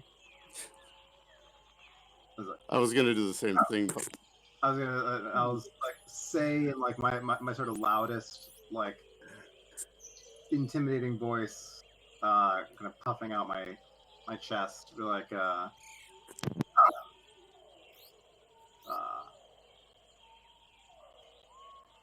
you think you have claim to this treasure? You fools. We were the chosen ones. Now leave. And he shrieks, he's like, Yaka champion! Stupid elephant man! Shut your mouth! No. He's like, then die! Attack! Roll initiative. I was gonna pull out my little paper fan Yeah, and say it was the treasure. yeah, I was going to give them the rocks. that's what I saw Jonah doing, but it might have worked. It was definitely worth it. I was Wanted everything we had. I was trying to buy time, I guess. Yeah. He did know that Fine. Archie had it, though, it seemed. Or did Archie have them? Oh, I never put those Who took the jug? Blackwind, you have the jug. Do I? Oh, I do have the jug And- currently, I guess. It was and handed to me. Baz has the box. Can I use my inspiration on an initiative roll? Not if you've already rolled it, but if you Yeah. haven't, you can. I have not rolled it. He's like, I'm not going last. He's like, I get hit so much. Not going last. Nice. I almost am. I'm flat-footed. I'm apparently tired while Oh, I tireless. was gonna say, what about Gerald? But yeah. Gerald's in a tank. Aw. He did Salida gets something. a 19. Sacrificed for the greater good of treasure. I swear to God, these little Undril gets an 18. Jesus. If These I guys- had been on Gerald's back, would it have counted? probably, maybe. Would it have? That's a good question. Te- Okay, potentially. well, no side is surprised. Jonah, you have one infused rock right now because Sure. there wasn't enough time to do more than actions than that, because Baz is stepping forward and talking was his turn, basically. Undril and Salida would have took their turn to climb up as well, so yeah, you guys are all where you are right now. My pet rock. Let's see if these guys destroy you. This is the guy that's carrying Yaka. He goes first. Are you kidding me? Oh no, wait. No, he's this northern. No, he's the northern guy. What am I talking about? Okay, he's going to. Let's see if he's any good at this. Yeah, he climbs up. This is 10. Yeah, he can do that in a single action. He climbs up and kind of pokes his head out and unleashes a arrow at Baz and then ducks behind the toe. Wait, you have your Shield. is your shield Right. on? Is equipped? That my That's AC is JC. 15 with the shield. What? Poink. Yep. Aelin, there are a lot of goblins. What do you do? Yeah, it's a lot of goblins. Sick 'em. I'm gonna walk up to Or this one, dodge. and I'm going to attack him. Okay. Fuck. Hmm. Oh, And then I'm going to do the thing that you've seen once before, kind of hands out at the ready, and I spend a key point to do patient defense as a bonus action.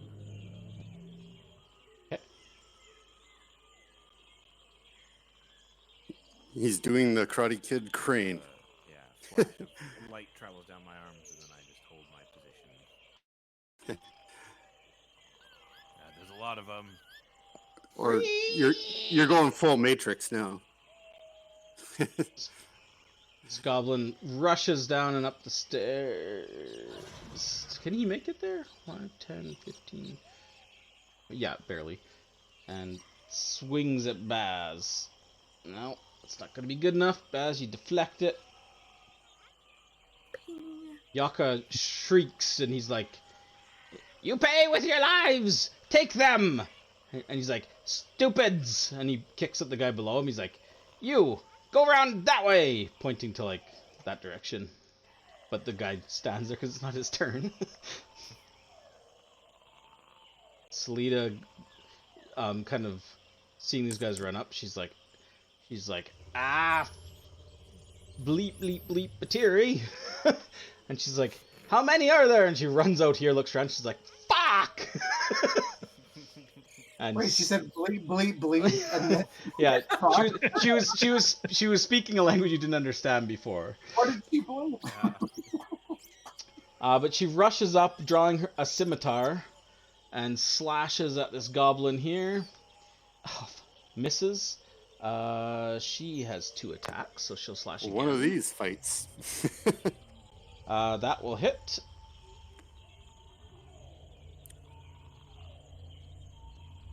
Two points of damage. The goblin is in moderate status. She rolled minimum damage. She's like, She's like, aha. and then she kind of like looks at Aelin, looks at Baz, and is just like, this wasn't part of the contract. I don't do the fighting. What am I If you doing want to here? get paid, you have to be alive. She's like, yeah. I'm fighting. Yeah. Um, But she's also, yeah. Undril will What's she gonna do? She's got she has no first level slots.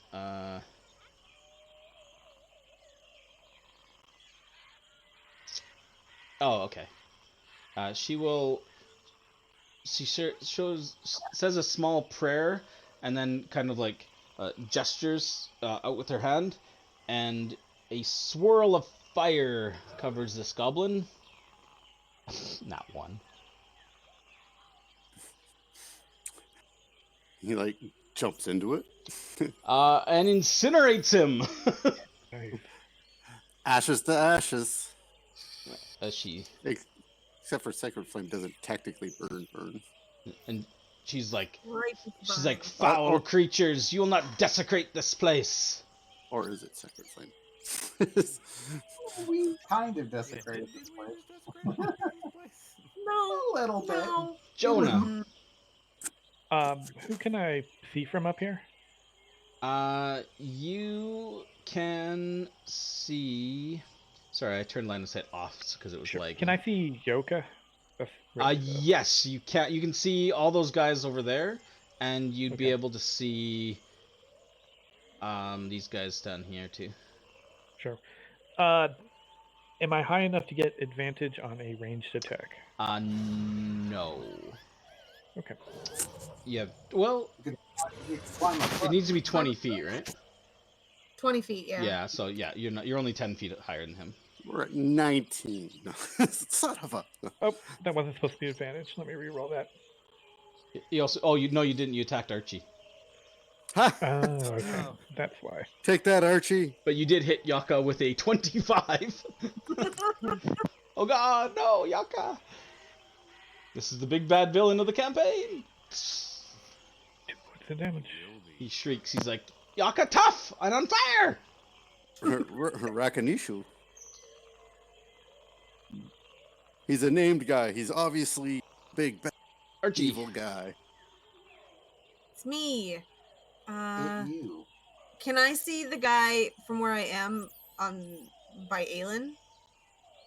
This corner? Guy on the foot. Yeah, you Yeah. you can see him, but he's gonna have partial cover, so +2 AC. So it's -2. Oh, I don't know.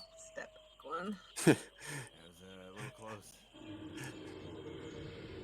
Spider webs are much easier to hit. he's like, stupid elephant man, die! I'm a Loxodon. Oof. Jeez. Aelin, you see a guy like and kind of like pushing his way through the bushes here. Doesn't really get very far. Yeah. Oh no, this is the one that Yaka's on. He turns around and kind of like runs this way with Yaka on his shoulders around behind the tent. So those they're out of line of sight Coward! now. And you hear Yaka yelling. He's like, you there, you take boat, you take boat.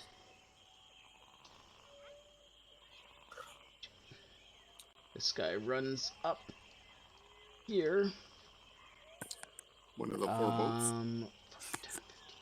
He can't attack. That's a full move. These guys can't get up the stairs. He's going to step down here, and he's got a -2. He fires a bow at Solida. Yep, Jesus. minimum damage. Blackwind. Finally, I wake up. I can jump up on the toes pretty easily, right? You can climb up on the toes. It's 10 feet up to the top. Okay. I will attempt to do that. Even though I could technically stab probably the guys on the steps, maybe. But Well, you can't. Yeah, you have a 10-foot reach, so. yeah. I would do that. but I'm going to climb up to the high ground. Okay. Well, sort of high ground. 10 feet up. Athletics. Pew! This is when I don't roll a 1. Right. Good. Okay. So that takes 20 feet of your movement. That's cool. Bonus action. How far is that ding dong? Which guy? I'm about 45, 50 feet away from him. Who are you trying to target? You can't see the two on the left, that side of the tent. They're No, behind I wasn't targeting. Okay. I was pulling an arrow to the guy that was running to there. He's kind of in line of sight, but he is at a long range though. So I will use. So you would have just a straight shot if you had disadvantage because you have really? because you're 20 feet up. Okay. Right? You're 10 feet up. The platform that the toes are on are 10 feet up. So you're 20 feet up, and so it would just be an even roll because it would even out. Then I will hunter's mark him, and then I will javelin the mother trucker. Now I just got to go to hunter's mark. Shift, plunk. Hopefully I did that right. Eat this. Oh, it was like past the 4, then it went back to the 4. You son of a. Now I'm out in the open, but that's all right. I thought you were using a javelin. That was Ebola. Oh, sorry. Well, that's actually I have the same attack. It's the same bonus. And yeah, well, that was disappointing. I guess I was tired from climbing. Yeah. This goblin will take a step back and fire his short bow up at Blackwind. He's got a shot on him. Nope. I really thought I was going to take more hits here. Baz! Well, you got this big tree in your way. You're kind of in cover. There's a tree here. Or a shrubbery, anyways. A shrubbery? Get him, Baz! Take a swing at the gobbo right in front of me. Yep.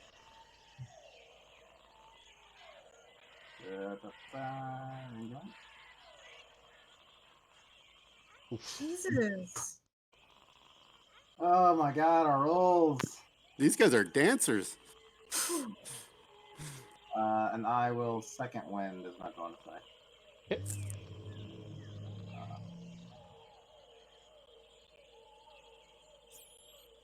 Yeah, it's not bad.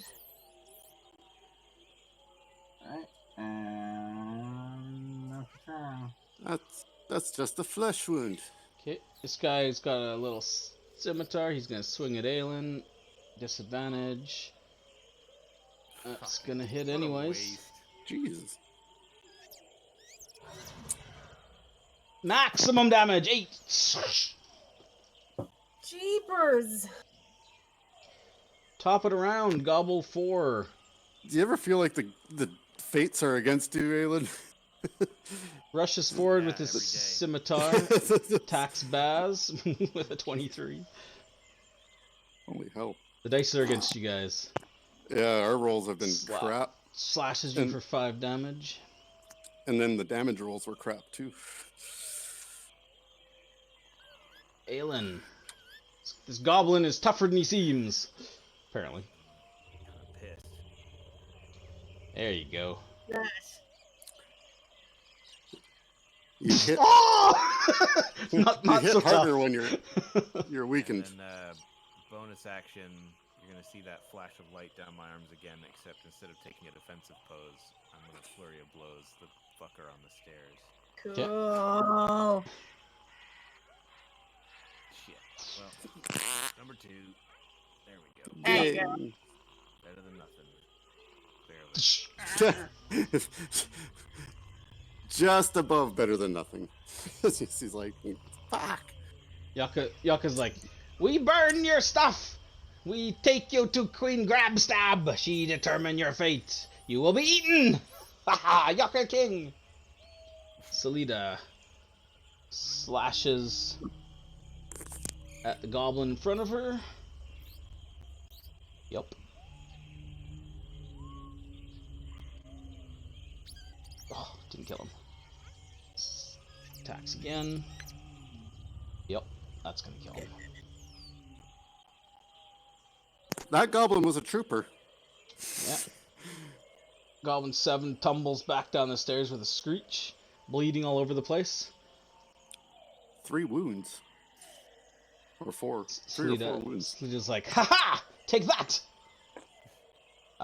It is Undrill's turn. She'll Sacred Flame again. It's her only offensive ability. Well, she could hit with her mace, I suppose. She Sacred Flames the goblin, who fails. Nice. Goblin souffle. Goblin number 8 is incinerated by Sacred Fire. They just don't pay attention to that bright orb that suddenly starts appears above them. Lots of goblins, but they can't take any hits. Except for from us. They can dish them out though. And Yoka's behind the tent now, Yeah, Yoka's on the other guy's shoulders behind the tent. These guys over here. so I can't see him. Brave? No, you cannot. He's out of line of sight. Brave Sir Yoka, the champion of the Tiri, is hiding behind the tent. There. Target Goblin 4, and I'll just cast Firebolt. Scorches the side of the toe. And then I'll move back. Archie! I'm gonna do the exact same thing. Did we somehow get drunk from the back to the front of the statue? Oh my god! You did it! I did it! And a 1. Oh, a 9! Instant death! Finally! Finish him! Goblin 4 is toast. I just like to let Not you guys gonna know take that these Goblin artifacts. 4 had 2 hit points. You annihilated him. So that was 5. I am going to stay right here. Okay.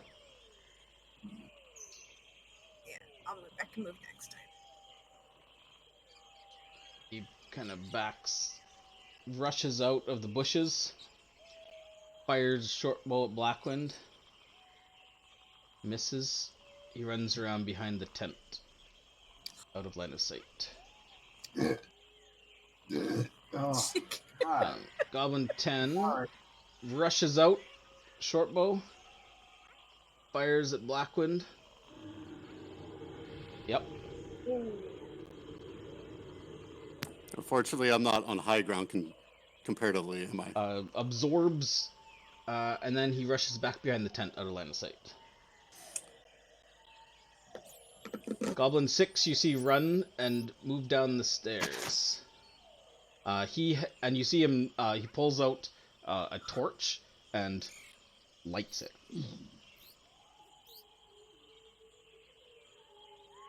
Goblin 3 pulls out a short bow and fires at Baz.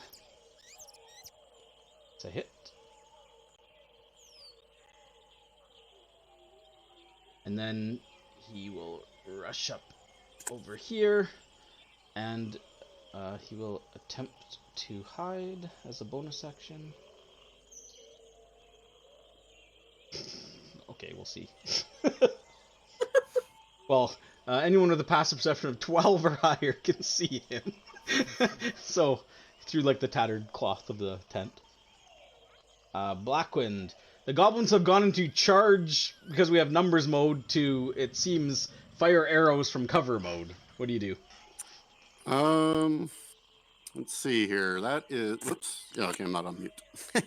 I'm like, am I muting again? Yeah, I will jump down, and then I'll jump down to there or whatever I have to do. I can probably do that with my athleticism. That's 15. Give me Like 10. Well, That's it's only 10. 10. It's only a 10-foot drop. So that's this okay. is a longer Yeah. jump, but 10. 15, Yeah, that was. yeah. Give me an athletics check to jump through those trees effectively. I'm just going through them. See if you get tangled up at all or have any issues. Oh, almost. Yeah, hopefully not humor. You're okay. Yeah, I just. Yeah, so you hop down, that's 10, 15, so you've got 5 foot movement left. That's 25 feet of movement. Oh, well, good thing that this guy is in range here. Oh, Unfortunately, shit. No! or no, actually, this guy's still in range too, I think. Which He's guy? 35 feet away. The one on the dock. Or Yeah, no, I can't. he's part way down the stairs. He would have 3/4 cover from you. Yeah, Because he's that's short. what I was You thinking can, like, too, see yeah. his head, essentially, because he's down the slope. Basically lob something and hope for the best. Okay, yeah, no, I will just glaive attack this guy. Seems how he's right here. I can't move the target though, can I? It does. It has to be when they die, I believe. Unless you recast it. Yeah, so Yeah. I won't bother with that yet. God damn it! Wow, the dice gods! I curse you! What did I do? I still have 5 feet of movement, but I have a tree behind me. So, is there like an opening in this tent that I could like deke into right here? No, not right there. You could as your object interaction, I would say you could probably slash a big tear down the tent with your glaive. Sure, just break line of sight, I guess. Out of most of them, I guess. So, I mean, it's pretty mildewy and tattered, so it's easy enough to just. So I stab at him and I swing over, jump. Haha! Two can play the hiding game. He rushes as he's running by. He takes a wild shot at Aelin. A fuck a one. And then he keeps running. He kind of runs this way. That's shit. He can't get to cover. Or can he? He can get to here. He can try to get. Yeah, he like hops in the tent or tries to, and tries to hide. you can all see him. Okay. Baz. The goblins are scattering and firing arrows. What do you do? I'm going to run down 5, 10, 15, 30. Yeah. And then action dash 5, 10, 15, 20, and action surge. Oh god. Take a bit of a swing. Nice. The goblins like standing with his torch, like. Charging lockdown. Fucking linebacker. Like an elephant. You should have just rammed him into the water with your. Yeah, a charge attack type thing. Fucking get him. Right? Spear him like Goldberg. Throw him backwards. Oh! 3! Oh god. Come on. The dice. We are the stuff of legends here, guys. Well, Whew, the goblin ducks. my initial plan was just to get down here anyway. Yeah. And it wasn't until I was like, oh wait, I have action surge. I could actually also attack. Yeah. So it was like I was gonna do this regardless. Obviously, Are you entering that statue, cursed. I still Cursed have us. I think 10 feet of movement. I'm going to like Impose yourself. skirt around him and like kind of put myself in between him and the boat. Okay. I'm gonna move you guys into here. I'm just putting him in the right square here. He will. Oh no, it's not his turn. Or is it? No, it's Aylin's turn. And the goblins, you can see both of these goblins over here. They're trying to hide, obviously, but you can see them. Just cover their eyes. 30, 35. Oh god! Forgot you could move so damn fast. And I'm gonna say, where are you going? I thought you wanted our treasure. Surprise, motherfucker. Hopefully that bull Oh, will come yeah. back. So close. So close. Ah. Oh. Alright, and I've got 5 more feet of movement, so I'm gonna move into where he was. And unarmed strike this guy. In the tent? I mean, I can see him. Yeah, I mean the tent's like tattered and torn and shredded on the sides, right? Oh. Oh, but unfortunately, it? you punched at the pillow instead of him. Yeah, it's the mask. It made me. It's confusing where they are. He punched the mask, not the face. Yaka rushes towards you and he says, "I show you why I champion," and attacks with his He scimitar. mutates. Oh, never mind. I used my bow. Go.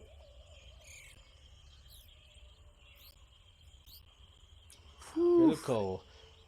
He attacks again. Oh boy. I'm gonna give him disadvantage. Fuck. Oh, okay. Wow. Sorry. And Yeah, go- let's see if it would have been a critical. No. Okay. I mean, no, it already wasn't a critical. I know. A critical miss, though. So he rushes up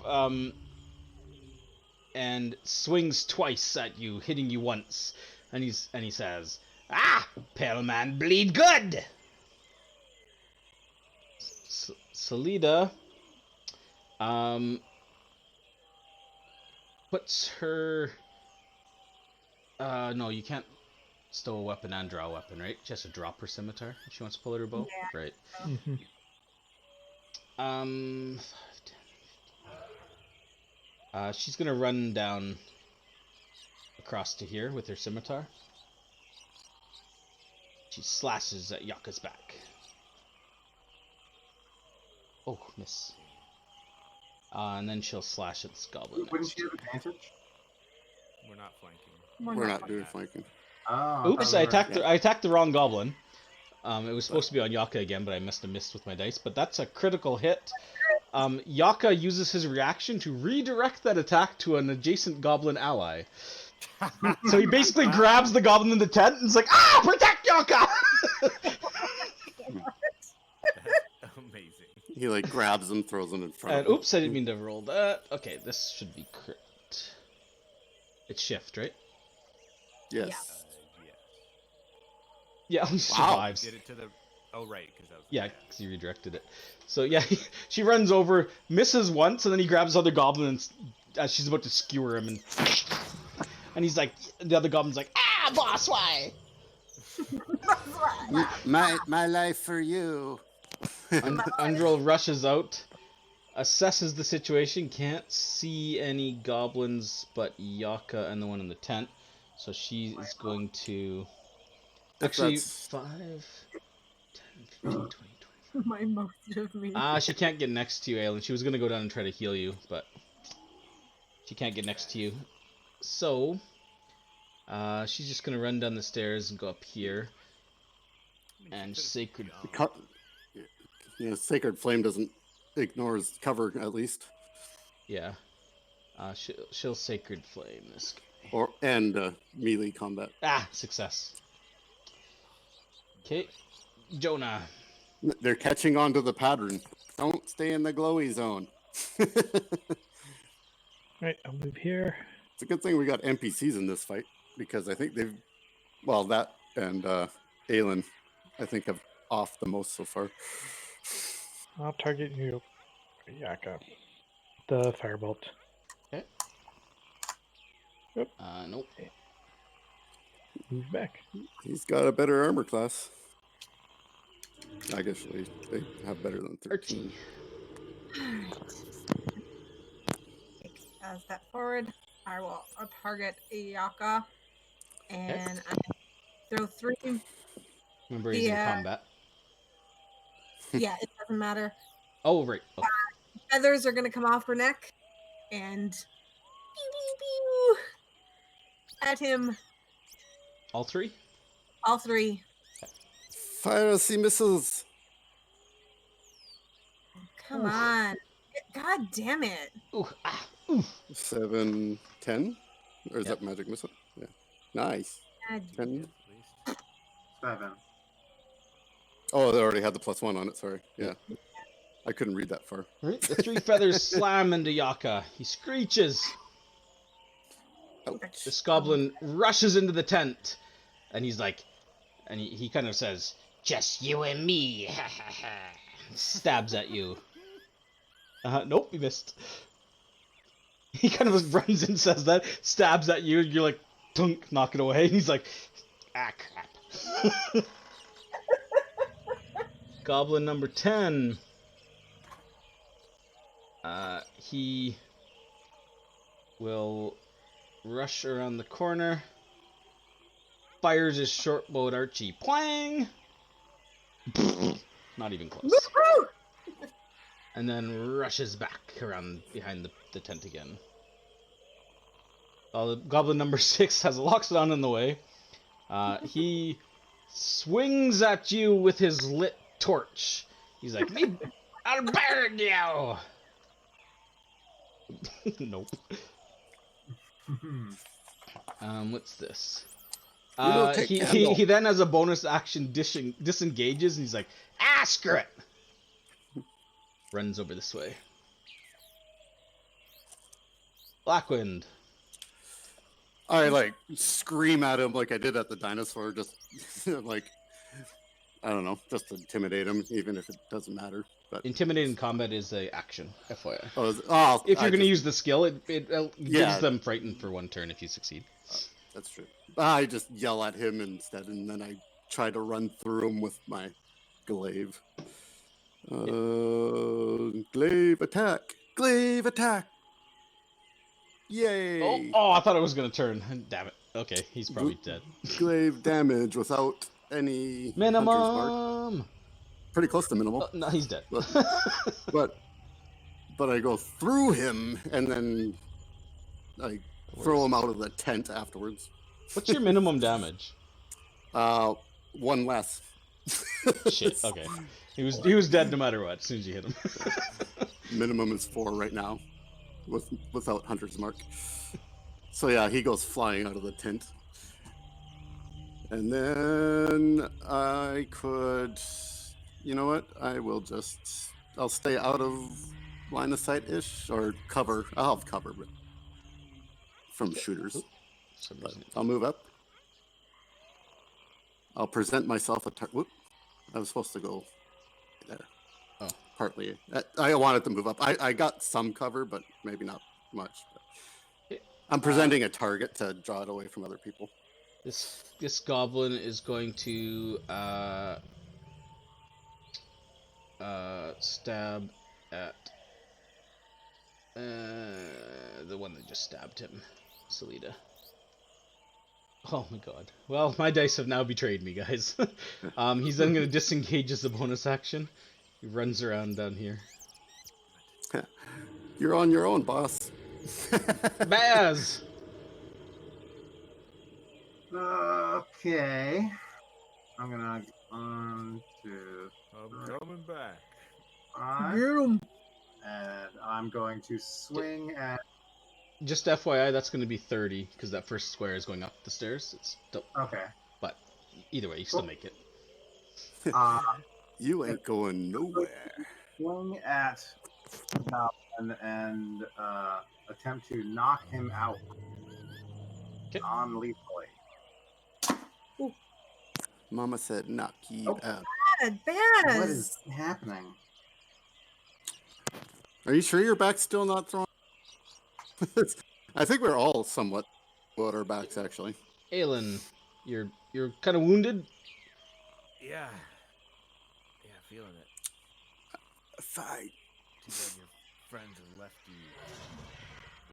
Whatever your name is. Damn it. He ducks and he's like, "Ha! Yaka champion!" And then I'm gonna use a bonus action to use my final inspiration to give myself 8 temporary hit points. Oh, nice. First time everyone's used inspiration for anything other than a roll. Good job. Love it. Yaka. He kind of screeches and he screeches out. He's like, "Weaklings, help Yaka! Yaka, your boss!" And then he swings his scimitar at Aelin. Nope. Swings at you again. Yeah, that'll hit. Again.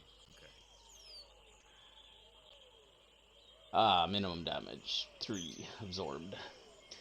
Then he will bonus action.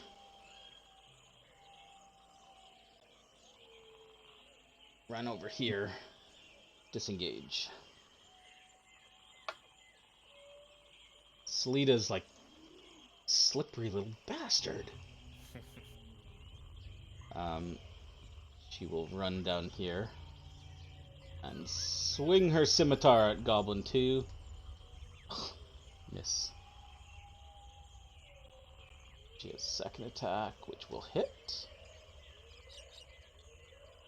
And that will be enough. So Goblin 2 gets slashed across the face and falls. And she spits on his corpse, and then she moves back around the corner here. Undrill rushes over and casts a second level Cure Wounds on you, Aelin, giving you 10 real hit points back. And she's like, the strength of Torm will allow you to finish this fight. Jonah.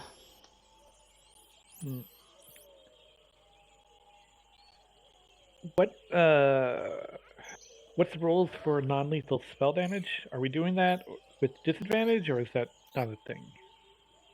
Raw, it's not a thing. Yeah, spell damage is not a thing. Okay. I allowed it with that one because you made a special contraption for your catapult, but... Sure. I will attack him with my dagger non-lethally. Okay. Yep.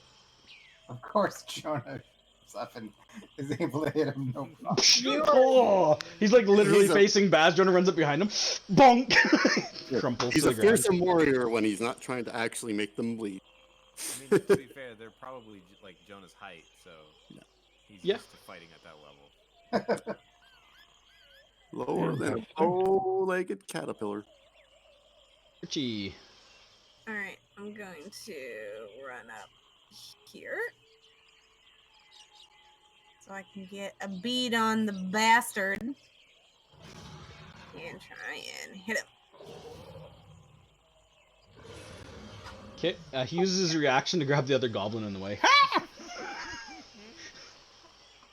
So roll your damage against Goblin 10 instead of him. The guy screeches as his skin like blisters and boils. Yaka's like, for the greater good! Then he drops the goblin's like, as Yaka lets go of him, he's like, he kind of like scorched and burned. He's just like, he's like, Yaka sucks! And he's like, turn on your master. He charges forward and slashes with his scimitar at Archie. Sure. Nope. Goblin number 6 is unconscious. Blackwind. So with him unconscious, I can move my hunters now, right? Nope. Has to be killed. You have to kill the monster or recast. That's why I checked. I wasn't sure if that actually made the difference. But, so let's see here. That's 10. Actually, you might want to double check that, but for now, we'll rule it like that. I think it might say when you reduce the target to 0. But anyway. Yeah, okay. I can get within range. And Uh-oh, he's got no goblins to protect him now. I will, I'm gonna attack him, and I guess, I don't know, I'll try to non-lethally attack him. He's a dick, but I'm gonna have fun with this, hopefully. Ah! A nat 1! Nope. You rush over and slip on some of the mud. Shit! Ah, my back! And, yeah. You know what? And I'll take my last 10 for 5 feet, and I'll move there, and... Baz. I run one. Yeah. Right in front of Yaka. I will slash at him non-lethally.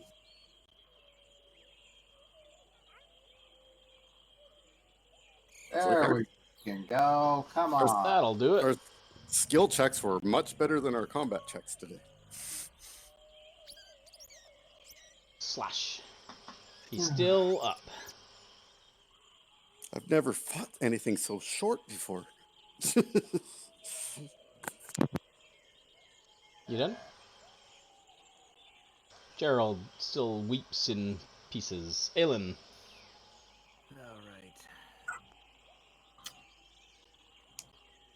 I'll look at this goblin and say, you made several mistakes today, but your most recent one was attacking my sister.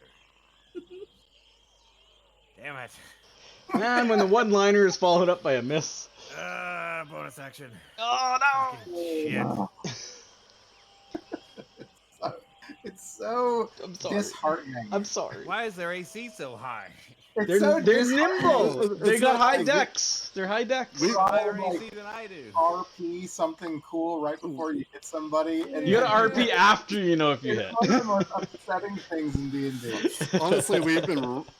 I mean, we have not been rolling good on this fight at all. It's a good thing that we're goblins. Yaka bonus action disengages. Runs up here. Actually, you know what? He bonus action disengages. Yeah, he's gonna run up there. just kind of like ducks and weaves around Baz. As he's running, Yaka pulls a bone horn off of his belt and blasts into it. And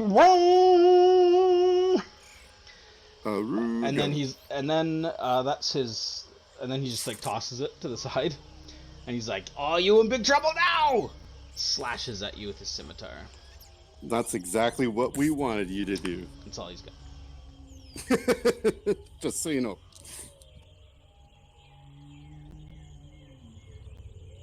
Oh, Solida, no. He's trying to kill the goblin. But, like Aelin before her, cannot land a blow. This guy's dodging and weaving like Muhammad Ali. I inspire people. Undril is like, let this be over for you. And Sacred Flames, because it's her only offensive spell. Success with a 21. These rolls are offensive. Jonah. Oh man, I don't think I can find it. I can't go through this tent, right? Through the tent? Object interaction, you allowed me to. Well, you can... Or one, anyway. Yeah, you can cut your way through a tent with an object interaction. So you can, like, run in the door here, and then cut your way out wherever you want. Or cut your way in and run out the door, whatever. 5, 10, 15, 20... Sure. Object. Jonah pops out. Shing! Yeah, I will attack this goblin with my dagger non-lethally. Oh, wrong There's the horn. That's what the horn called. Oh, shit. Collapses to the ground. button. Passes the turn. Archie! I can take a step back now. Yaka's like, you retreat from me! Retreat from me. Throw a firebolt at him, which is gonna miss. Duck and weave. Oh, a little piece of... Goblin 10 and Goblin 6 are both unconscious. Blackwind. Okay, I can move it on 0 hit points. Okay, cool. So I will move it to Yaka. Yaka Daka. It's not like we can hit him. He's a slippery little eel. But He's... Yeah. he is Muhammad Ali of the Goblins. So Get him. moving. That's not Yaka. That's Yaka. And yeah, so that is 10, 20, and yeah. I will try non when I do hit him though. Or if I do hit him. That's a 19. Yes! Yes! He uses his reaction, grabs the goblin off the ground. Oh, that guy is going to have a bad day. So I'll drop it on him then. Yeah. Oh, except for does it get? Oh, it doesn't get the hunter. He's dead. He's Oh, at 0 oh hit he can points. use a dead one. Yeah, he's not dead. He's unconscious. Yeah. What happens when you non-lethally an unconscious guy? He's dead. Yeah, you just kill him. I think you just kill him. But I it don't doesn't do hunter's damage though. But No, So, yeah. he literally grabs it and thunk, and the goblin's head's like crack. and he's like, ha ha! you've ran out of goblins to use. Freaking Bad. skeleton. Things are really turning his way. Okay. I am Although- going to rush up, and I'm going to pick up Yaka and just Yeah. Okay, you have to Yeah. grapple him. He's gonna oppose with his acrobatics. I just want to give you a hug. All right, so that's a strength or athletics check from me. If, Um, yes. If you, Yes. I really so. Oh, wow, that was all over them. Whoa. That was a weird. Yeah, it looked like Did it was they- on a 3. Did they fuck with the dice mechanics or something? Because I they think it was just weirdly cocked, but the game was like, it's a 17. Okay. Yeah, you got him. All right, so I'm just holding him, and with my big freaking Loxodon arms, I am just squeezing him like into my body and just saying like, love him. "You're not going anywhere." Call him George. Okay. Think my dreams. All done. Yes, sorry. Aelin. Yaka is grappled. What a tempting target. Do I get any sort of advantage if he's grappled? No. No. Can't move. Yeah. No, you do. He's restrained, right? Nope. No, he's just grappled. You just grappled. Oh, right. It doesn't matter. I'm gonna hit anyway. You punch Baz in the arm. Yeah. He's mine. Damn it, fast. Get out of the way. Yaka's like, don't need to go anywhere. Me kill you, and he attempts to stab you in your arms. Do I have disadvantage? Do I have anything? Is there any? What does grapple do? Other Speed than, becomes Speed is 0. that's it. Okay, so he doesn't have disadvantage. He's not restrained. So he stabs at you, Baz. Would that mean then he has no dexterity? No, Oh, it's not. There's The no effect other is effect. it's not immobile then. Technically, it's just speed no. 0. Restrained would be that, but he's just speed yeah. 0. Means he can't move. Yeah, semantics. Yeah, he stabs you, Baz, with the sword, 4 points, and then stabs you again. Oh, I missed this. Lanky little arms.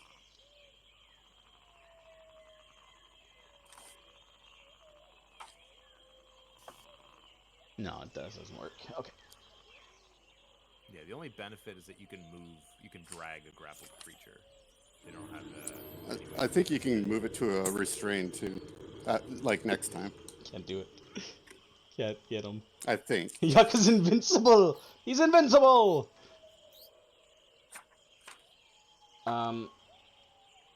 Undrill. Yeah, I think once you haven't grappled, you can then pin them and they become restrained, right? Isn't that how it I works? think so. With there's a feat that does that. Oh, it's a feat. Yeah. Yeah. Okay. Grappler. Oh, okay. Um. I got him, but I don't know what to do with him. Well, I thought I knew what to do with him. It's a feat to pin somebody. That's fucking stupid. It's actually technically probably more along the line two type things, like where you lock them with joints, and Sacred flames. that's for why- 6. Whoosh. that's how I would imagine. I could see it being a feat if you wanted to do that in one turn? action or something. Yeah, I would agree with that too. Like, Yeah. but if I'm taking 2 turns to pick Yeah. someone up and then pin them to the ground, But he still can attack Not you only twice. that, agree. it's also a contested check to pin. well, sure. Sure, but if you So can you have win to do in a that check row- twice Well- successfully. So, it's Jonah's turn. I am going to help. I'm going to assist Blackwind in Okay. attacking Yoka. Okay. You have advantage then on your next attack, Blackwind. Whoop! Why? What happened? Archie. I clicked it. I think we both clicked it at the same time. What? I'm just gonna try and throw a fireball at his face. Nope. Nope. Oh, we're taking pot shots at him. Baz is getting like beat up and burned just holding this goblin. He's like squirming around in back. Stab, stab, stab. I throw a ball at Baz and the goblins. It's like those, No. those videos of like animal control people trying to deal with cats. Pretty much. Yeah. The old non-lethal. It's the non-lethal that's screwing us up, probably. Freaking kill him. Oh, he's so dead. Well, no, he's non-lethal, so it doesn't matter. Oh, where'd the damage go? I thought Oh, you couldn't dropped the wrong non-lethal one. a crit. You can not. There's no rules for non. To be honest, I think the 34 points of damage of non-lethal probably annihilated If it's a him. melee attack, if it's a melee attack, no matter what, you can declare it non-lethal when Well. you do the damage. That's the rule.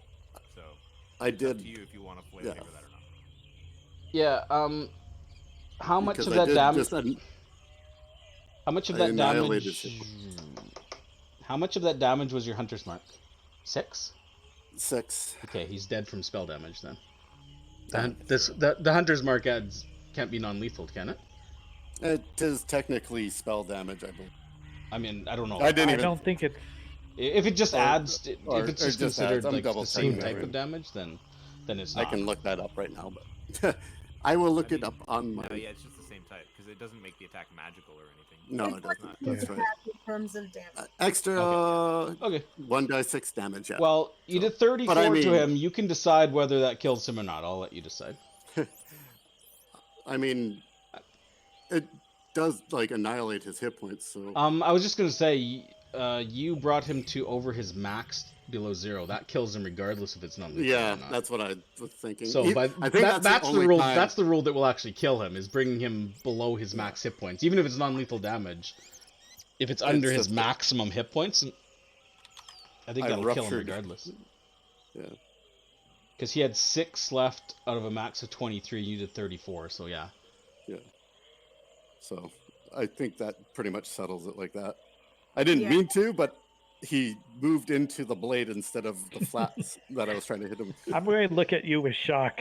You're like, last I time I wa- helped it- you. He moved into the blade. He struggled into it. It was So I imagine Bass is just like holding this goblin. He's like getting stabbed. Everyone's trying to hit him, whatever. And then Blackman's like, and Gore's just like, I used the haft and it goes into his eyeball. just like it's like a grape popping. They're fragile. when you finally get them, they pop like a grape. All right. That was an accident. That will be the end of that. You have a goblin unconscious and 10 others dead or on the ground. Baz is wearing one. I think we need to watch out for more coming. I'm curious what he is calling, but I'm I gonna was hoping. pick Can up I- the horn. Can I go look out at the water and see if I can see anything coming? Sure. Selena also runs over there and just looks down. She's like, the boats! The boat! Okay, they're okay. They're okay. The boats are okay. All 4? Yep. Like we had 2, and then there was the original 2. Yeah. Is that just a battle? Like I guess that would just be his war horn. I mean, it's a bone horn. Bone. I just want to see if What anything's kind coming of bone? in the water area. Undrill's like, I mean, yeah, you look out over the water, you can see the river slowly, sluggishly going by. It's probably like 5 o'clock or so right now. So the sun is relatively low in the sky, but still light. Undrill's like, she's like, I'm relatively tapped, but if anyone needs some healing, I've got a little bit more in me. Um, Pretty I- bad. I'm gonna move up this way. This is where I saw the little barefoot footprints come from, right? This direction. Yeah. And I'll go to the hilltop actually. Is what. So I have a little bit of advantage, but out hiding actually. I'm peeping.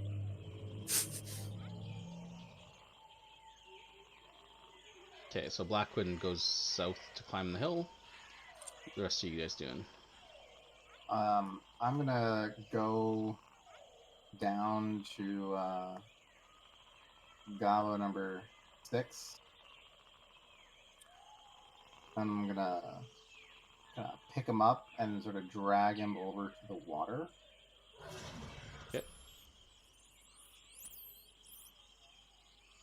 Okay. Can I pull out my spyglass just to get a good look at the opposite side of the river, just to see if there's any movement or goblin stuffs over that I can see over there?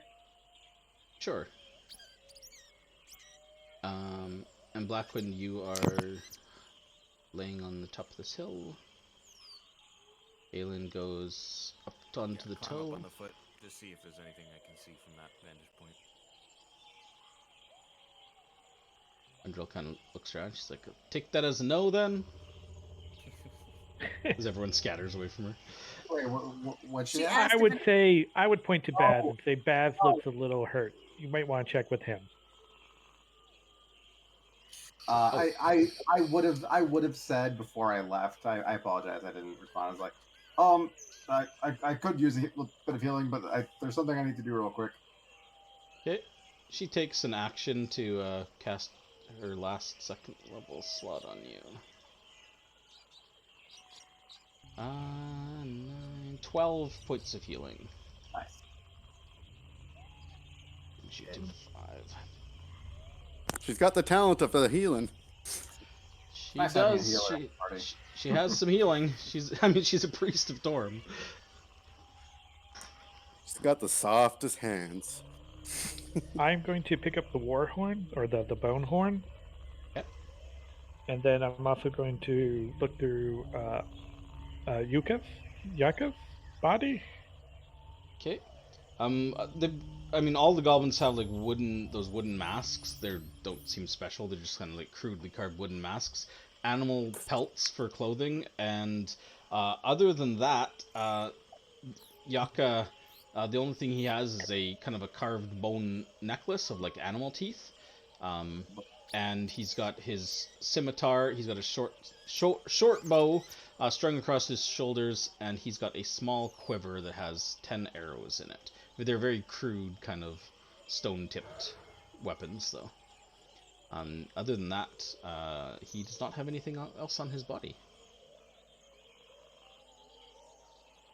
We'll never talk of this fight to anybody the way we were swinging and missing. Is there any boats that aren't ours on the shore, or any? Well, there's 2 boats that were already here when you guys arrived, so there's a total of 4. Your 2 canoes and these 2 rowboats. Is there? I'm looking for how the goblins got across the river. Any inkling of that? I mean, there's no sign about that you can see that they came from the river. They weren't wet. There's no boats. Yeah. Okay. I mentioned that I saw barefoot footprints when I found tracks earlier, and they came from this direction. And that's why I ran this direction. Hoping that this those actually footprints true. weren't goblin prints. Oh, okay. I wasn't They sure, were like but- human foot, like bear. Oh, okay. Goblins have Yeah, like there was- clawed toes and stuff, and they're smaller. Oh, okay. So I didn't see any, but No. I head this way then. Seeing as Guarding. I don't see anything, any movement or anything on the other bank, I'm gonna turn and just use the spyglass to sort of scan the tree line and the surrounding area. I'm just gonna like do a full circle of like the ground level I can see, just to Okay. see if there's anything that I mean, pops your out. your line of sight essentially ends at where this map is. So So that's what I mean. I just wanna sort of do a general look around, see if anything pops out. through the Those little rats were watching us for a while. I bet. And then when we My all moved concern is inside, whatever the horn was blind, so I'm looking out for any Oh, I movement. know. I just Anything else coming? those little pukes.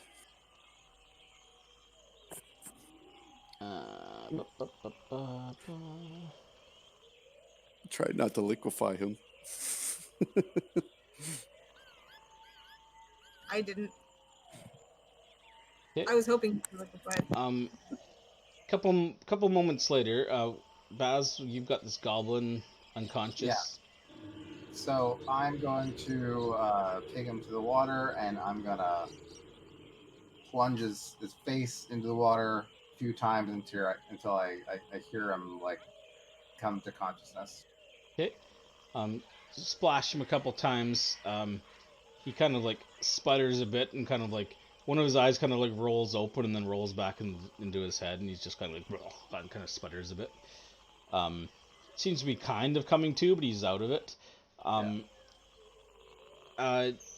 There is a kind of reverberating and rather loud roaring sound that echoes through the jungle from that direction.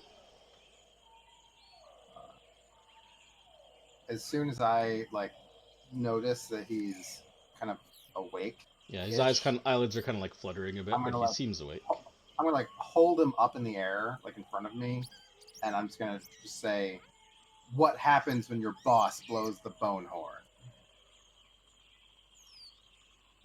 He shrieks and mutters something that you can't understand at you. Questions you never thought you'd ask. In common. He shrieks and mutters something in a language you can't understand. Do I believe that he actually... Okay. During the fight, did I ever hear this goblin say anything in common? Because it wasn't just Yaka that was speaking common, was it? No, Yaka was yelling commands at him. Some of the other ones, like the guy that ran in the tent. Yeah. Is that the guy that ran out? Is that the guy that's unconscious? That was the torch guy. You skewered that. No, this isn't the. Oh yeah, this is the torch guy. Yeah, you heard this guy speak. He spoke a couple words in common. Like when he ran away from you, he was like, screw this. Yeah. He was the burner. Like, explain in common what happens, or I will dunk you in the water until you don't get back up. He kind of make an intimidation check. Can I use my strength modifier? I don't think so. Kind of holding him and being menacing. Yeah, but I mean, you're threatening him with words, though. That's fine.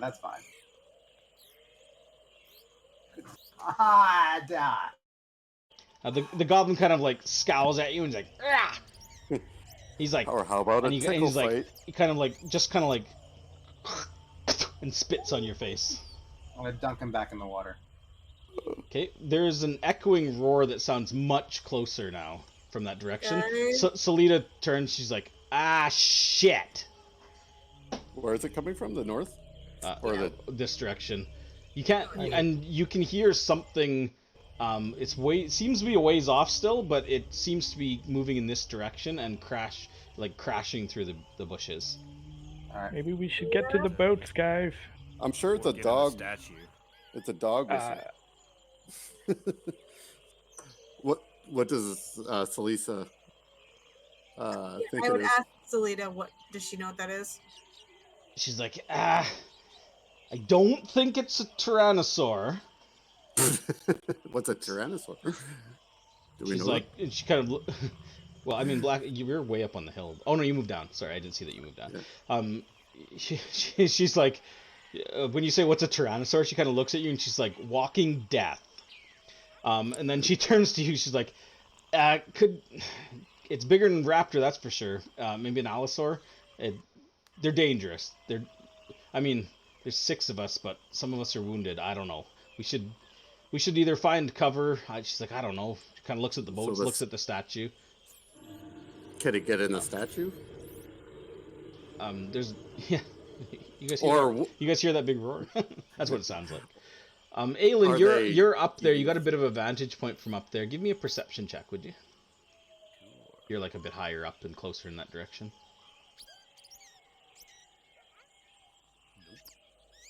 Yeah.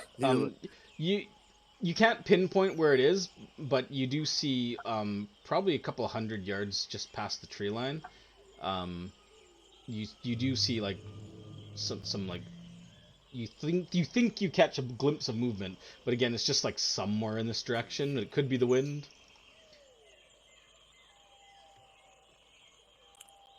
Well, I'll make my way over there too, and I'll climb up on the foot beside. Hut, hut, hut. Okay. As you're Or, heading I that don't know you're if I heading can- that way, Andra's like, okay, we're going to the statue then. She starts following as well. Well, I'm at least. Salida takes watch, your guys' lead, goes that direction too. But What do Archie, Jonah, and Baz do? other question is, will this thing hang around until the end of time? So If I see everyone like going that way, I'm gonna pick up the goblin, put my hand around his mouth, and then just start running towards the statue. okay, give me an opposed check. He's gonna try to squirm free. Oh, he's all wet now. It's slippery. Swear to God. Depends what he rolls. He's so slippery. Yeah, he squirms around and pops out of your arms and starts running Yeah. this direction. Yeah, fuck Can I off. shoot him? She's like, Oh, just let him go. No. Can I would throw a firebolt at him. Okay. Give me an attack roll. We're not in initiative order, but That's like usual, but yeah, not one. Fuck me. What is going on? what's I've Jonah got doing? If he doesn't get out of line at a sight or out of within 120 feet, I'm gonna throw again when it comes back around. Jonah, what are you doing? I will try to convince Archie to just let him go. Okay. And I'm gonna after he squirms free, I'm just gonna go and just start running towards the statue. Okay.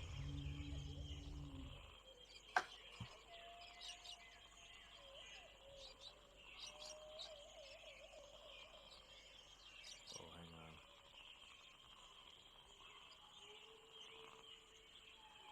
on. There's a rustle of noise, a loud roar, and a large beast bursts from the tree line up here. I'm gonna throw a dart at the goblin that's running. It's just within my long range. Okay. You've got height advantage too, so you technically have just an even roll. Straight roll. I don't. Oh, there we go. For some reason it wasn't working. Oh god, I don't even know what the fuck. I think it's the same as my regular attack bonus. Yeah, it'd be a dexterity range. Whoops. Hang on. Why did I have?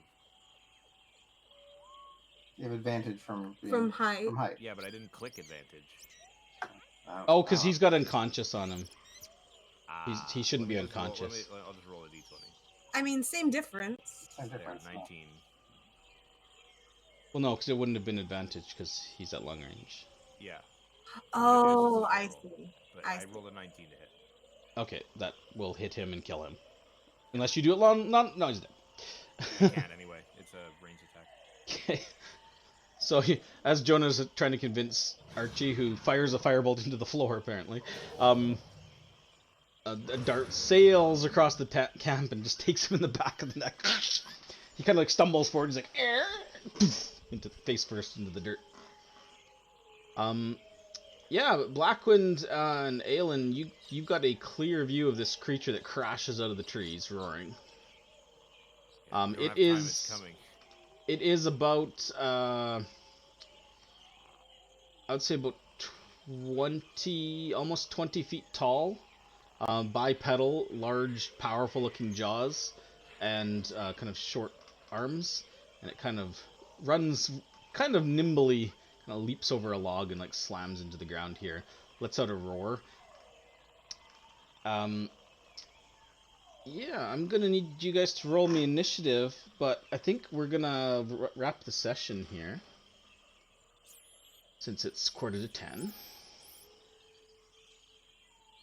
And then next time we come back, we will see what happens with this thing. 20.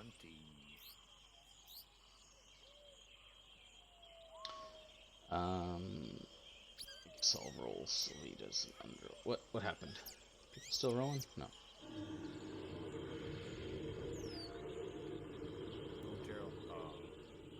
Salida has 13. And Undril has 4. Good job.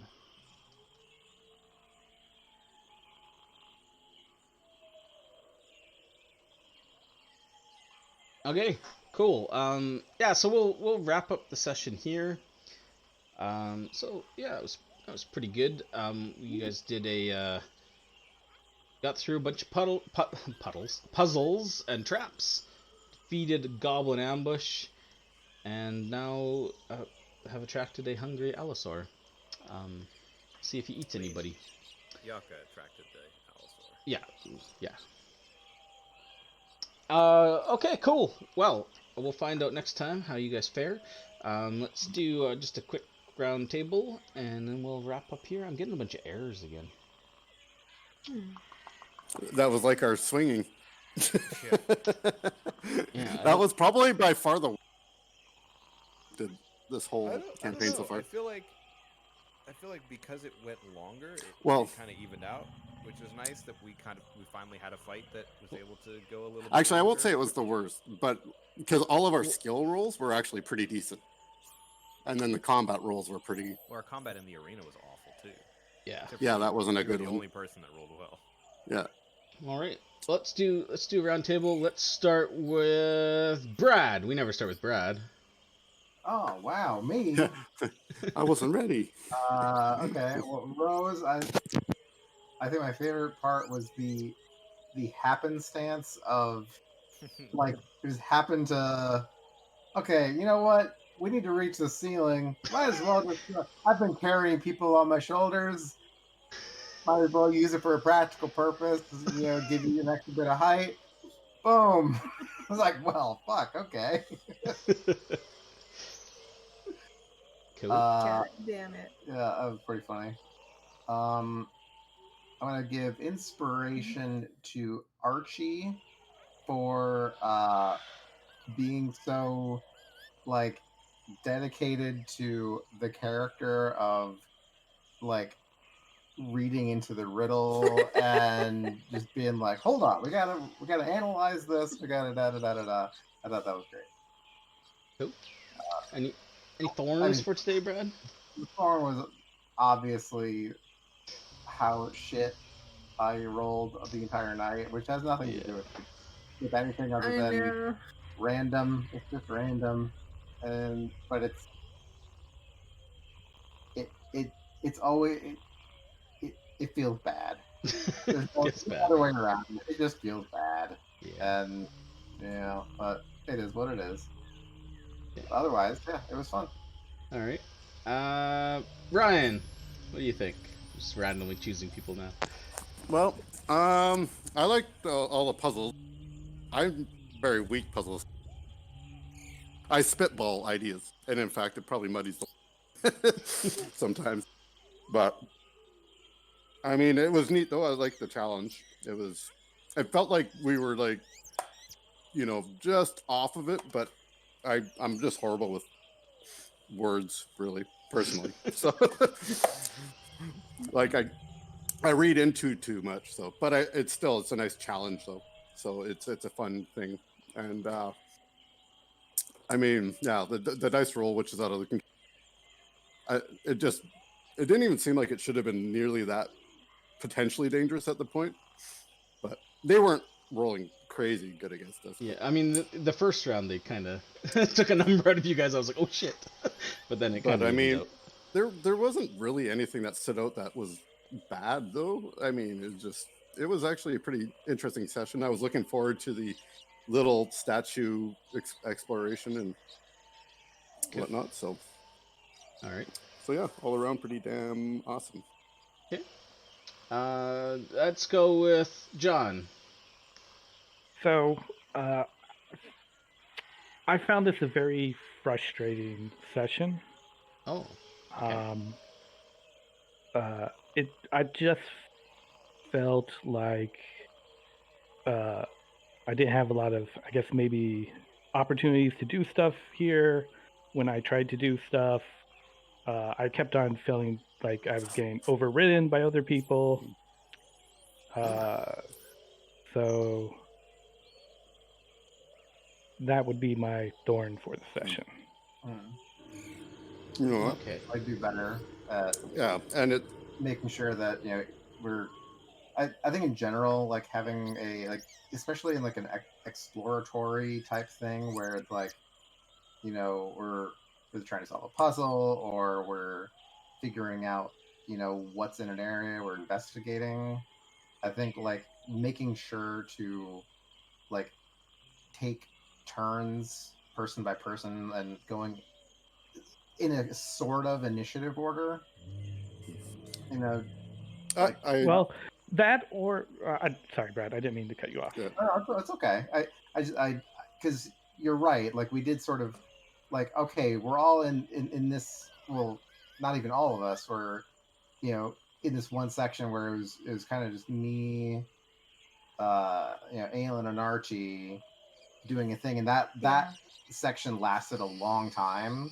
We could have been like, okay, while that's going on, Jonah, what are you doing? That kind of thing. Right. Hmm. And I guess this is more to also like as our play style. Do we want it to be more round robin, or is this we need to be more? Because I'm laid back. I'm a rules follower. I'm going to wait my turn. Yeah. But do I need as a player to be more assertive and be like, hey, I want to check the outhouse rather than waiting? Yeah, so an hour for it to. I would have to apologize for back to that, me. John, because for some reason I thought when Baz went back that I swore I thought you said you did as well. So I thought you and Baz were just hanging out by the door for the longest time.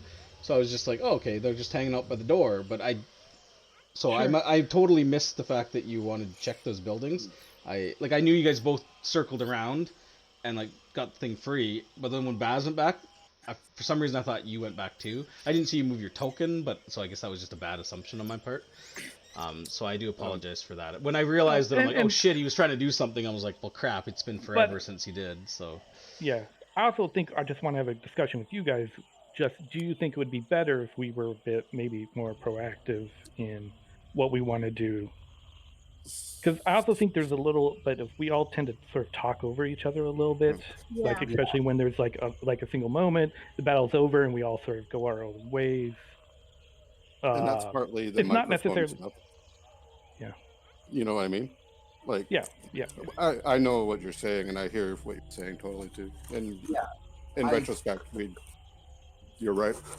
I do think that we have a tendency to all like have an idea of what the next course of action should be or what our character would want to do. Hence why I do think with that kind of playstyle, having a kind of round robin type thing is probably good. Now, like that's not to say that a lot of the time we're not just all going to say, yeah, I'm going to go do that too. Where it's not like we all have to come up with a different, unique thing, because you're coming around asking, what do you want to do? What do you want to do? It's if the best course of action is all 5 people, we're all gonna run to the exit of this burning building, then obviously that's what we're all gonna do. Yeah. But for the sake of making sure that nothing gets sort of left behind with how we tend to play, I do think that it would probably benefit us to try to take it in turn more frequently. Yeah, I mean, I think we could definitely try to focus on it better. I think you're totally right. So. And also, me coming in an hour late didn't help my situation. I was already playing catch up a bit. So I just want to make sure that I, as a player, am also taking more responsibility to put myself in a position to be successful. So I think Right. I think we kind of got caught up in the discussion of solutions, is what basically Mhm. kind of Yeah. took over almost that one section. Yeah. I think it Yeah. was, and then it just kind of probably snowballed from there. Was it just that section that you felt like that, or was there other? I mean, Hard. that was That was obviously from my that was my big thing. Okay. Mhm. And then towards at the end when I was like, oh, don't kill the goblin, and then you're like, we I didn't have agree any there. interaction. You just went ahead and shot anyway. Like, Yeah. like I think, yeah. And then us even exploring the temple without, it felt really meta to me, and I wanted to have a reason for us to, oh, we either like a piece of note out there, or like we don't feel safe. But I didn't get that conversation, so it Yeah. just felt like, oh, we're exploring this temple because we're playing a game, and this is unexplored area of the map, and we're clearing it. Mhm. I can. And then Sorry, go ahead. Finish. nope, Finish. go ahead. I was gonna say I can. For both of those actions on my part, I did have the in-character reasons for doing them. But you're right. We didn't like stop and like talk it out. Right. Yeah, you're an archaeologist. Obviously, you're going to want to explore it. This is like candy for you. But I knew that as John, but I didn't we never had that conversation. It went from, oh, we're clearing out some webs to, we're looting the tunnel. Yeah, and like Uh, with the goblin thing, she was going. If the dinosaur hadn't showed up immediately, she was going to turn and explain why she Sure. just did what she did. I just didn't have a chance to do that. And I think that having that sort of conflict within the party, I think is actually sort of good because it gives us opportunity to interact. Yeah. So, yeah, it's just at the moment it was a feel bad for me. Yeah. Right. Yeah. Okay. We did discuss, I mean, think, it's- beforehand. I think it was right before you showed up, and we actually discussed it with the paladin, and we were technically looking for more information and evidence, and Hey. we were going to spend the night. So in order to spend the night and actually get the full night rest, we actually do have to, like, I mean, the metagame part is you Right, have to yeah, clear it and- out. that conversation either. But Even I think before you just missed that. Yeah. So because like from my character's perspective, she was exploring it not just to explore it, but with the understanding that behind a magical trap is usually something worth looking at. Like there was no I want this safe for us later. Not really. Yeah. Not for Archie. Yeah. and it had a sign saying "Do not enter." Yeah, that was definitely Baz's idea. Was that like, okay, if we're going to be spending the night here, the fact that there's this huge statue covered in cobwebs, I don't know if there's a horde of undead hiding back there. I want to check it out. That kind of thing. But yeah, Personally, there wasn't much conversation about it. We just sort of decided our characters would want to do this and did it. it is also a better point for protection. Like you can't get Right. There are many attacked. reasons to Yeah. have done it, but the point was that we didn't just like explain them and have the in character talking about why we want to really do this. There wasn't really much of that. We were on the same page to do it, but we all sort of had our different internal reasons for doing so.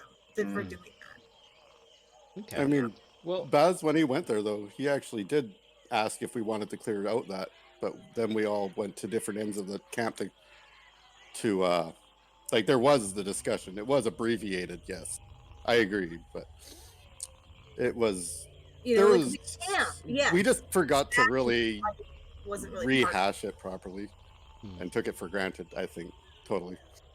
What do you think, Andre?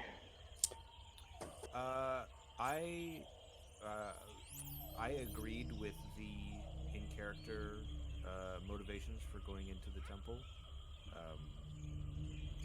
But I do agree with you, John, about the sort of figuring out if we need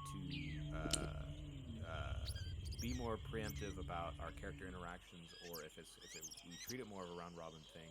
Because I obviously not as much as you did, being stuck trying to look into the outhouse, but like I felt like I was trying to talk to Solita if she had any information for like half of that investigation when it was just Blackwind and Archie speculating back and forth, and I was like, well, we have someone here that could potentially shed light on this, and Yeah. just never getting that opportunity. But that being said, if the expectation was set that this is a moment for those two characters to explore this interaction and to solve this puzzle, and I'm just waiting for that to end, I would have been totally fine with that.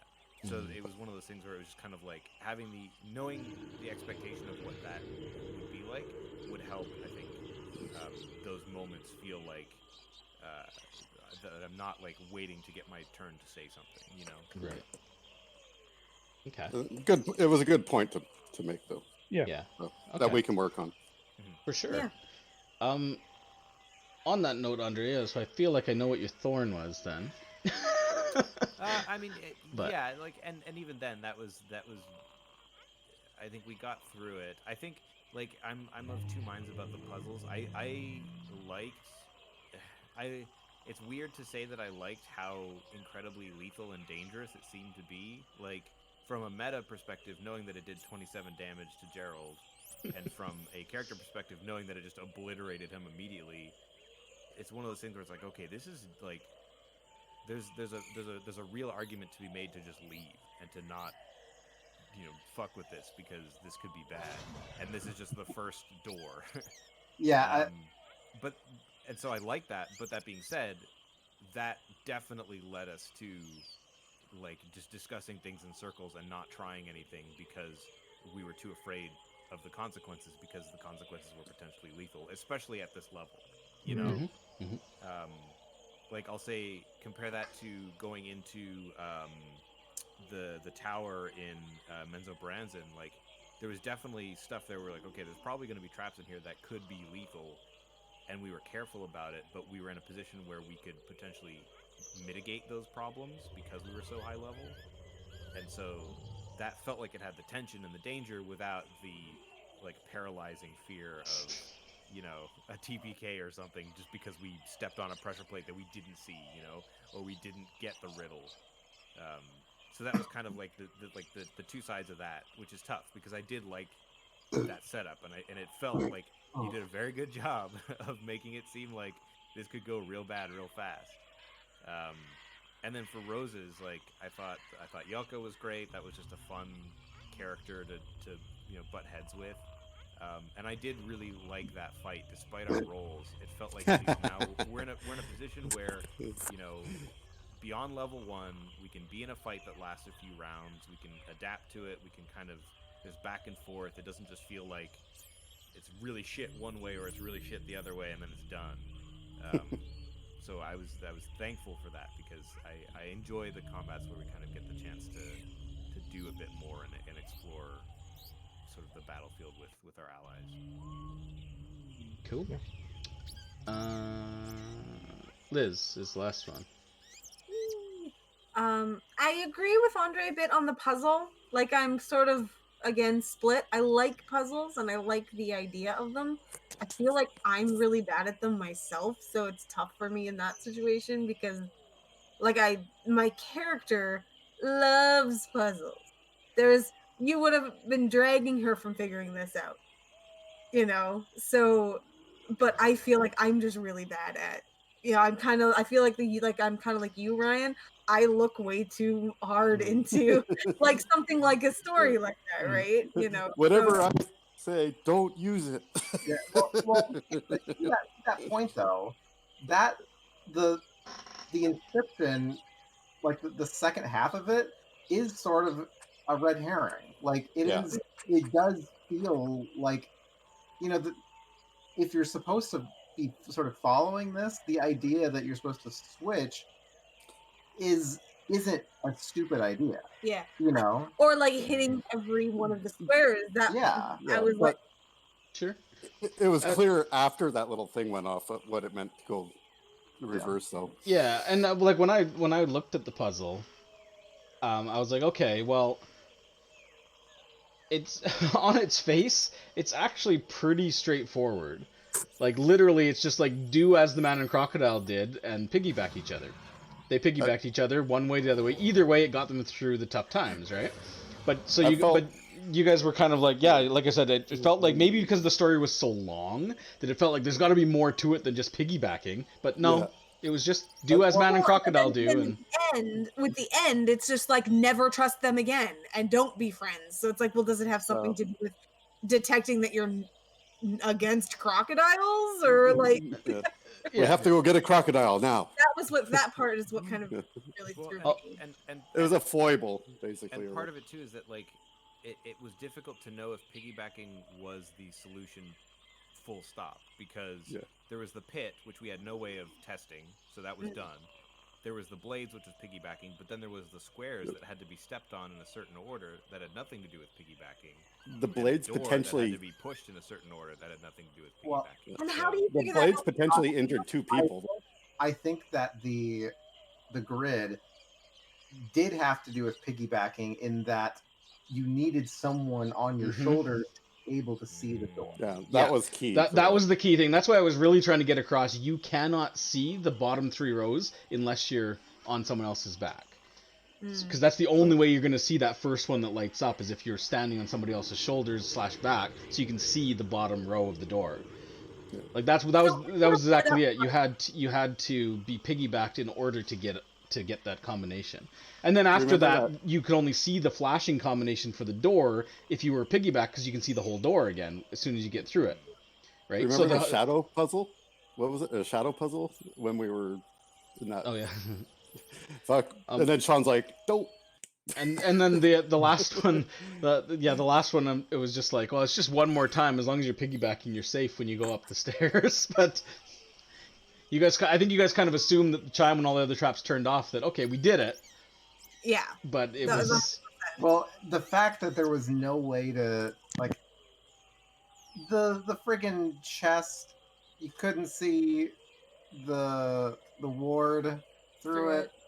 Come on. That's the way to kind of had I seen make traps something in it, we would have been obviously a lot more careful. Sure. Yeah.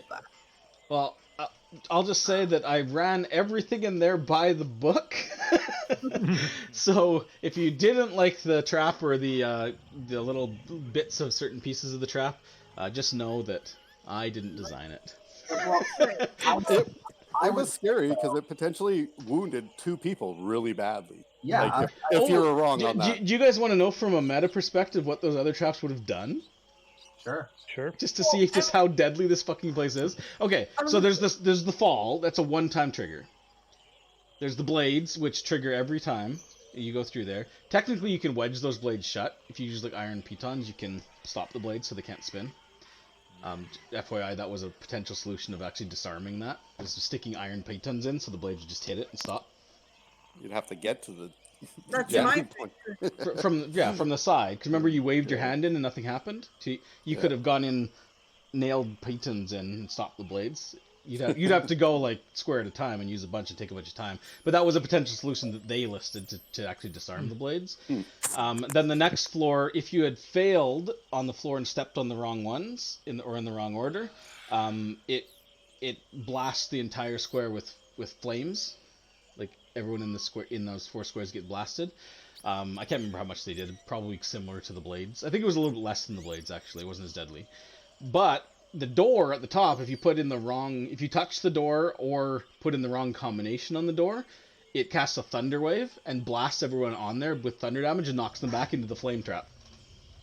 So you potentially get hit by both. And run away into the... Yeah, and then run out of the flames into the blades, and yeah, it just goes really bad. If we'd piggybacked across the pit, that would have been fine? Yes, there was a divination sensor there. Unfortunately, Liz didn't detect magic till after you stepped in there. But it even says there's only a 50% chance it falls. So Baz walked all the way to the side, but then when he was walking back is when it actually triggered. Because I was rolling for it. I'm like, okay, so it didn't trigger on the way in, but when he turned around, he was going to cut the webs down. He turned around to go talk to Archie again before he did that, and when he was walking back, it collapsed. But yeah, there was almost no way to see that without magical, but at the same time, that first part was very much one and done and the least deadly part. Like a couple bludgeoning damage isn't the biggest deal. Sure. Yeah. Well, when I saw the damage from the blades the first time, the thought that I had in my mind was, are we just not intended to go in here? It Like, was so much. you know, is it or like it? I rolled I really high on my dice. I So. feel that like I was in World of Warcraft and I'm Mhm. level 20 tune walking into a level 40 dungeon, and I was like, oh, I'm not supposed to come here yet. Yeah. Like that kind of thing. And that was what sort of really stopped me on it, was just the sheer amount of damage it did, because there's no testing. But that's kind of what traps should be, no matter what. They should. They I can be think a hindrance, but slowly escalating puzzle, if it's a series of multiple puzzles, instead of, okay, a 20-foot fall, that's survive. And I mean, then there's a bunch of them though. Granted, yes. Yeah, like if we didn't if we weren't fudging the hit points, if we were just actually level 2 hit Oh points, yeah. that would have been instant death Yeah. for a lot of characters. I mean, the blades would have been instant death for me now.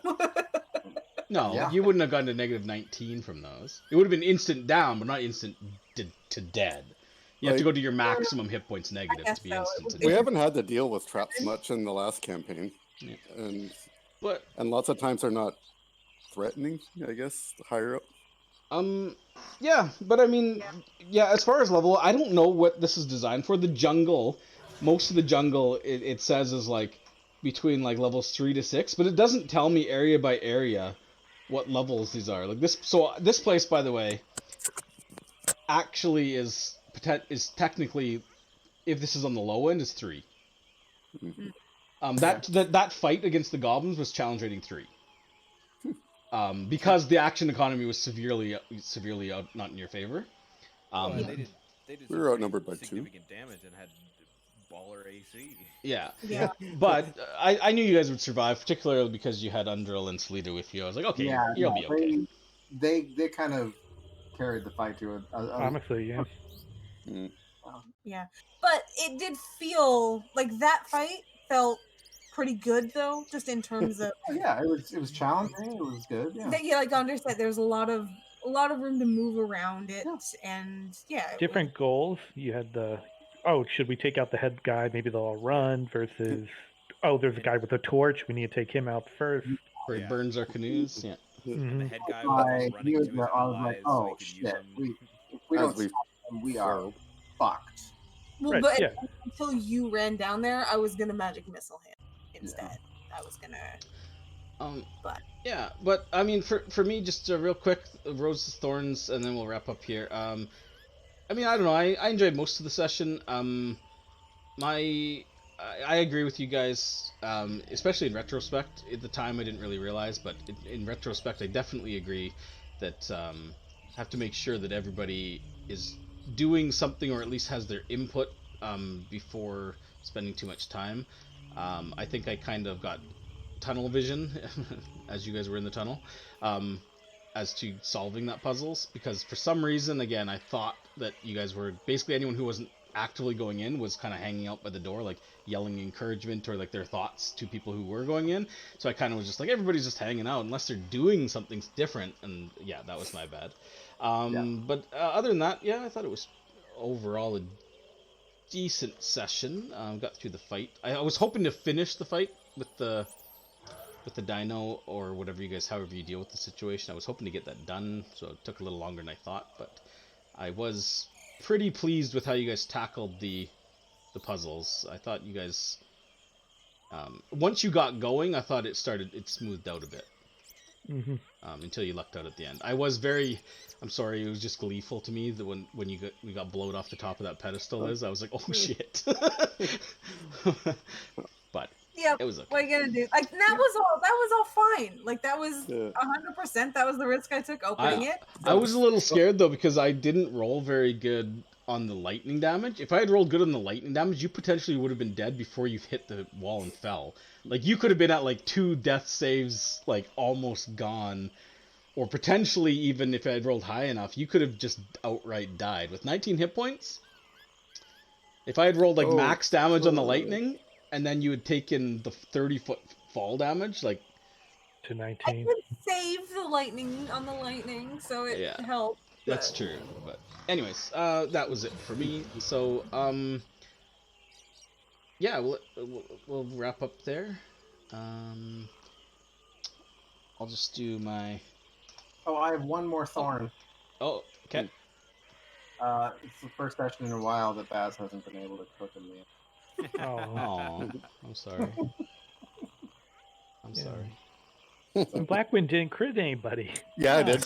Yeah, he Oh. crit. He Yeah. crit. He crit Yeah. Yuck at the end. He I- blew I- Oh, up yeah, that's two right. That's what killed him. With I Yeah. over I was about to say, Ken. I cooked his goose with non-lethal damage and it still made him pop. Yeah. Okay. When well, I crit hard. we will end the session there. Thank you for watching Magic Mythal, Tomb of Annihilation. We live stream 4 p.m. Pacific Standard Time on Twitch. You can catch up on weekly sessions, including this one, on YouTube, youtube.com/pinwarp. If you enjoyed spending time watching this, consider giving us a follow, turning on notifications. You can see when we go live and never miss an episode. Thank you again, and thank you again to all my players. And until next time, have a good night.